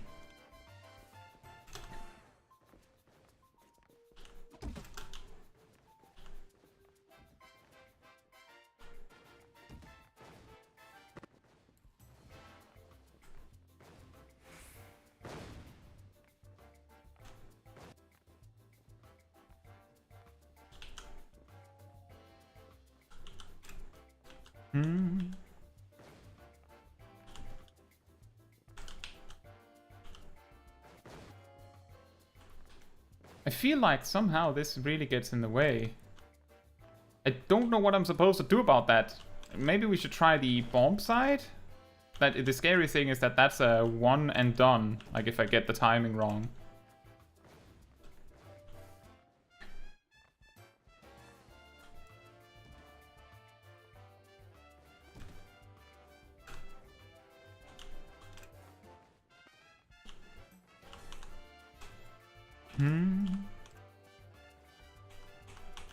I'm back before I have sprint, and I use sprint for this jump.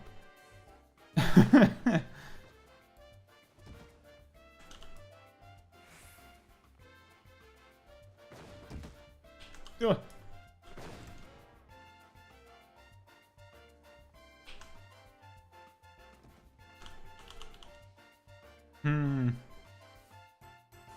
There's even more. I had completely forgotten about that.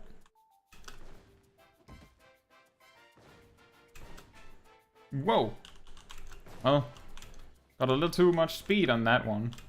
But I managed to get past the brick in the way, at least.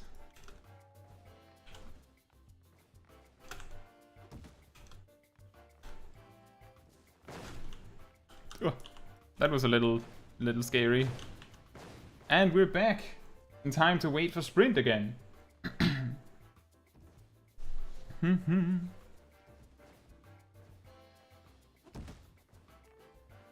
I mean, part of the reason why I don't do many jumping puzzles is more so because, well, because I,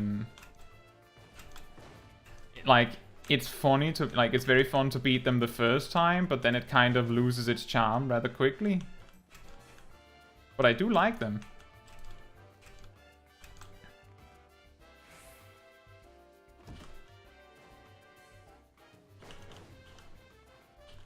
Looks like that guy was trying to jump all the way to that one. I think that's like a fake out. I don't think you can angle your jump like that, but I might be wrong.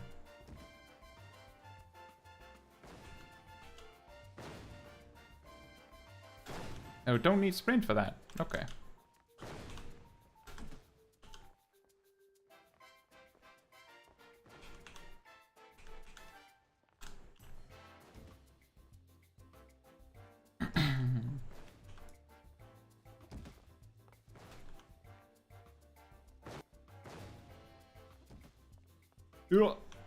Well, I didn't even speed up properly. But it looks like it's a lot faster to do it that way.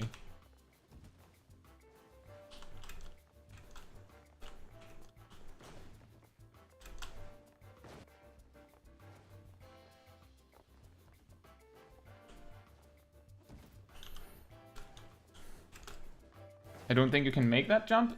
Which jump?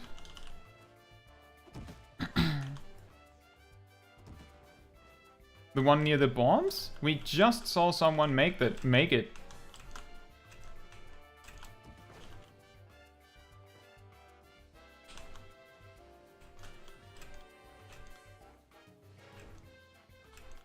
So it should be doable.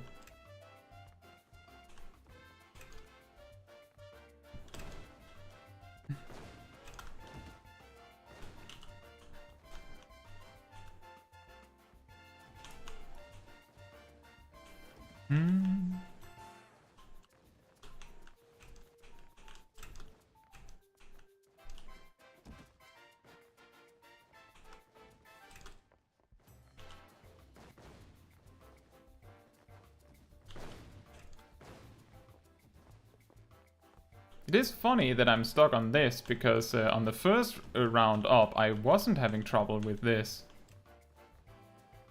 Like, we got to an entire tower higher before, or an entire stage higher before we got stuck.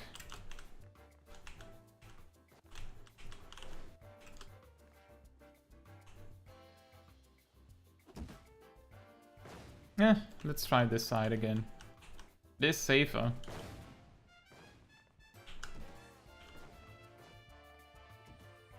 Right, that was the part where I said just testing.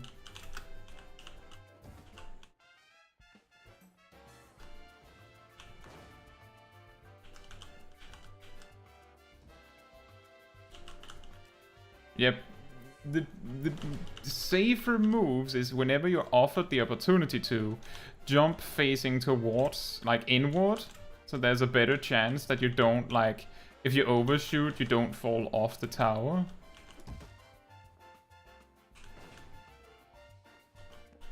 The scary thing is that at this part, there's not really many opportunities to do that. In fact, it's very much forcing you and encouraging you to jump wildly away from the tower for the most part.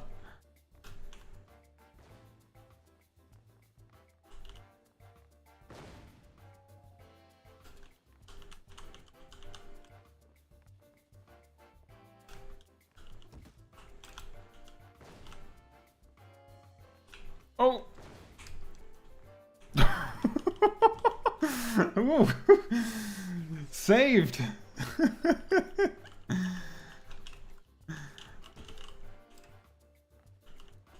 Could you imagine if I had landed there just as the bomb exploded?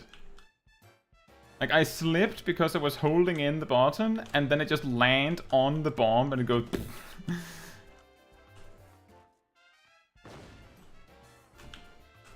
Whoops. I don't know why I bothered to hold in left, like it's supposed to help me.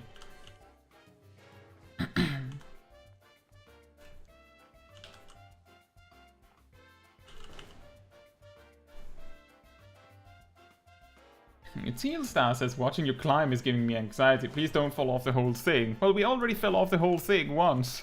So, get ready.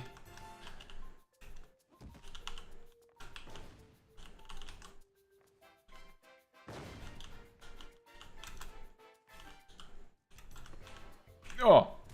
Ow. As long as if we fall to the bottom, then we're going somewhere else. Doing something else. Have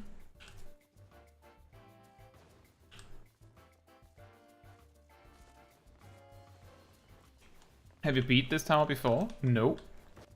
I'm actually, like last year, where this tower was here, I may have briefly like tested once, but the first time I fell down, I was just like, nah, I don't care enough.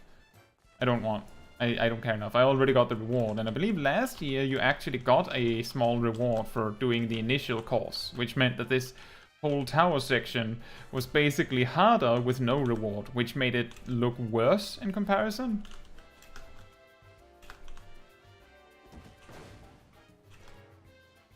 Bruh. But I have not beaten it. It's interesting that they have a whole jumping puzzle like this that they just bring out for this summer event. The thing is, the reason why they bring back this tower with the summer event with no reward is because there was, I believe 2 years ago, the summer event was there, but the course was not part of the event, so there was no course. And people were mad that there was no course.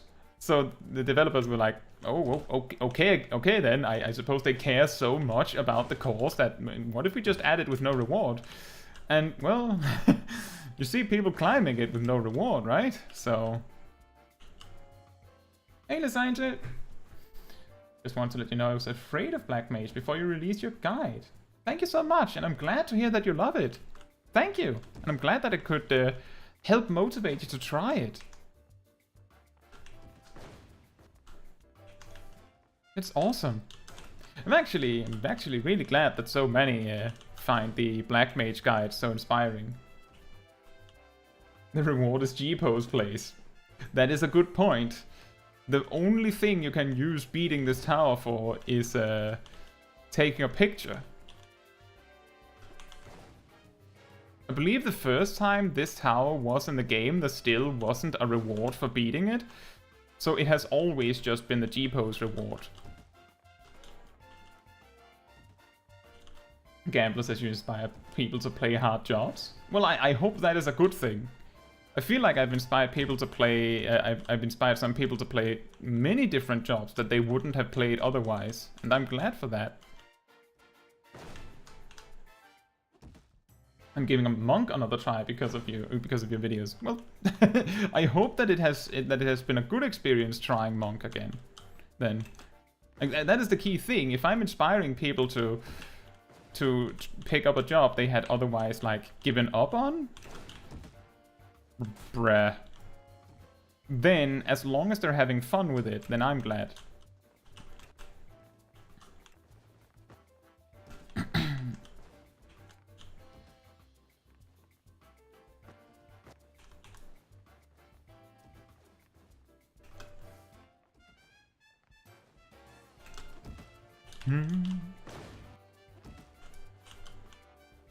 I could literally make a jumping puzzle starter guide on tricks to help you and just use the footage from this stream.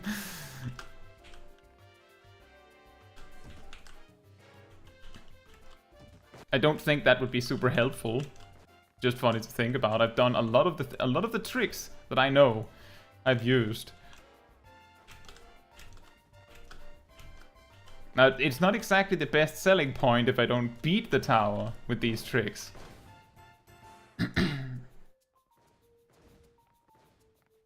Gitsu, why haven't you traveled to Alpha Light so that I can see your progress?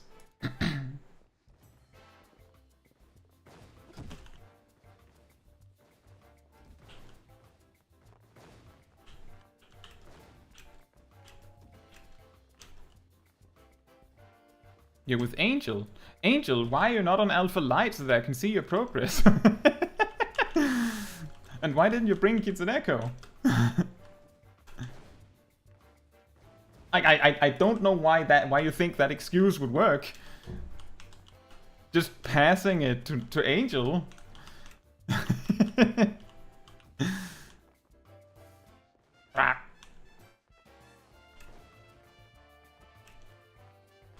Why didn't you bring your friend?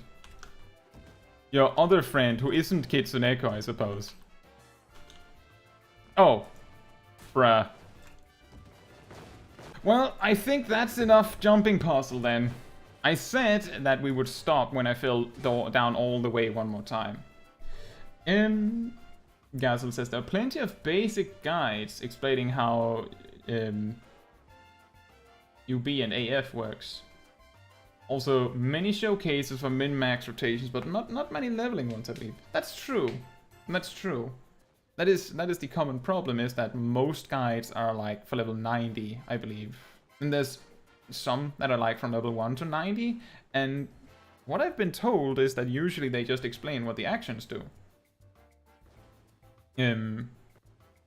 Which you could have done by reading the tooltips, but I don't know if they're all like that, so I wouldn't know for sure.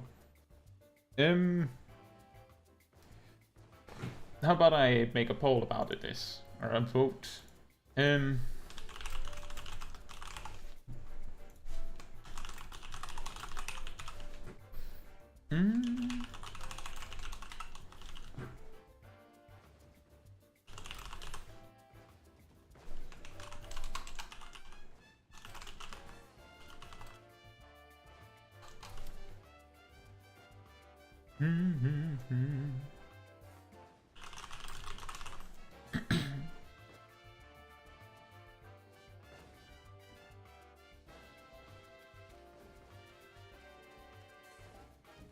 Peak content, get it? Because you're climbing a tower. Gazel says many are just an audio version of the tooltips. That's what I've been told is the case. I don't really watch the like I don't watch other people's like job guides, both because I don't need it, but also because I feel like, I mean, what I've been doing works well. And I like if it's a subject that I have a feeling I might make a video on myself, I'm scared that I'll just take all of their talking points and just repeat them. So to avoid doing that, I just don't watch a video on a subject like that. Usually I don't, at least.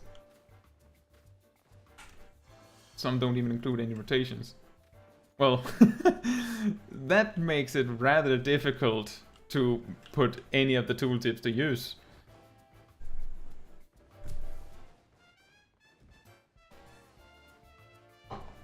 But that says a lot.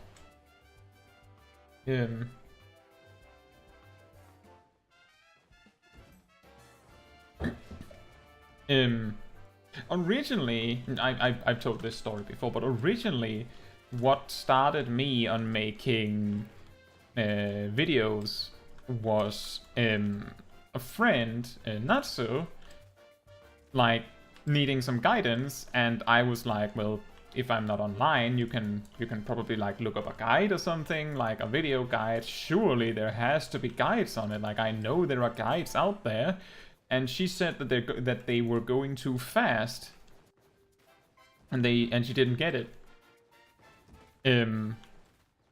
So I basically had the, well, then I'll have to do it myself, I guess, approach. Well, if there's not good guides that my friend can follow, then I'll just make some. Which has led to me making quite a lot of just job guide videos, because sometimes you need to redo it when there's a change.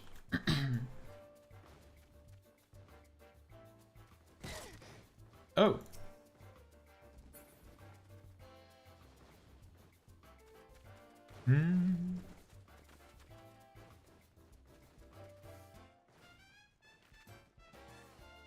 Thank you, LaSaint. Thank you so much.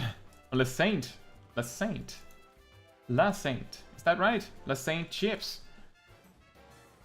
Is Chips better? I don't know. Thank you. I'm just glad that people find them helpful. And then I found out that I like making videos in the first place.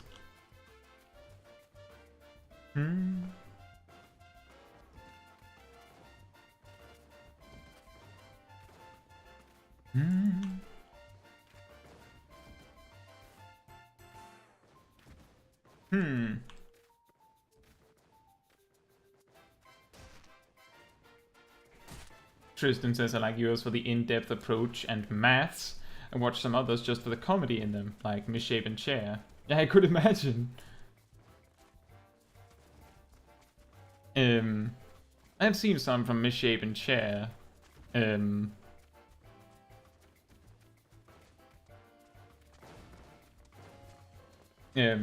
says, your friend inspired you, you making videos. You inspired your friend playing difficult jobs. I guess. Back in Shadowbringers, when I started making those guides, I actually, like, the reason why some of my first guides were, like, Gladiator and Paladin, Red Mage and Samurai, were because many of, like, that I often would refer people that were having a hard time, and usually they were already level 50 by then. Like, people in my free company that were having a hard time with whatever job they were playing, and if it was a DPS, it would be like, maybe you should try Red Mage, it's a lot easier. Like, a bunch of summoners re-rolled to Red Mage because of my advice. Let me just put it like that.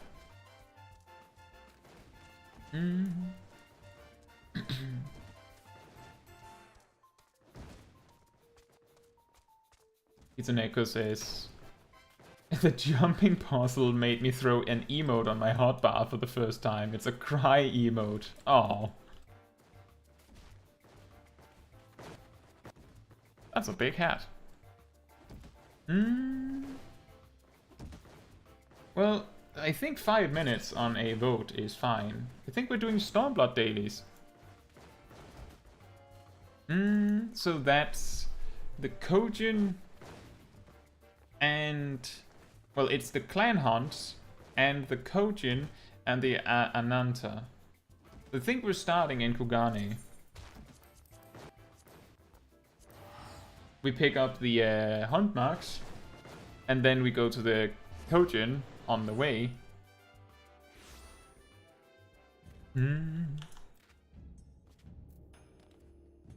But it was fun. I like jumping puzzles. It's just that it can get a little samey if you're just doing that forever and ever and ever, especially when the stream specifically was Black Mage leveling, right?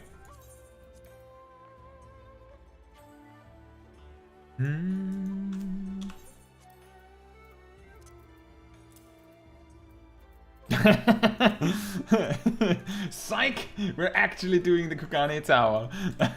No.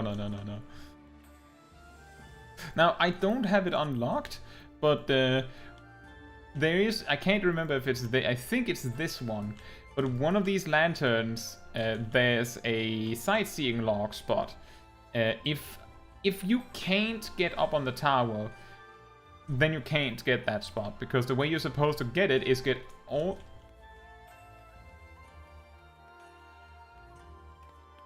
the way to the top, and then you have to jump at a very specific spot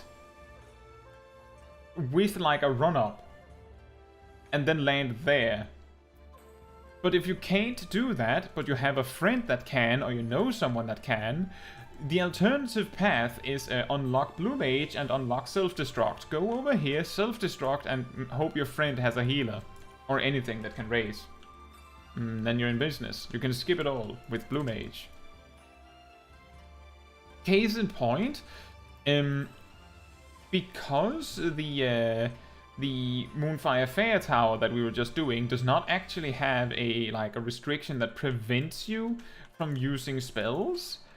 I don't think there's anything preventing you, perhaps line of sight, but if you can angle yourself just right, I don't think there's anything preventing a friend from, like, if they can get significantly further up the tower than you, if you just self-destruct as Blue Mage, they can just raise you where they are, and you can skip a bunch.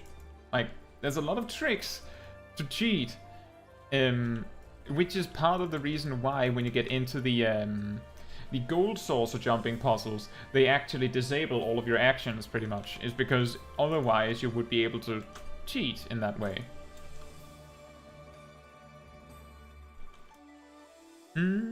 Right, so we go to Ruby Sea first. We have 2 in the Ruby Sea. Nothing. 1. Those are there. Those are there. Weren't the sea serpents those that were found down here? I'm pretty sure. Stormblood dailies, also known as Kugane Tower. Imagine if there was a daily of doing Kugane Tower. Actually, wait. Not Final Fantasy XIV, but I believe in Guild Wars 2, because of how certain, like, random dailies can pan out, you can randomly have a daily that says beat 3 jumping puzzles. Whoop. If I remember correctly, at least.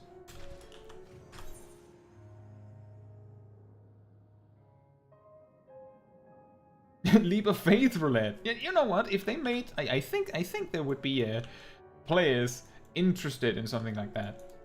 Is Guild Wars 2 a bad thing, Angel? I think Guild Wars 2 is a decent game. Not the jumping puzzles there. Oh, just get a Chronomancer friend. I believe they can just teleport you to the end. Exactly, if you have a Mesmer. Incidentally, the job that I mained them... Oh, the sea serpent's up there. Thank you, Gelano. I guess I remembered wrong. I actually mained Mesmer for a very significant portion. So, my experience with Guild Wars 2 is that I basically... I tried the game, but I didn't get into it until the Path of Fire expansion. And in that, I started with Thief. I thought it was incredibly interesting that they had a specialization that basically played like a sniper. Unfortunately, if you're actually trying to play hard content, it's not viable. Like, it's better to just use double guns, or it was at the time, which I found very demotivating. So I didn't feel it. Also, when I tried to solo content in was it Heart of Thorns? I had a huge problem of most fights I simply couldn't do alone. Like, it was too hard. Which prompted me to look into what jobs can actually solo stuff. Actually, now I remember when I tried the game originally, I played Necromancer back in Heart of Thorns. Because the Reaper was pretty interesting. And then when I came back to the game in Path of Fire, I switched to a Thief to play that. I can't remember what it's called. Deadeye, I think? And then when I discovered it couldn't really solo things very well, I looked into, okay, so what specializations are actually good at soloing things? And the answer was Mesmer. Like, that was the super easy one. Like, I had a Mesmer at max level for some reason. And I basically just went over to the specific encounter, the specific task that I had just failed to solo as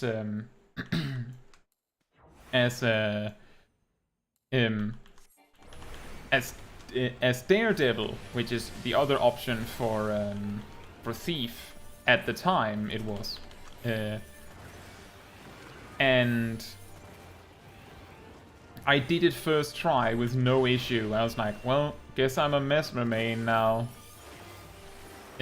Because it was that easy. Like, well, this is exactly what I wanted. I just wanted to be able to solo things.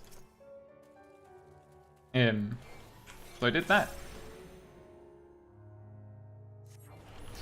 And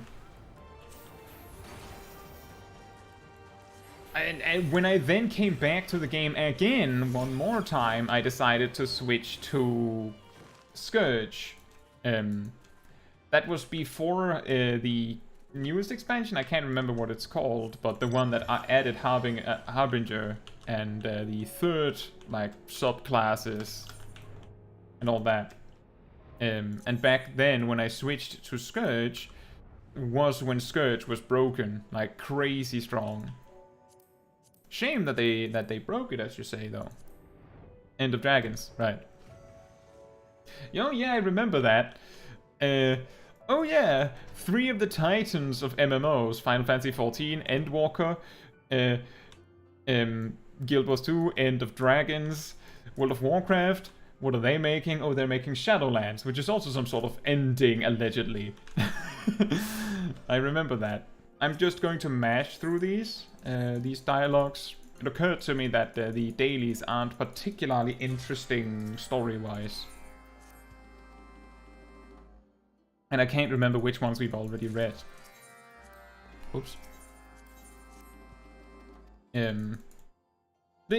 That is actually an interesting thing. We were talking about this earlier in the stream. The prospect that because it is an MMO that adds new raid tiers with new better gear, everything you do is technically quote-unquote pointless because you will have to do it again when a new raid tier comes out. Like, you have to gear over again forever, that is like a specific style of MMO. Guild Wars 2 does not have that problem because all gear is like evergreen in that sense. Which is a good thing. It just also means that if they add new content, for the most part, you don't have nearly as much motivation to like do it for gear. Eventually you will have the best gear, and then you need other reasons to do it. Some sort of upgrade that is separate, which means that there's still technically some sort of progression.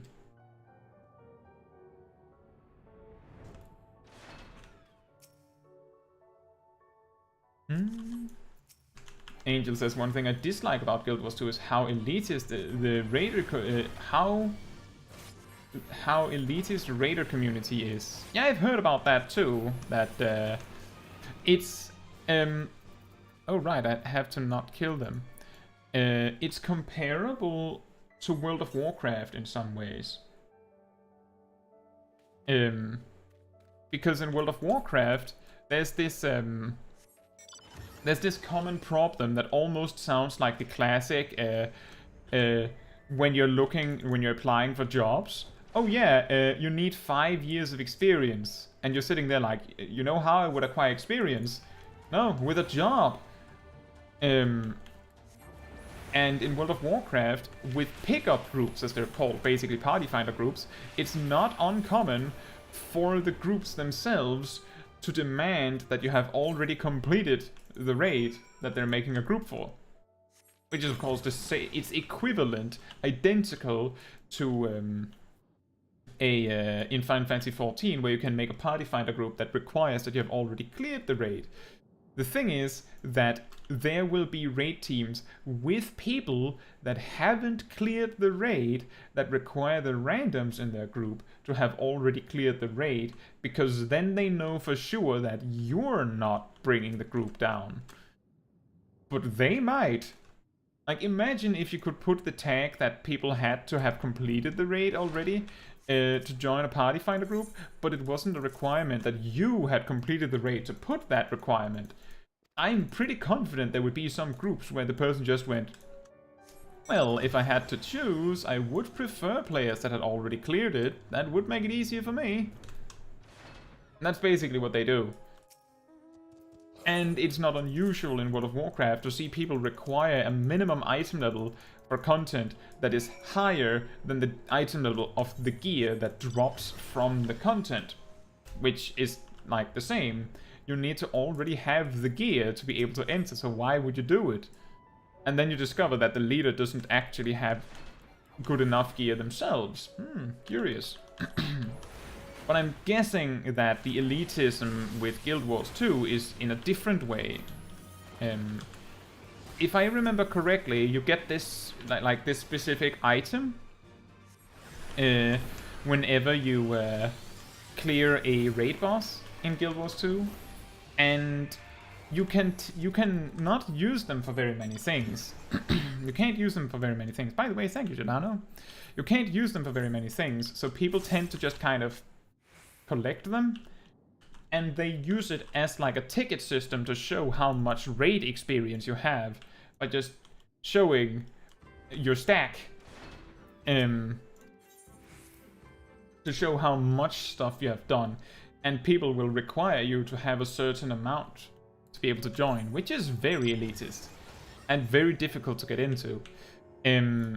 Now, the thing is that because of how the progression in raiding in Guild Wars 2 is very horizontal, it also means that, like, you will have to do extremely old content for your weekly or daily or whatever it is. I think it's weekly in Guild Wars 2. But that means that just think about it.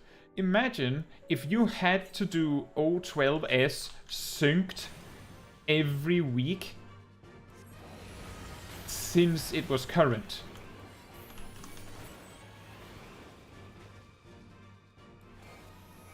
Like, every week since whenever O12S was added to the game. I could probably understand why the veteran players had reached a point where they're tired of teaching new players the fight. Like, I can understand that. Like, at the same time, I will also say that if they don't bother to teach the new players, then they will eventually run out of players, like, in general, that they can play with. So it's not optimal to block out the new players by doing this. But I'm just saying that I can see why this would happen.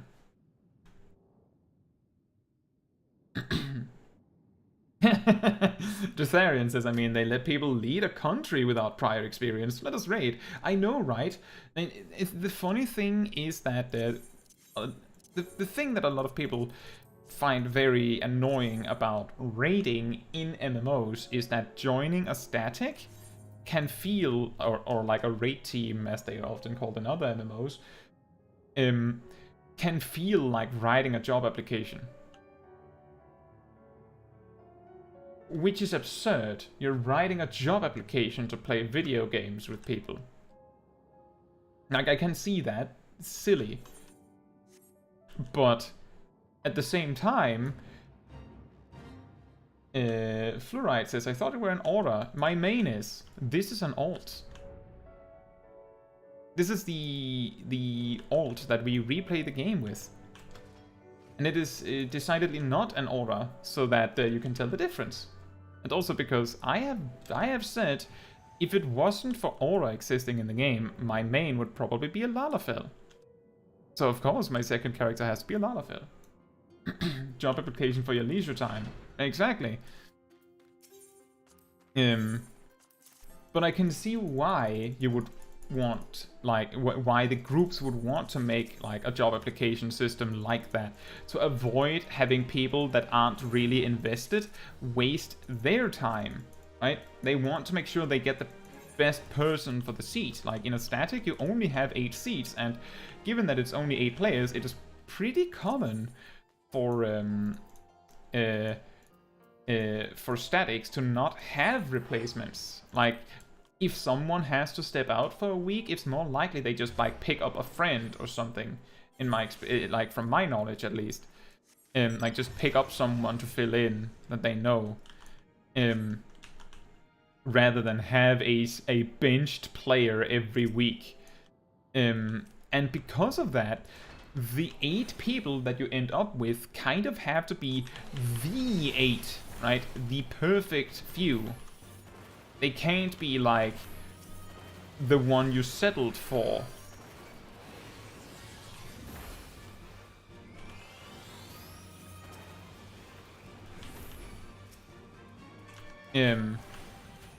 Which is, of course, the motivation for making this job application system, because at a job, the reason why they're making a job application that you have to fill in is because they want to be sure they get the right person in the first try, because it's actually pretty costly.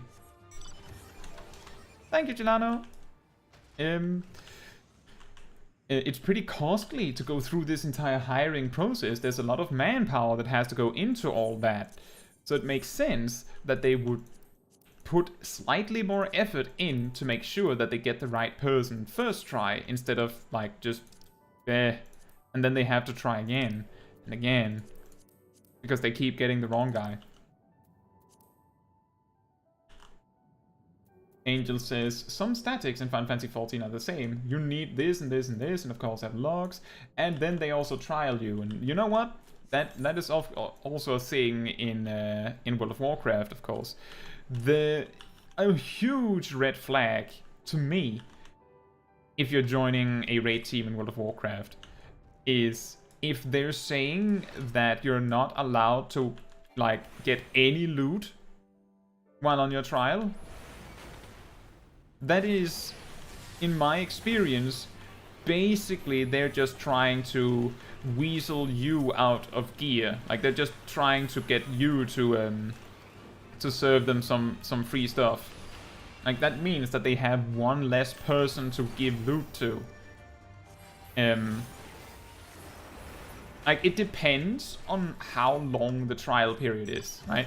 If it's the first raid and, like, you are technically 20 people, it is somewhat reasonable that maybe you don't get anything on the first run, but it has to be only the first one then. That is like, and, you know, it has to be like a lucrative guild. Like, they need to know that they're the best, and it's not they think they're the best, it has to be they are actually the best. So like, they have a lot of people that want to join them, they genuinely do. Then we can talk about trial with no loot, but it has to be like, they don't need multiple raids to figure out whether you're the right fit. One should be enough. And technically, this is the same if you find a raiding static in Final Fantasy XIV, and they say you can't get any loot on the first raid night, then that is a huge red flag. And because you're only 8 players, there's significantly less loot to split. That makes it a much bigger red flag, at least to me. Again, if it's a particularly lucrative static that you know people want to be a part of, then sure, the opportunity to maybe be the one might be valuable enough to you. But if it's just some rando static, yeah, just run. If they make that demand of you and that you can't get any loot on the first raid night, then yeah, nope. They just want to leech ear from you. They want your role to feed them. And my raiding experience has primarily, if not almost exclusively, been loot council, which is basically, if you're doing savage raiding, like the party finder style is that everyone rolls, right? Highest number wins, and that's all. If you're in a static that uses so-called loot council, then it means that there are one or more players that are deciding who gets what loot. They're primarily deciding it on what's best for the group, if it's a good loot council. If it's a bad loot council, then they're just prioritizing gear for their friends, of course. You'll notice eventually, if you're in a bad loot council, raid team, you will eventually notice that weirdly those players are getting way more loot than everyone else. Strange. Especially if they don't explain why. Like, if you're a loot council, you can explain why the person gets the loot.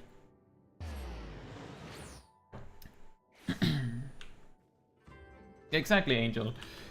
When I was savage raiding in the second raid tier of Final Fantasy XIV's Shadowbringers, we were using loot council, and the rule was, and notably I didn't decide this, and this is important, the rule that the group agreed on was the damage dealers that do the most personal damage, like the ones that are highest on the DPS meter, basically should get gear first, because that increases the overall DPS of the group better.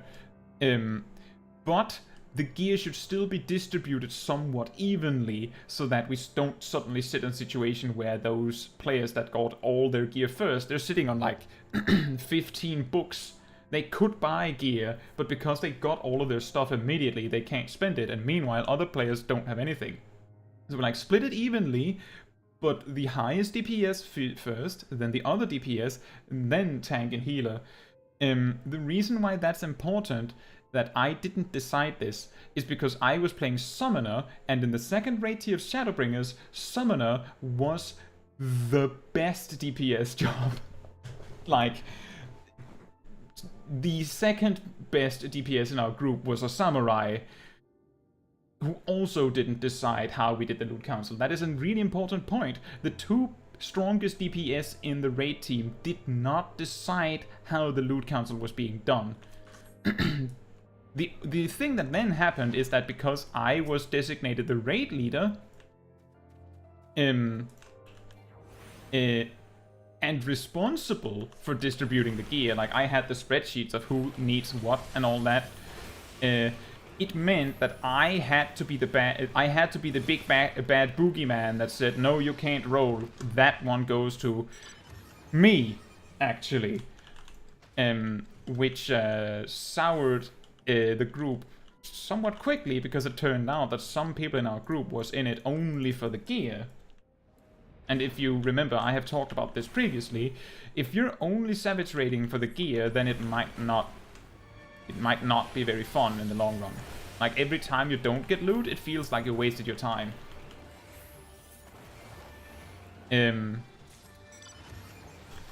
But you can't argue with results. We actually got through E5 surprisingly quickly for being a group primarily consisting of first-time Savage Raiders. Not me, that's why I was the raid leader. Like, I joined to help a friend, and because I was the most experienced in the group with raiding, I became the designated raid leader because I knew how to raid lead. I also recommended that we could do loot council. I was like, we can do roll, just normal, and just try to make sure everyone gets some gear evenly, or we can try to loot council to make sure that the people that like contribute them, like makes us get more gear faster, gets it first. And people said, well, I like more gear.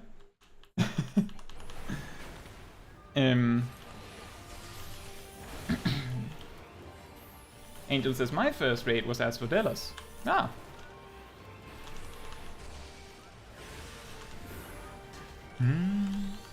That is also a good one. I haven't savage raided that one. But yeah, most of my experience came from World of Warcraft. I was a raid leader in most of my time in Mist of Pandaria. And in Legion, I was also a raid leader in a raiding guild I constructed with a friend. And did we do everything in this region? Seems like it. So Fringe is next.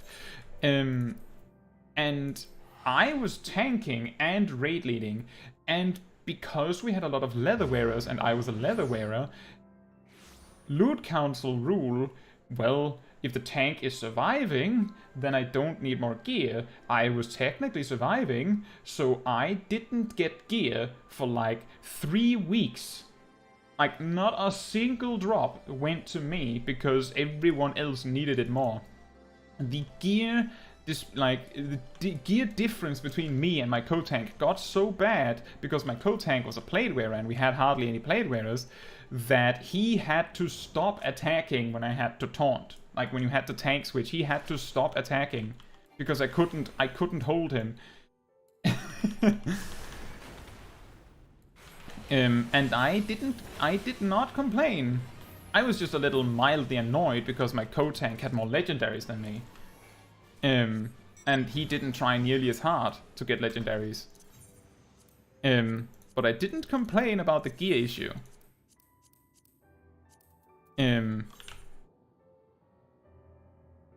So, like, I felt I was a reasonable person to put in the, like, loot distributor seat, because if I wasn't the best DPS, then I would have, like,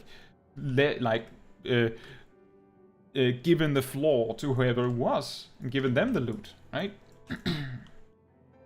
Gambler says, my first Savage raid was P4S, but I didn't beat it, so my first clear of Savage was P5S.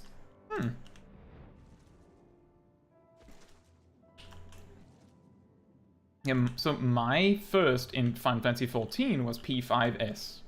No, E5S, sorry, E5S.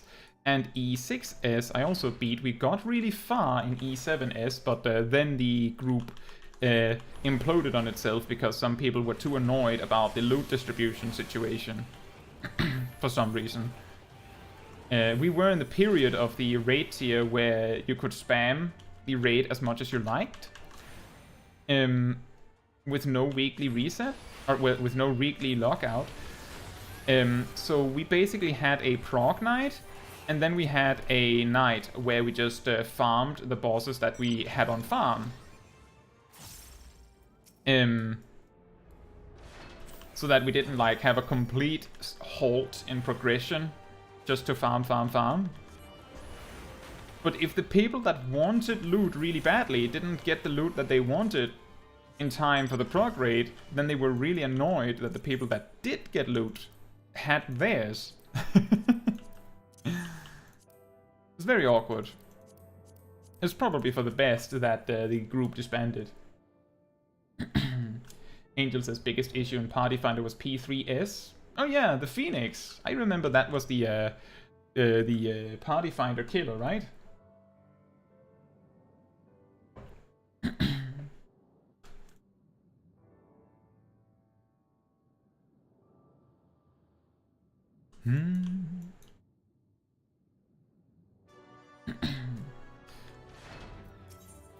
But yeah, like my first raiding experience was in Wrath of the Lich King in World of Warcraft. So that's many years ago. I also raided in Cataclysm.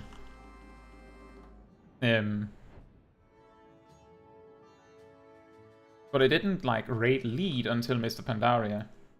But I pretty much always only played, like, I played tank in nearly all of my raids. Like, I had some where I was a healer, and in Legion there was a period where I was DPSing even. But for the most part, I was like tank only. There was even a period where a friend of mine tried to drag me into a different raid team, and he just wanted to switch raid team. But the thing is, they didn't have a tank spot, so I just went, well, if you want me, then you have to shove one of your tanks. And because I apparently was good, like, was that good, according to what they knew about me, they shoved one of their tanks. Like, they just said, you're a DPS now.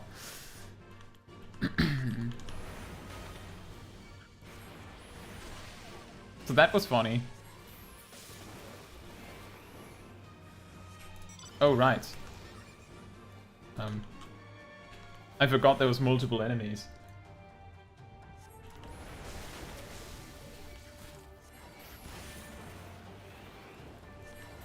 The thing that made it a little bit awkward for me was that the tank that they shoved, they they basically asked one of the tanks, do you want to switch to DPS to make space for this new tank that we really want?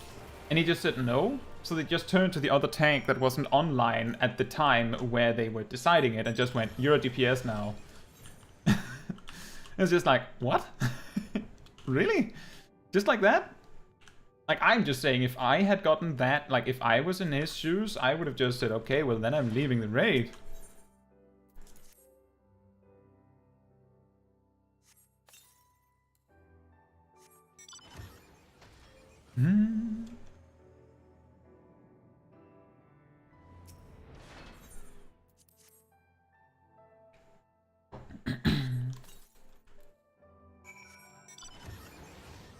How did we get in on this?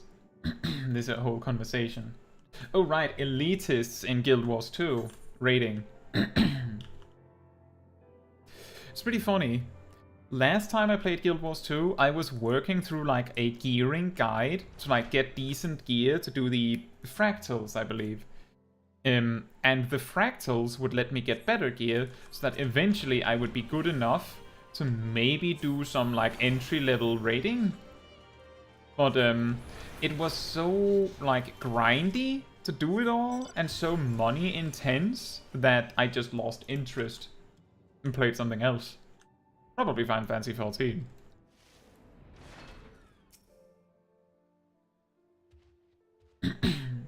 I've done one fractal in Guild Wars 2, maybe 2 or 3. The thing is, I only did one session of fractals because I had a friend from university that, like, Guild Wars 2 was his game. Like, he had played it for years and years. So me picking up the game was like, oh yeah, you can join my... is it called a guild? I suppose it's called a guild. It would be weird if it wasn't called guild in Guild Wars, wouldn't it? Could join his guild and hang out and everything. Most of the people weren't online much. But he was online one day while I was online.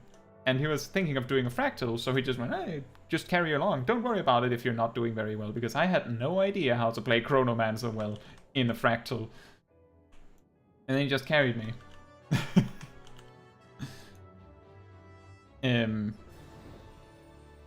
It's pretty funny because I asked if I was doing well, and he's like, oh yeah, because if you're a Chronomancer, if you're doing well, then everyone's getting good buffs, right? So if I'm using my buffs, then they can feel it. Back then, Chronomancer was absolutely busted.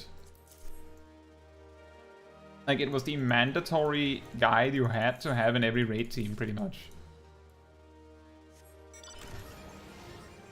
Wait a minute. Have we... Oh. Well.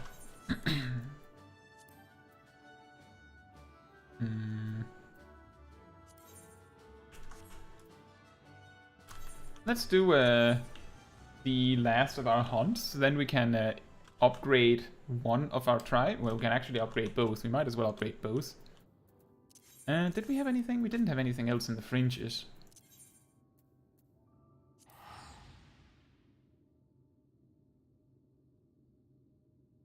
Reaper's quite busted. Well, sometimes you need a samurai, right? Well, also, if I remember correctly, Reaper, back when I played Guild Wars 2, was like, yes, it's really good at surviving, but in like a raid context, your damage wasn't good enough to warrant bringing you over a Scourge, and the survivability you did have wasn't like significant enough that you would survive something that would like wipe you. Like you didn't offer anything particularly exciting with your survivability. It was just like, I don't know,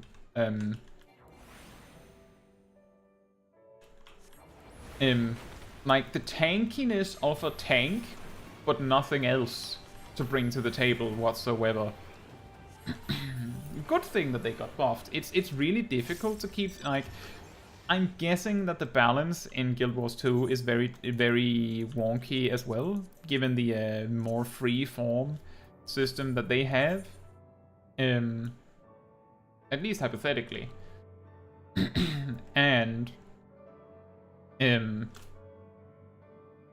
there's the whole talent tree like situation where you can take specific like passives and stuff, and you have some freedom in what like skills you choose. It adds a lot of variance, which would make it very hard to balance all equally.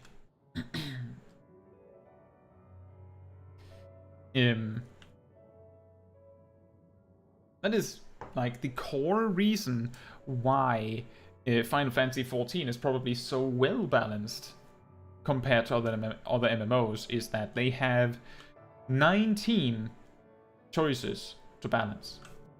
That's it. 19.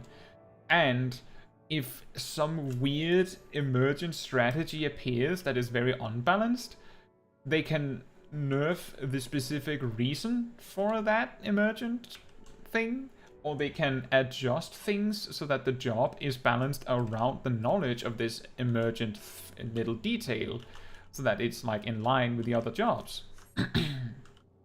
Meanwhile, in Guild Wars 2 or World of Warcraft, if a specific specialization is incredibly overpowered, and you then nerf what is causing it to be overpowered, that might just lift the veil of something that is even more overpowered. Like, everyone was distracted by this really cool trick, which made them not realize that there was this even more broken cool trick that you could have used instead. And now that you've nerfed the cool trick, they'll just use the other trick, and that is also unbalanced. So it's very hard when there's this like all these choices. Angel says, oh, that's also the funny meme about Guild Wars 2 classes. Play Elementalist, die, and then play something else. Oh, I remember there was like, for too long, there was one of the sub-specializations of Guardian that was just completely overpowered. Like, it brought many buffs. And at the same time, it was one of the best damage dealers, so you had no reason to not bring it. And compared to, like, it did the same damage as an Elementalist, being totally, fully committed to dealing damage, which means it didn't bring any support. But the Guardian then also brought buffs and utility. Some of the best utility, in fact, while also doing good damage. Yeah, Firebrand. It was that was a meme I remembered, was that Firebrand was overpowered. That was like specifically a meme that Firebrand was overpowered.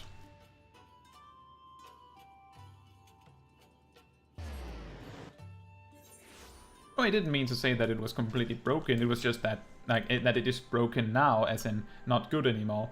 But back then, it was so good that it overshadowed like multiple other specializations, simply because why would you bring an Elementalist, like any specialization of Elementalist, when you could bring a Firebrand?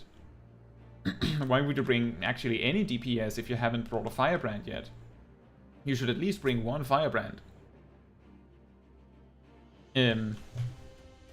Which is a bad sign of balance. That was the same problem with Chronomancer.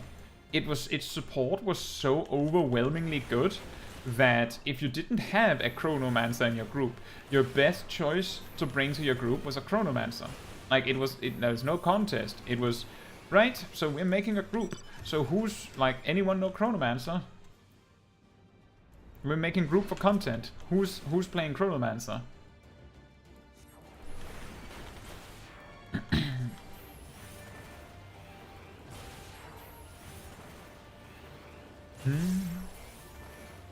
And you don't want that kind of balance in any MMO. You don't want a specific class to be so overwhelmingly powerful that it completely removes others from the equation or makes everyone else inferior in every situation. You don't want that.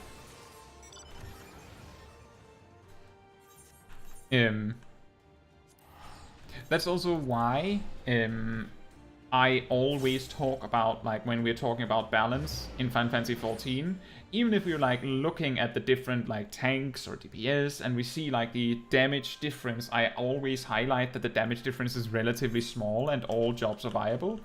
Is because if you just, like, in a vacuum look at the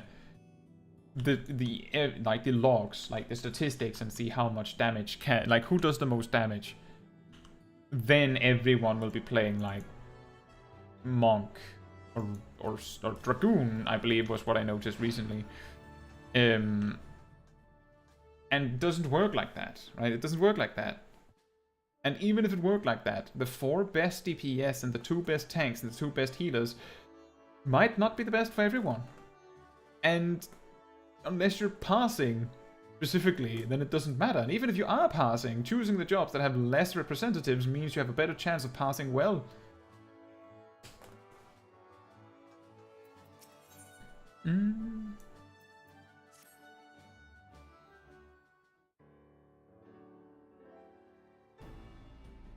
Oh, there you are, Caetsu. We've just received a report from Ishana. I'll read it out. Yeah, exactly, San, so it only matters when speedrunning. At present, the Broodmother's skin is smooth. Wait, what in Ralga's name is this? Good news, that's what. While it's smooth, we still have time before she needs to molt. Once it starts to dry, we'll know the day of the inspection is approaching. Well, I'll take your word for it. As much as I'd love to spend all day talking about your mother's skin, isn't there something else we were going to discuss? Yes, there is. A problem's come up, and I could use your advice. The castellum is under threat of demolition. Hold your chocobos. Nothing's been decided yet. Perhaps you should start from the beginning for Kaitsu's sake. As you know, this was originally an imperial supply depot. That great big tower in the middle was built as an airship dock, which we now use for surveying the surrounding area. You can see from Malms from up there. The trouble is, some of the resistance members think we should blow the whole thing up. It's a constant reminder of the days of imperial rule, they say, but they're letting sentiment cloud their judgment. It's too important to lose. They're also forgetting that we don't have the time or resources to build a new bridge, and while we mull things over, there's no telling what those lunatics will do. Suffice it to say, we're in a bit of a bind. We can't let anyone tear it down. If the castellum is destroyed, it would mean the end of the gatekeepers. I'd have no choice but to return to Viranilia. Luckily, I have an idea. We Vira decorate our villages differently to the Kalyanas, which makes them easy to tell apart. We should be able to do the same thing with this place. If we make something to symbolize that the castellum is part of Alamigo, we won't need to do anything drastic like rebuilding it from scratch. You know, that's not such a bad idea, but what exactly do you have in mind? It needs to be traditional, something distinctly Alamigan. To be honest, I don't know much about Striders and their culture. Do you have any suggestions, Yolmin? I suppose the most obvious thing would be the griffin on the Alamigan flag, but that's no good. It was also the symbol of the royal family, which includes the mad King Theodoric, of course. I don't think people would appreciate being reminded of him. Sorry, Alba, nothing else springs to mind.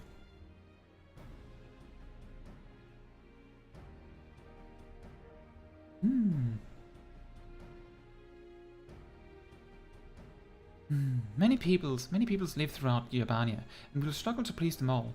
We would benefit from an outsider's opinion, someone unbiased towards the needs of any particular group. They'd need to know a lot about local history too. Kaetsu, can you think of anyone? There's an adder officer at Castrum Oriens who springs to mind. You could also insult Alba. I'm messing with her. Tell her Mulka. Right, it's decided. We'll meet you there. Bye. Angel says, I'll explain the Scourge nerf a bit. They completely butchered the ability to shield others. Basically, shield healing.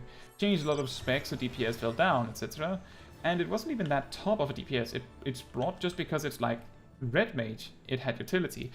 Back when I played and Scourge was completely insane, Scourge was so strong that if your Scourge player was good enough, they almost, like, they were as good as a DPS player, but they were also a healer. Like, their shields were so impactful that they could fill, like, an entire healer seat, but their damage was good enough that they were just as good as a damage dealer. So, basically, you could choose to have a DPS and a healer, or you could choose to have a Scourge and then also a DPS. I'm sure, because it's been a while, that since then it has been adjusted many times, so it has gone from being incredibly broken to being more balanced, and then it got crushed. Does that sound likely?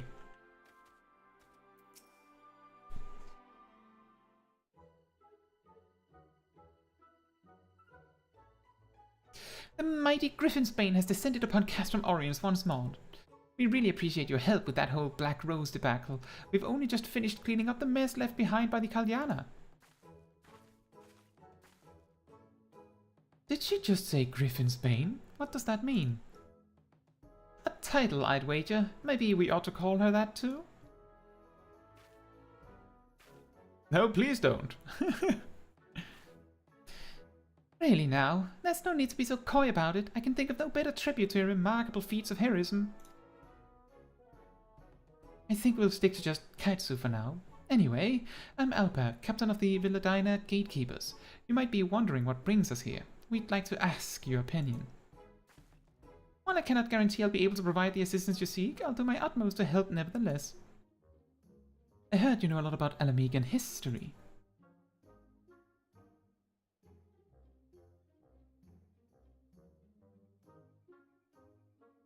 I see your point. Visitors to Alamigo probably won't think highly of being ushered through a former Imperial stronghold upon arrival. I agree that it should celebrate Alamigo's unique culture. A griffin design should meet your requirements. That was our one and only idea. We were worried that using the crest of the old royal family would dredge up a lot of unpleasant memories. If it were a single griffin, that may be the case. However, I propose using a pair of griffins. Once they find a mate, they become inseparable. In Girbanian heraldry, a pair of griffins rampant has represented undying loyalty since time immemorial. In that case, I should use my metalworking skills to craft 2 griffin sculptures. Thanks for your advice, Talal. Come and visit us at the Castellum sometime. It would be my pleasure. I wish you the best of luck. I'll start gathering metal for the statues. It might take me a while, especially if you're making 2 of them. Alpa, you go and find other Anansa to help with the crafting. Caetsu, would you be able to bring us a griffin? I imagine it would be hard to sculpt one without seeing the real thing from up close. Probably best to use a tamed one, though. Give the griffin handler over the reach out to be able to sort something out. If I were you, I'd start by having a word with him.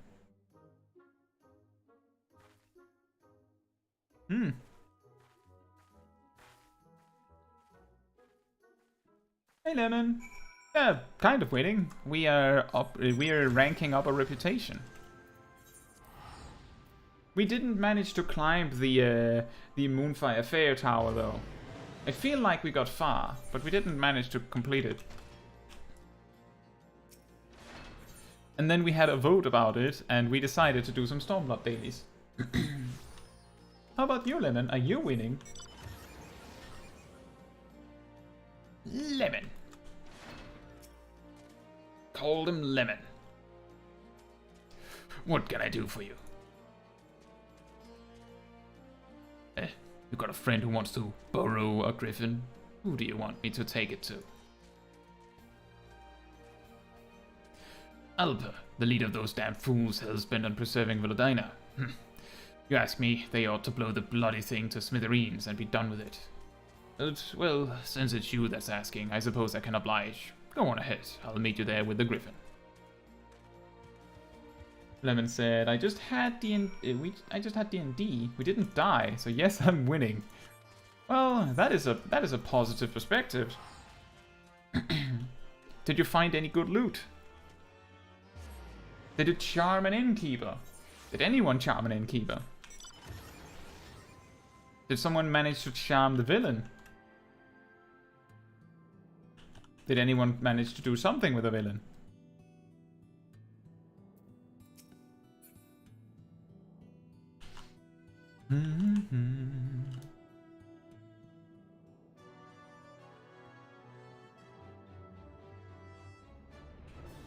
We did discuss tactics for an upcoming war. Oh wow.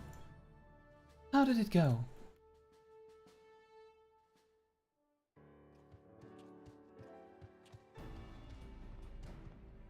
Sorry to keep you waiting, Caetsu. I got a bit delayed on the way over. Anyway, here's the griffin as requested. For some reason I didn't fly it here. It's beautiful. The statues should turn out wonderfully if I fashion them in the image of this fine specimen. Statues? What are you talking about? Caetsu didn't mention that.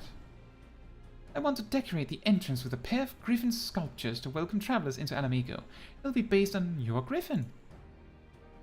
You mean to say me and my griffin came all the way here for some bloody statues?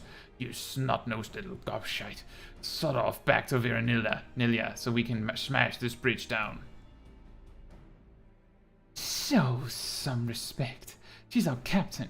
We will not allow you to speak to her like that. Captain, eh? I don't see how anyone could take orders from her. She's just a child. Listen well, Strider. When I first volunteered for the Resistance, every unit I tried to join rejected me. For all my determination, I simply lacked the strength needed for frontline warfare. I had no purpose, nowhere to go but back to my village. That was until Alpa asked me to work as a weaponsmith. She showed me that I do not need to be a fighter to contribute. She may be young, but she has earned our loyalty. Shana, I couldn't give a Kurgan's ass. I'm only here because Caetsu asked me. Let's just get this over with. You'll help? I won't forget this. If you're going to make a statue of a griffin, you'd better do a good job of it. They look impressive enough when they're standing still, but have you ever seen one buffet its prey with a blast of wind? Now that's something special. No, I haven't. I'd like to experience these buffeting winds for myself. Are you sure? Is this some sort of joke? Do I look like I'm joking? The girl's gonna start raving mad. If she wants to have this griffin attack her with the force of a hurricane, that's her business. Just leave me out of it. Fine. You're not the only one around here capable of riding a griffin. Caetsu, I hear you're quite experienced with chocobos and whatnot. Why don't you give it a try? Hit me with a buffet of wind. Buffet of wind. Not a buffet of wind. Actually, also a buffet of wind. Hit me with a buffet of wind. We should probably find somewhere else to do this. Our comrades might find being assaulted by bellowing winds a bit distracting, to put it mildly. I'll be waiting by the gates. The gates over there that is further away.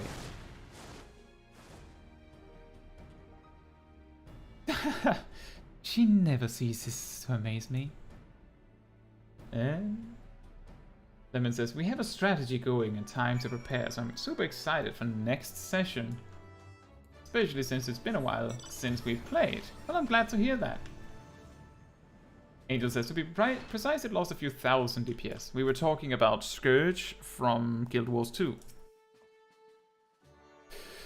Once you're on the Griffin, coax it into sending a gust of wind in the direction of that youngling. Just try not to overdo it, alright? If you dismount at any point, come back here. I'll get you back in the saddle. Whee! Wham! That was a lot stronger than I was expecting. Unfortunately, I couldn't help closing my eyes right at the vital moment.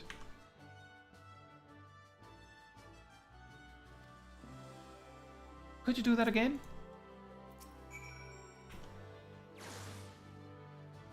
It was only a glimpse, but I definitely saw it. I think one more time should be enough. Rule of threes. Yeah! I saw it as clear as day. Now I know how its prey must feel, and also I need some eye drops. That will do nicely. All right, Caetsu, you can get down now. On this tiny griffin, apparently. It shrunk.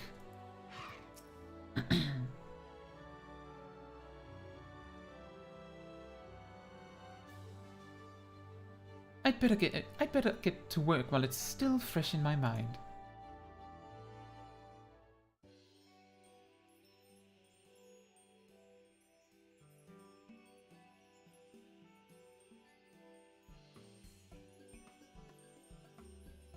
Are they summoning a statue?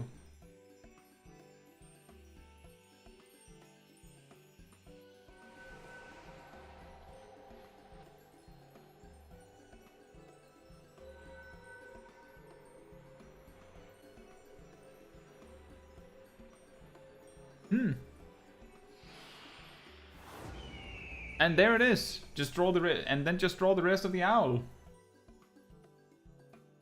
It's that easy. I can't believe my eyes. With this incredible statue, no one will doubt that Alamigo is on the path to regaining its former glory. You've achieved what I thought was impossible. You've transformed this imperial fortress into something our countrymen can be proud of.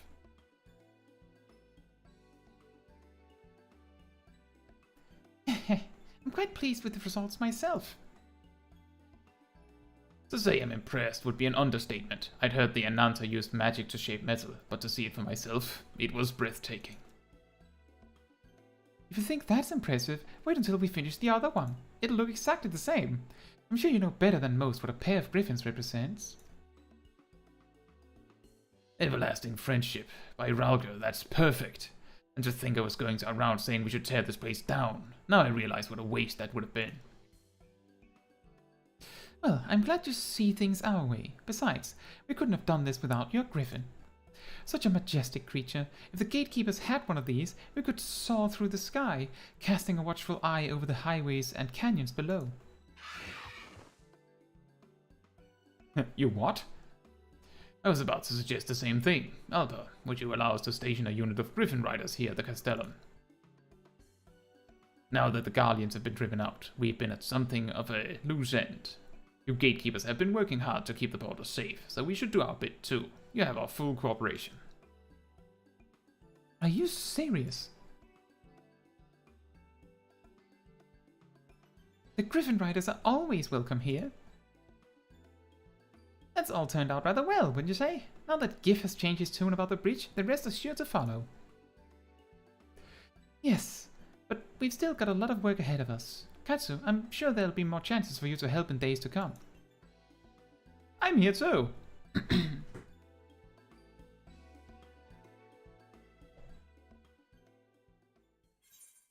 Caetsu got to the top. Nice. Congratulations.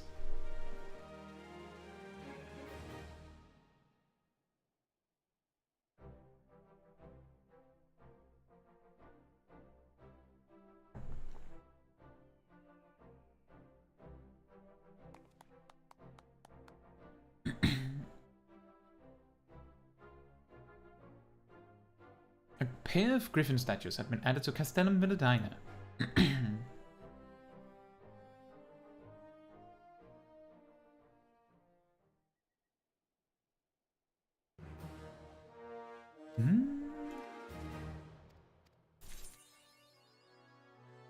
Call me Snake.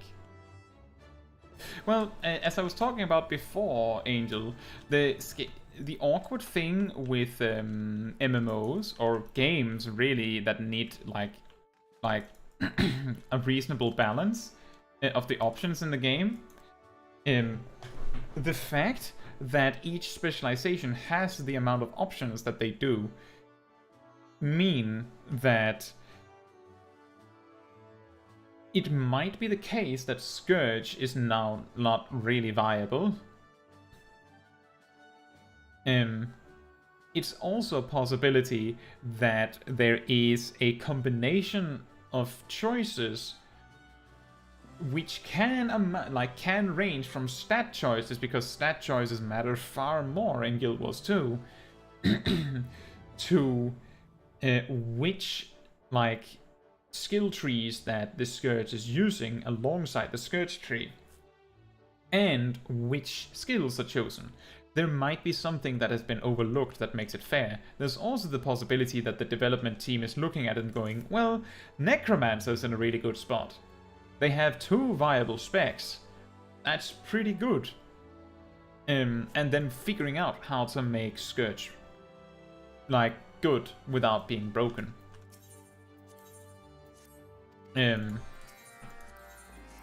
But my point is that compare that to Final Fantasy XIV, where if a job is actually underwhelming, like too weak, and it can't compete, then it's obvious. Maybe there's some weird rotation that makes it viable, but because of the intuitive nature of rotations in Final Fantasy XIV, it would be surprising if the viable strategy is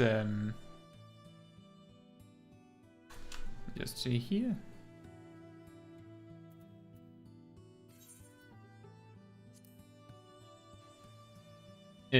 If the viable option was some weird janky rotation, that would be very surprising. So it's typically fair to assume that if a job is doing obscenely low damage, it is very likely that it is actually because it's underpowered.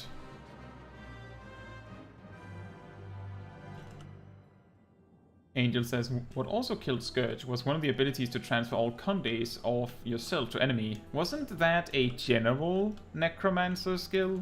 I'm pretty sure that was just a general thing that they had.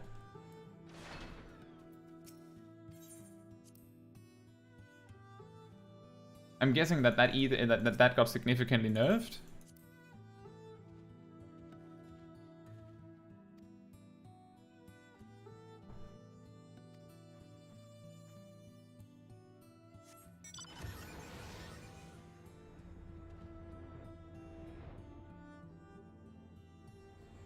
It was in the Scourge's kit. Oh, I could have sworn that the general necromancer had that.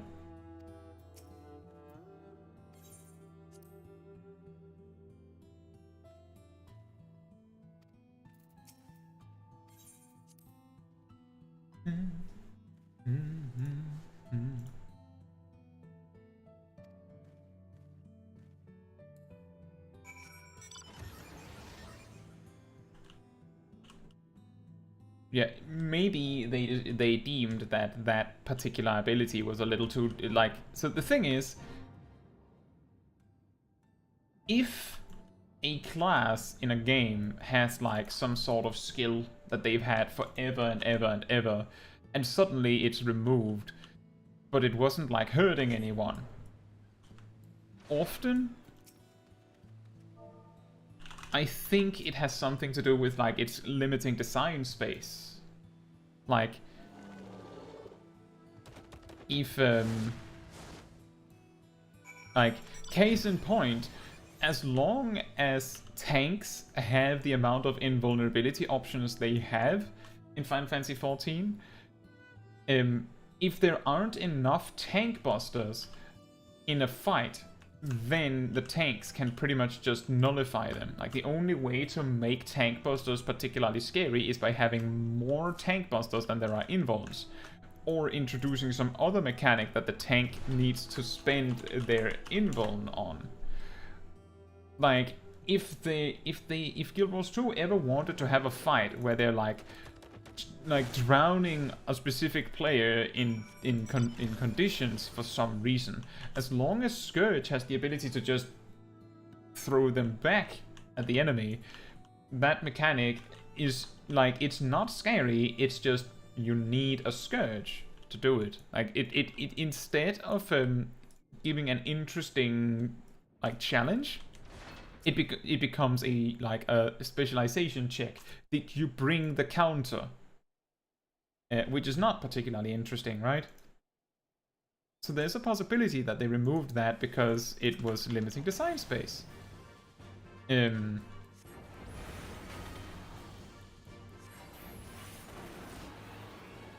don't know how much, like how many examples there are of specifically actions being removed because of design space problems in Final Fantasy XIV, but it's like a consideration.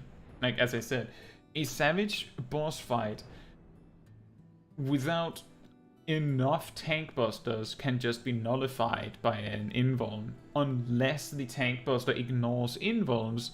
But the thing is, if you have a tank buster that just ignores invulns, that's like the cheap way out. Like, that is an excuse, and if that's the standard, then you might as well just not have an invuln, right? That's also, I think, part of the reason why actions that blind enemies have been mostly deleted from regular jobs. Actually, completely deleted from regular jobs. Because most fights, after a certain point, it just doesn't do anything, right? There's no point in in giving you the tools if you just then turn around and make it so that it doesn't work anywhere. And if I remember correctly, giving a boss in Guild Wars 2 a lot of conditions, notably like inhibiting conditions and not just damaging conditions, would hurt like their some specific resistance bar of some sort, and when that is broken, the boss like stops what they're doing. And takes more damage for a bit. Like, it's like a specific mechanical feature. And if I remember correctly, Scourge was able to do, like, was one of the strongest at dealing with that because of the amount of conditions they could apply with these kinds of tricks. Like, just apply a lot of conditions to themselves and then drop it on the boss. That might make that mechanic too easy. Exactly, any kind of debuffs broke the CC bar. And so in harder the harder the fight, the more damage you needed to do to the CC bar. I think damage dealing debuffs didn't count, like burn or bleed or stuff like that. But like even if they do, it would still be major if you have a character in your team that can apply, you know, like 6 debuffs just like that or something. Which would make such a skill a little overpowered. I don't know. I don't know the story, right?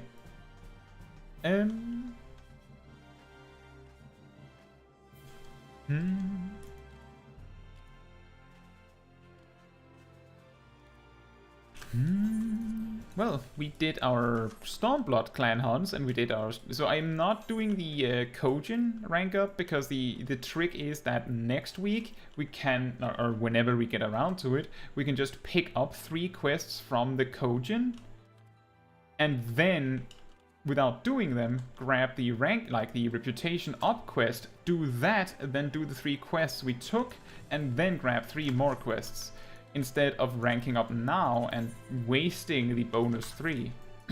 So that is the plan. That is the plan. Although I doubt we will actually see the end of these reputations. There's simply too many, and we're already halfway through the Shadowbringers level range. Where should we take a picture?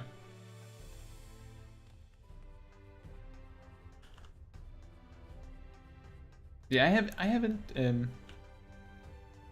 for instance, you can also do the rank up first and then pick up all 6. I'm pretty sure that the next 3 are unlocked once you have completed the first 3, but you're right. You don't lose out on the extra 3 quests by not picking them up initially. That's true. But I'm pretty sure that the extra 3 quests are offered once you've completed the first 3. I think. It might be different in Heavensward.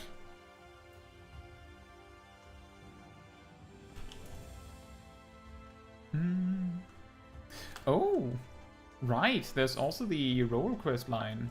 We could do that. Not now. A little late. We could do that. We could work on that. We can do the parts that we are eligible for, and then do them as we get to them.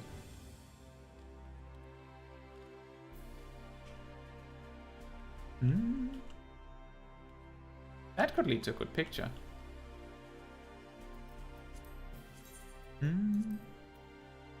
Yeah, my point is that as long as we don't do the rank up or reputation up today, we're good.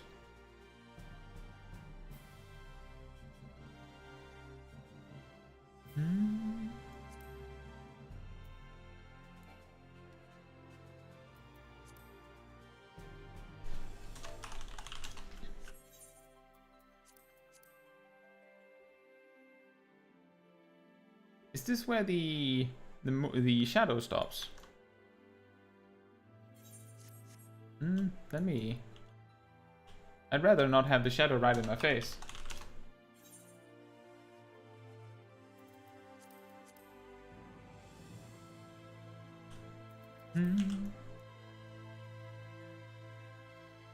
That is difficult. He is very tall.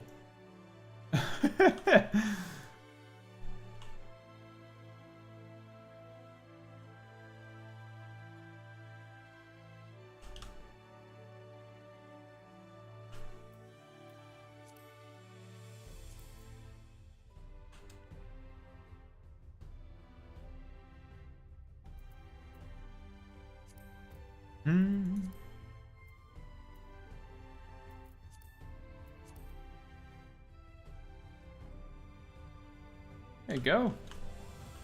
A little bit of light to help with the shadow a little bit.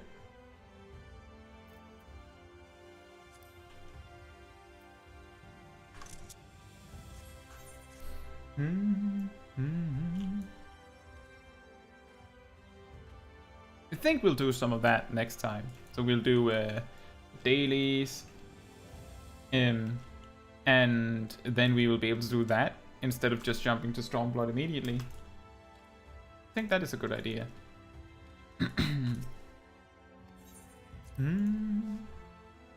One brings shadow, one brings light. The shadow comes from the tower. The light comes from G-pose.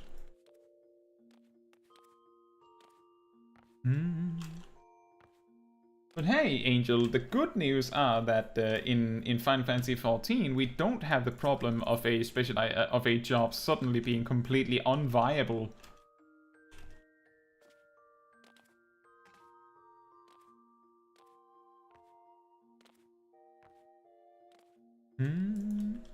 It's an echo.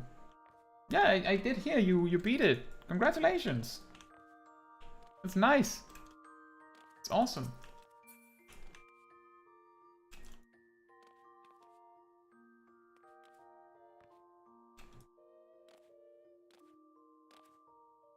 Yeah, it sucks when if you're playing like an MMO where you then find out that your favorite like job or specialization or class or whatever it is isn't actually good.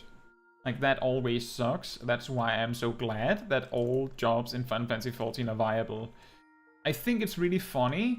I remember back in the previous raid tier where like week 1 P8S had such a strict DPS check that I think it was Warrior, Paladin, Machinist. I think it was those 3 specifically that were just out. Like, you can't play these, they don't do enough damage. Which was like, my whole, like, what I say is all jobs are viable. And then, like, they nerf it for about a few percent, saying that the fight was overtuned.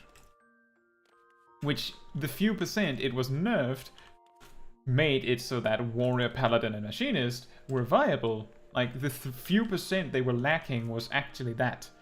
Which meant that I had this this feeling of like, all jobs are viable, someone just like, socking me in the shoulder, like, ah, no, these 3 can't play in Savage right now, and then they just get knocked in the back, like, and then the nerf comes in and just like, well, all jobs are viable. There's a big difference between best and viable. That was also what Santos said earlier. It's only if you're speedrunning that it actually matters. If you're speedrunning, then having the best job is crucially important. But then again, what are you speedrunning for? I'm pretty sure the groups that are trying to get like the best run, like the top log passes, they're probably doing like spending more time on the bosses than those that just get their weekly clear and move on. Because I think we talked about this on Tea Time. Oh, the ninjas Hyuju Ranryu didn't critical direct it. Might as well wipe it. But if they're having fun, you'd hope they're having fun if they're doing, like, if they're passing and savage raiding.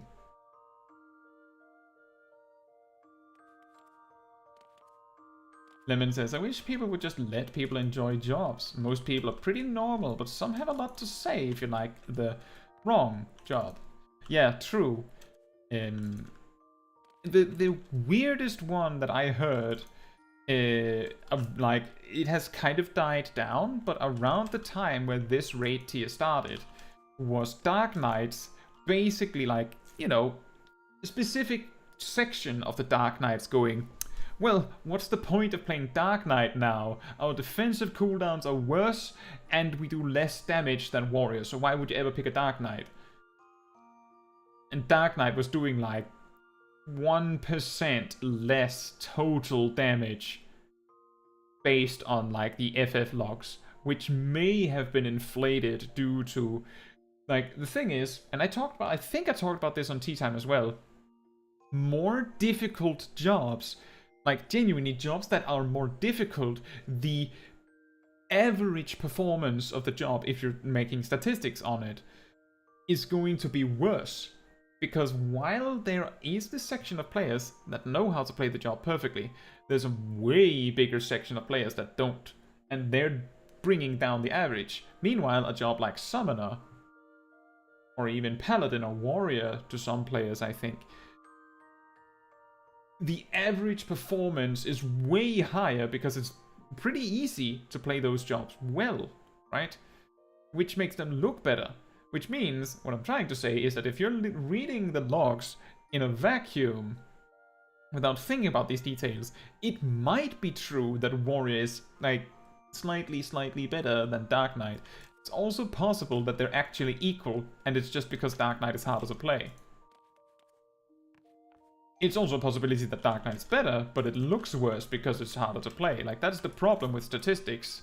Like, that is why the logs typically show like the span, so that you can actually see that the warriors are like the best warriors doing very slightly more damage than the best Dark Knights, which is probably what these people are looking at.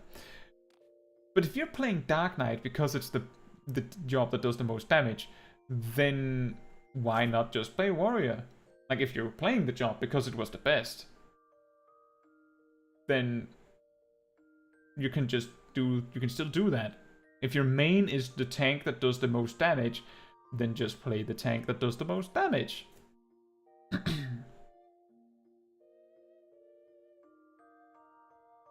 Angel says, Top actually preferred Machinist because this way you didn't get overloaded with buffs. I remember that, and I thought that was also hilarious, because just before Top was, I believe, I think it was before Top, or maybe even during Top, that I made the video why a good job can be bad in, like, can be bad.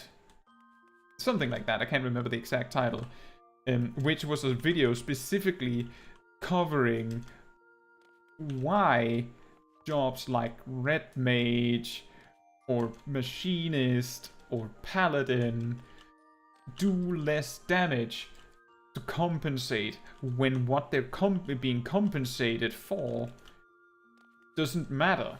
Like, Machinist doing less damage because it's ranged, and Red Mage doing less damage because it has Verace and dual cast and things like that.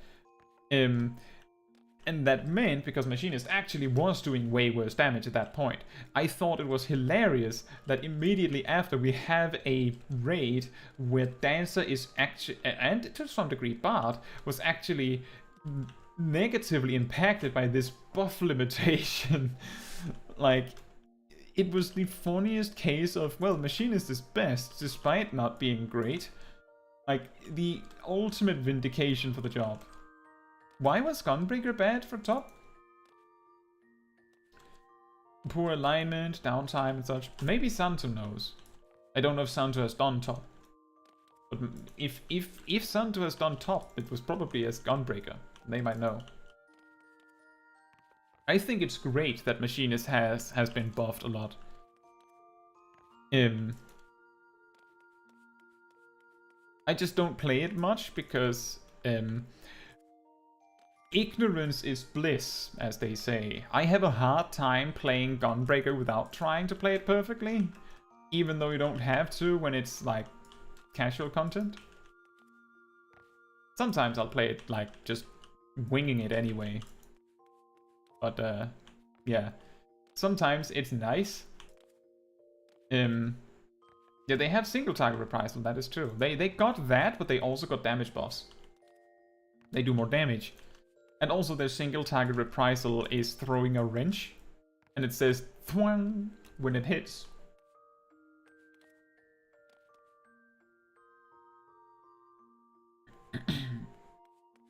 Lemon says, honestly, at this point, if my favorite job becomes bad, I just wait until it's buffed, and I'll keep playing it. What is your favorite job, Lemon? What is your favorite job?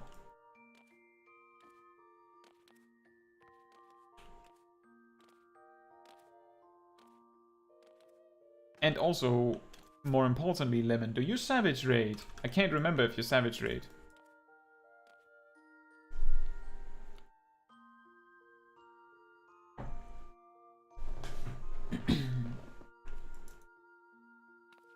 It must be one with Blade. It could be.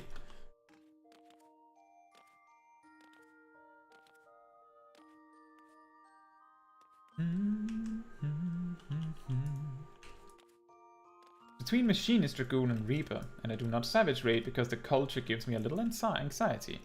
Yeah, I think one of the safest ways to get into Savage Raid is if you can somehow get in it with friends, because then there's no danger, right?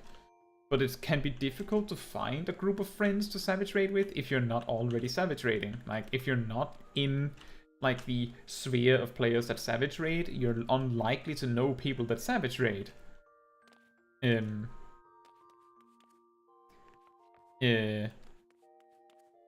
But here's the thing. Just want to highlight. Right now, Reaper and Dragoon are very good. I believe Reaper, last I checked a few days ago, Reaper was on the bottom of the melee DPS in statistics on the Savage Raid. Now the thing is, this isn't very important. The point is, Reaper's fine, and Dragoon was at the top, which it normally hasn't been, as far as I know.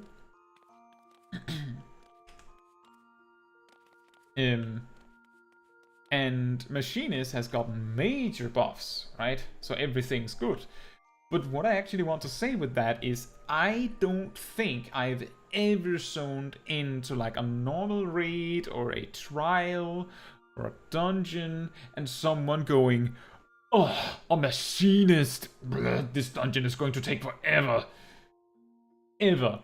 I might have run into people that complain that the tank has melded tenacity or something, or they even complain that they melded determination instead of direct hit. Like, why do you care? That's not going to make a difference in the speed of this clear. In fact, you like insulting the tank or the DPS before we start is going to demoralize them, so they're going to play worse, which is making this going to take longer. So just don't do that. Like, that's what I've said. That's also why I said at the end of the speed video yesterday is, if you're only doing casual content, if you like speed, go for it. If someone complains, they're the lunatic. So yeah, Lemon, play what you like. And even in Savage, all jobs are viable, so don't worry. Twan says, that's actually an interesting question. I've heard that Summon and Monk have had a lot of changes to the ways their jobs worked to make them more manageable. What job do you think needs such an update? I do think, to be fair, on the development team, because a lot of Dragoons and a lot of Astrologians are very scared of the rework. Personally, I think Dragoon and Astrologian could use a little bit of a shine up. Not a complete rework, but I do think that they could use a little bit. Mainly because Dragoon feels like it's just getting like drowned in more and more and more abilities because they're scared of changing that like double 5-step combo loop. And they don't want to add anything to it, because if they do, then it's not the double 5-step combo loop. So they just keep like giving you more abilities, which gets a little crazy. I would hope that they like focused it a little bit more. And Astrologian feels like the developers, like originally Astrologian was extremely random in the way that it played, like had a lot of RNG with their cards, and it's just like been pulled back and pulled back and pulled back and pulled back until it's like, it's actually very consistent. It feels like it's trying to be a RNG job, but because they are not really committing to it, it's not really, right? Like the randomness in Astrologian, the Astroline thing where if you get one sign, you get a mana regen. If you get 2 signs, you get an attack speed bonus. If you have 3, you get a damage and healing bonus. The chance of getting 2 signs is 100% if you play correctly. The chance of getting 3 signs is 66% if you play it correctly. Like, it's more likely that you get, like, the perfect result than it is that you don't. Like, it would be better if they, like, changed how Astrologian worked in a way such that it can be random. Like, if that's what they want Astrologian to be, then make it random. And I'm pretty sure that's what the Astrologians want. I'm pretty sure that's what the Astrologian mains want. They want it to be random. They want to feel like they were lucky when they get like a really good result, or maybe that they played their hand smartly. So I actually think that Dragoon and Astrologian are probably the good, like the correct choices for like a good fresh up. I don't know if there's any other jobs that could really use that. Because I feel like many of them kind of work. Maybe, I almost would say Bard, but I think it's actually intentional that it is like a little bit all over the place. Like, it's a little wild, a little weird, a little crazy. Like, that's the point. So I think that one is actually correct, even though it seems a little wild.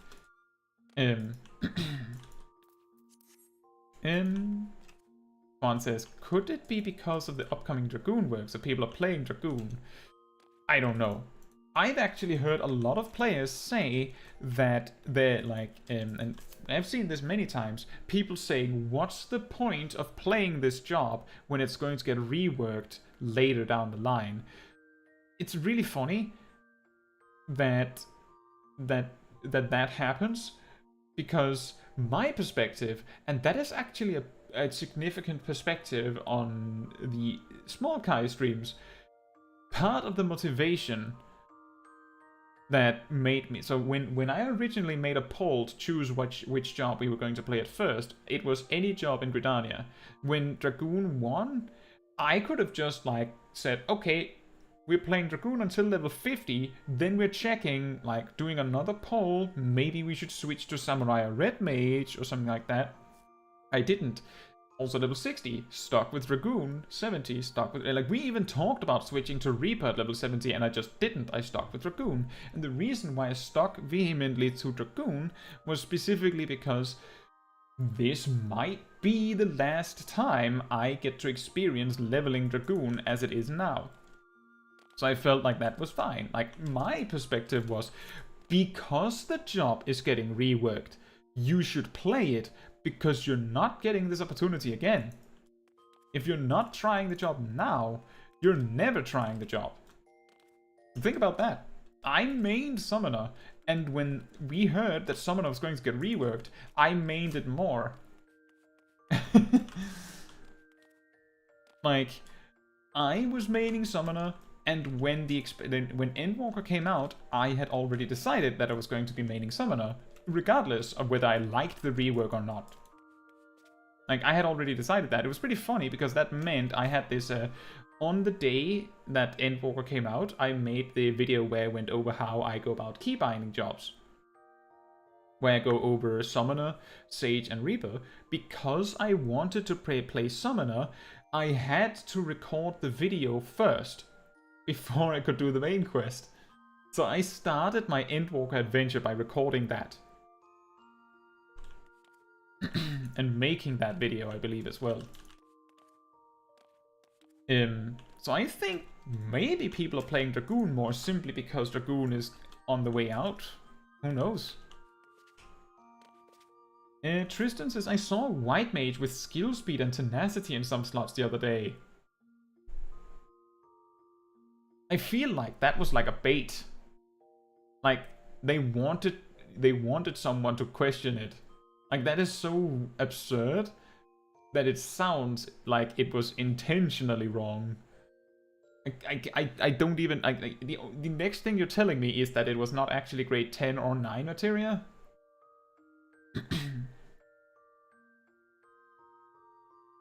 Yeah, exactly, Swan. Like, bards are random.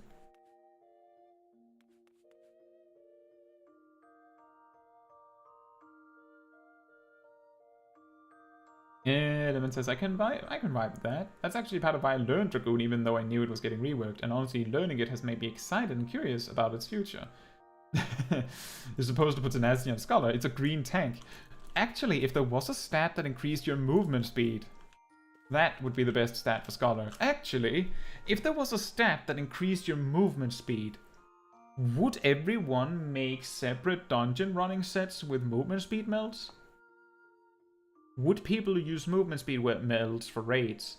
Would black mages use movement speed melts so that they could get to where they needed to faster? Or would they just go, I have ethereal manipulation, it's fine? I wonder if there was a movement speed stat. It would probably need to also have a damage component of some sort for people to bother taking it. But if there was a movement speed increasing stat, I wonder how popular it would be. Like the utility of running faster.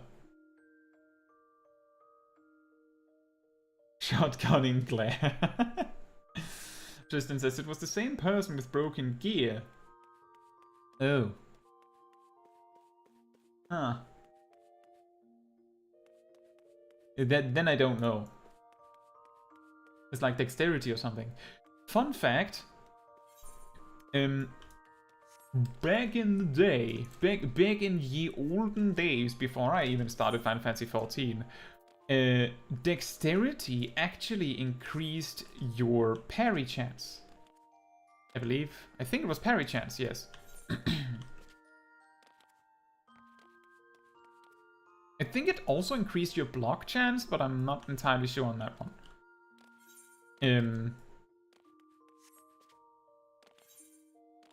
If I remember correctly, Mind also increased your magic defense as a bonus. But yeah, dexterity increased your, like, a defensive property. That was relevant because the way the party bonus used to work is, I believe they changed it in Shadowbringers. But before that, so in Shadowbringers, for every role you have represented in your group, you get a 1% bonus just across the board to this, I believe. I think it's like just all 5 here. So basically you're doing 1% more damage and have 1% more HP per role represented, which means it caps out at 5%, of course. It would also suggest that if you're in a group with yourself, you would have plus 1%, because technically you're a role. And this came up in the solo stream rather recently, where it's like, even if you were all here as healers, you have to leave, because if we're more than one person, then I get a party bonus, and that's cheating.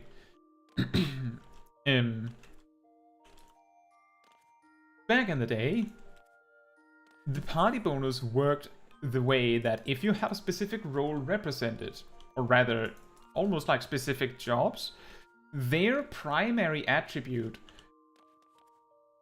would be boosted by 3% on everyone. So like if you had a tank, everyone would get 3% more vitality. If you had a healer, everyone would get 3% more mind. If you had a mage, everyone would get 3% more intelligence. If you had a ninja, I think, or a bard, or a machinist, you get 3% more dexterity. Now, given that Paladin didn't actually have, like, any interest in magic potency, like, until, like, when, like, they had very little interest, it didn't matter that much with the intelligence. Like, the mages were actually more important because healers used a skill to change into a stance that turned all of their, like, healing magic potency into attack magic potency, and intelligence was good for mages because it gave attack magic potency. And because healers relied on attack magic potency for attacking, having a mage in your group made your healers do more damage.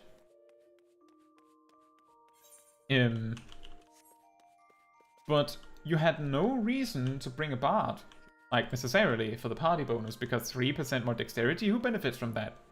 Well, the bard does. And apparently the tanks gets, like, some sort of, like, parry bonus, like a mild parry bonus. It's better than nothing, and the bard was really good for support.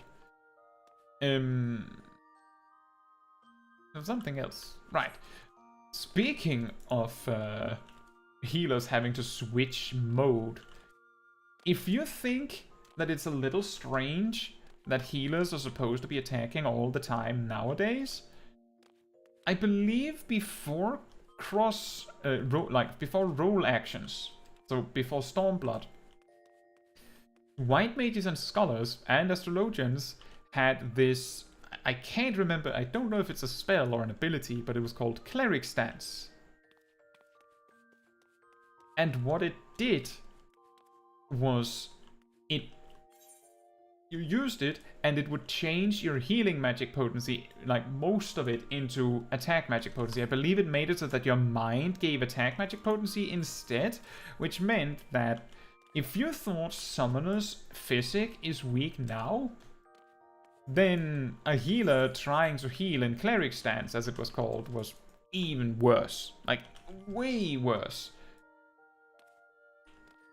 Which meant that if you were a healer and you didn't need to heal, you were actually supposed to switch into Cleric stance and attack. Like, you literally were playing...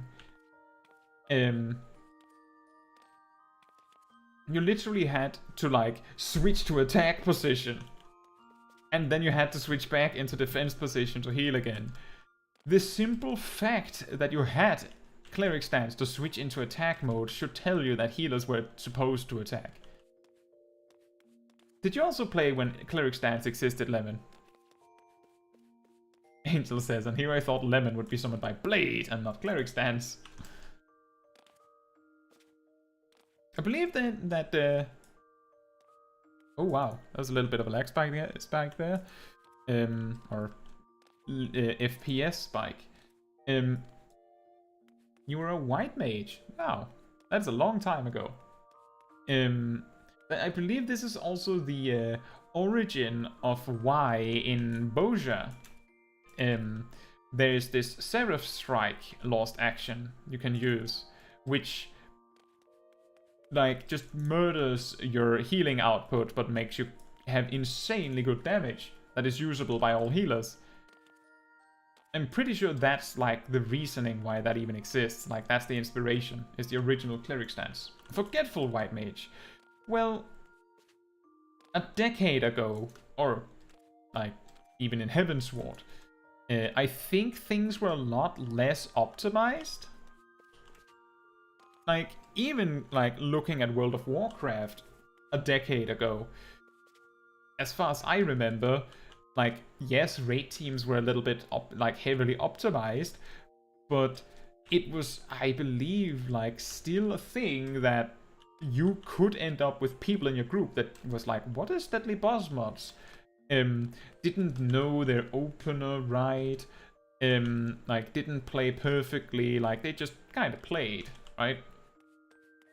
And Final Fantasy XIV also existed in that time, right?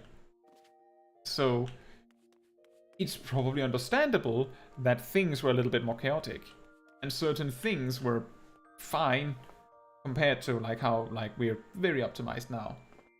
The problem is that it's like it's difficult because if the savage encounters are balanced in a way that doesn't require as much optimization, then it's just too easy because we've already decided that we're optimizing, right? If we balance them assuming everyone's optimizing, to some degree we are, then it's too hard for the people that aren't optimizing. So that's the difficult choice with savage raiding. Lemon says, I just remember the panic of, why isn't my healing doing anything? Oh, right, Cleric stats.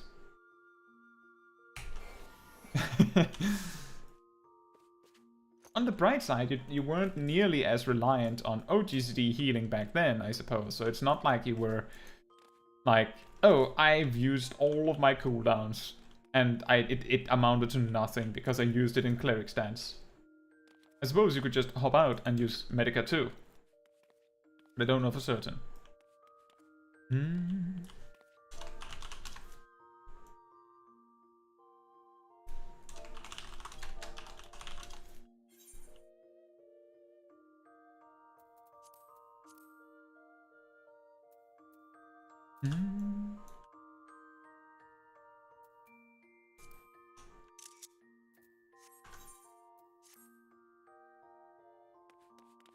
Yeah. I think it was like, this is also something that is like discussed more and more, is that the 2-minute burst is like the culmination of the optimization. The game is like optimized around you playing this perfect optimization. And it's actually an interesting thing. Some of you may have watched this YouTube channel called Preach Gaming. He jumped into Final Fantasy XIV back in the big exodus from World of Warcraft. His character's named Floor Inspector.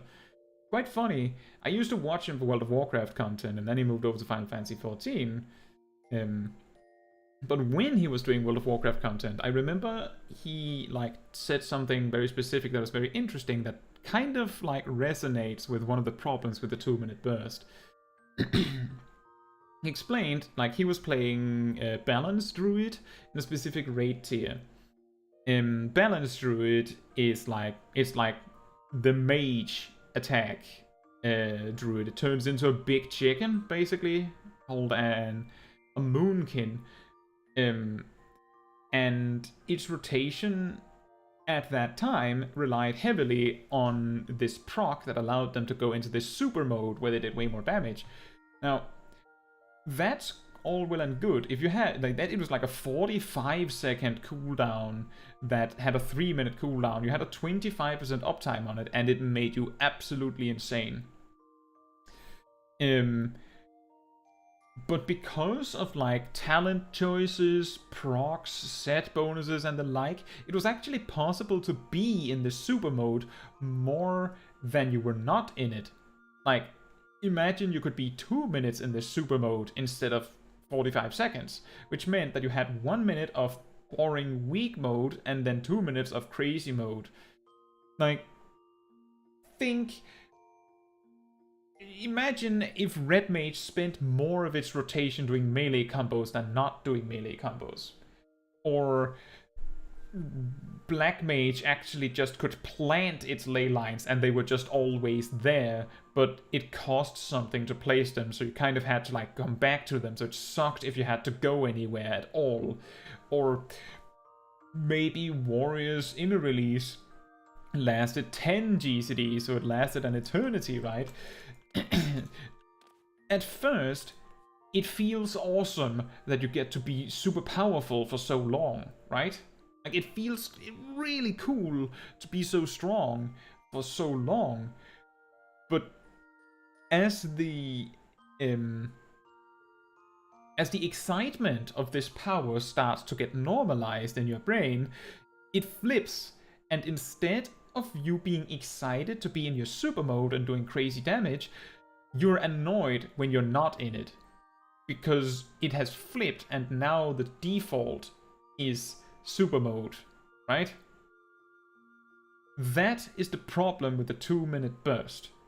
Before everything was on a, like all raid buffs were on a 2-minute cooldown, it was really hard to make all the cooldowns line up. Like, some jobs had 90-second cooldowns, some had 2 minutes, some had 3 minutes, some had even weirder cooldowns like that. So that meant that the raid buffs, they would line up in the opener, and then everything, like the stars would align, assuming everyone used their cooldowns. On cooldown, they would line up again 6 minutes in. If everyone played perfectly, we would have raid buffs. We would have this 6-minute burst. Or maybe you had a raid composition that meant you had a 2-minute burst or something, I don't know. But the point is that it was rare to get the big raid buffs, like the big burst, so it was exciting when it happened. Now, it is basically trivial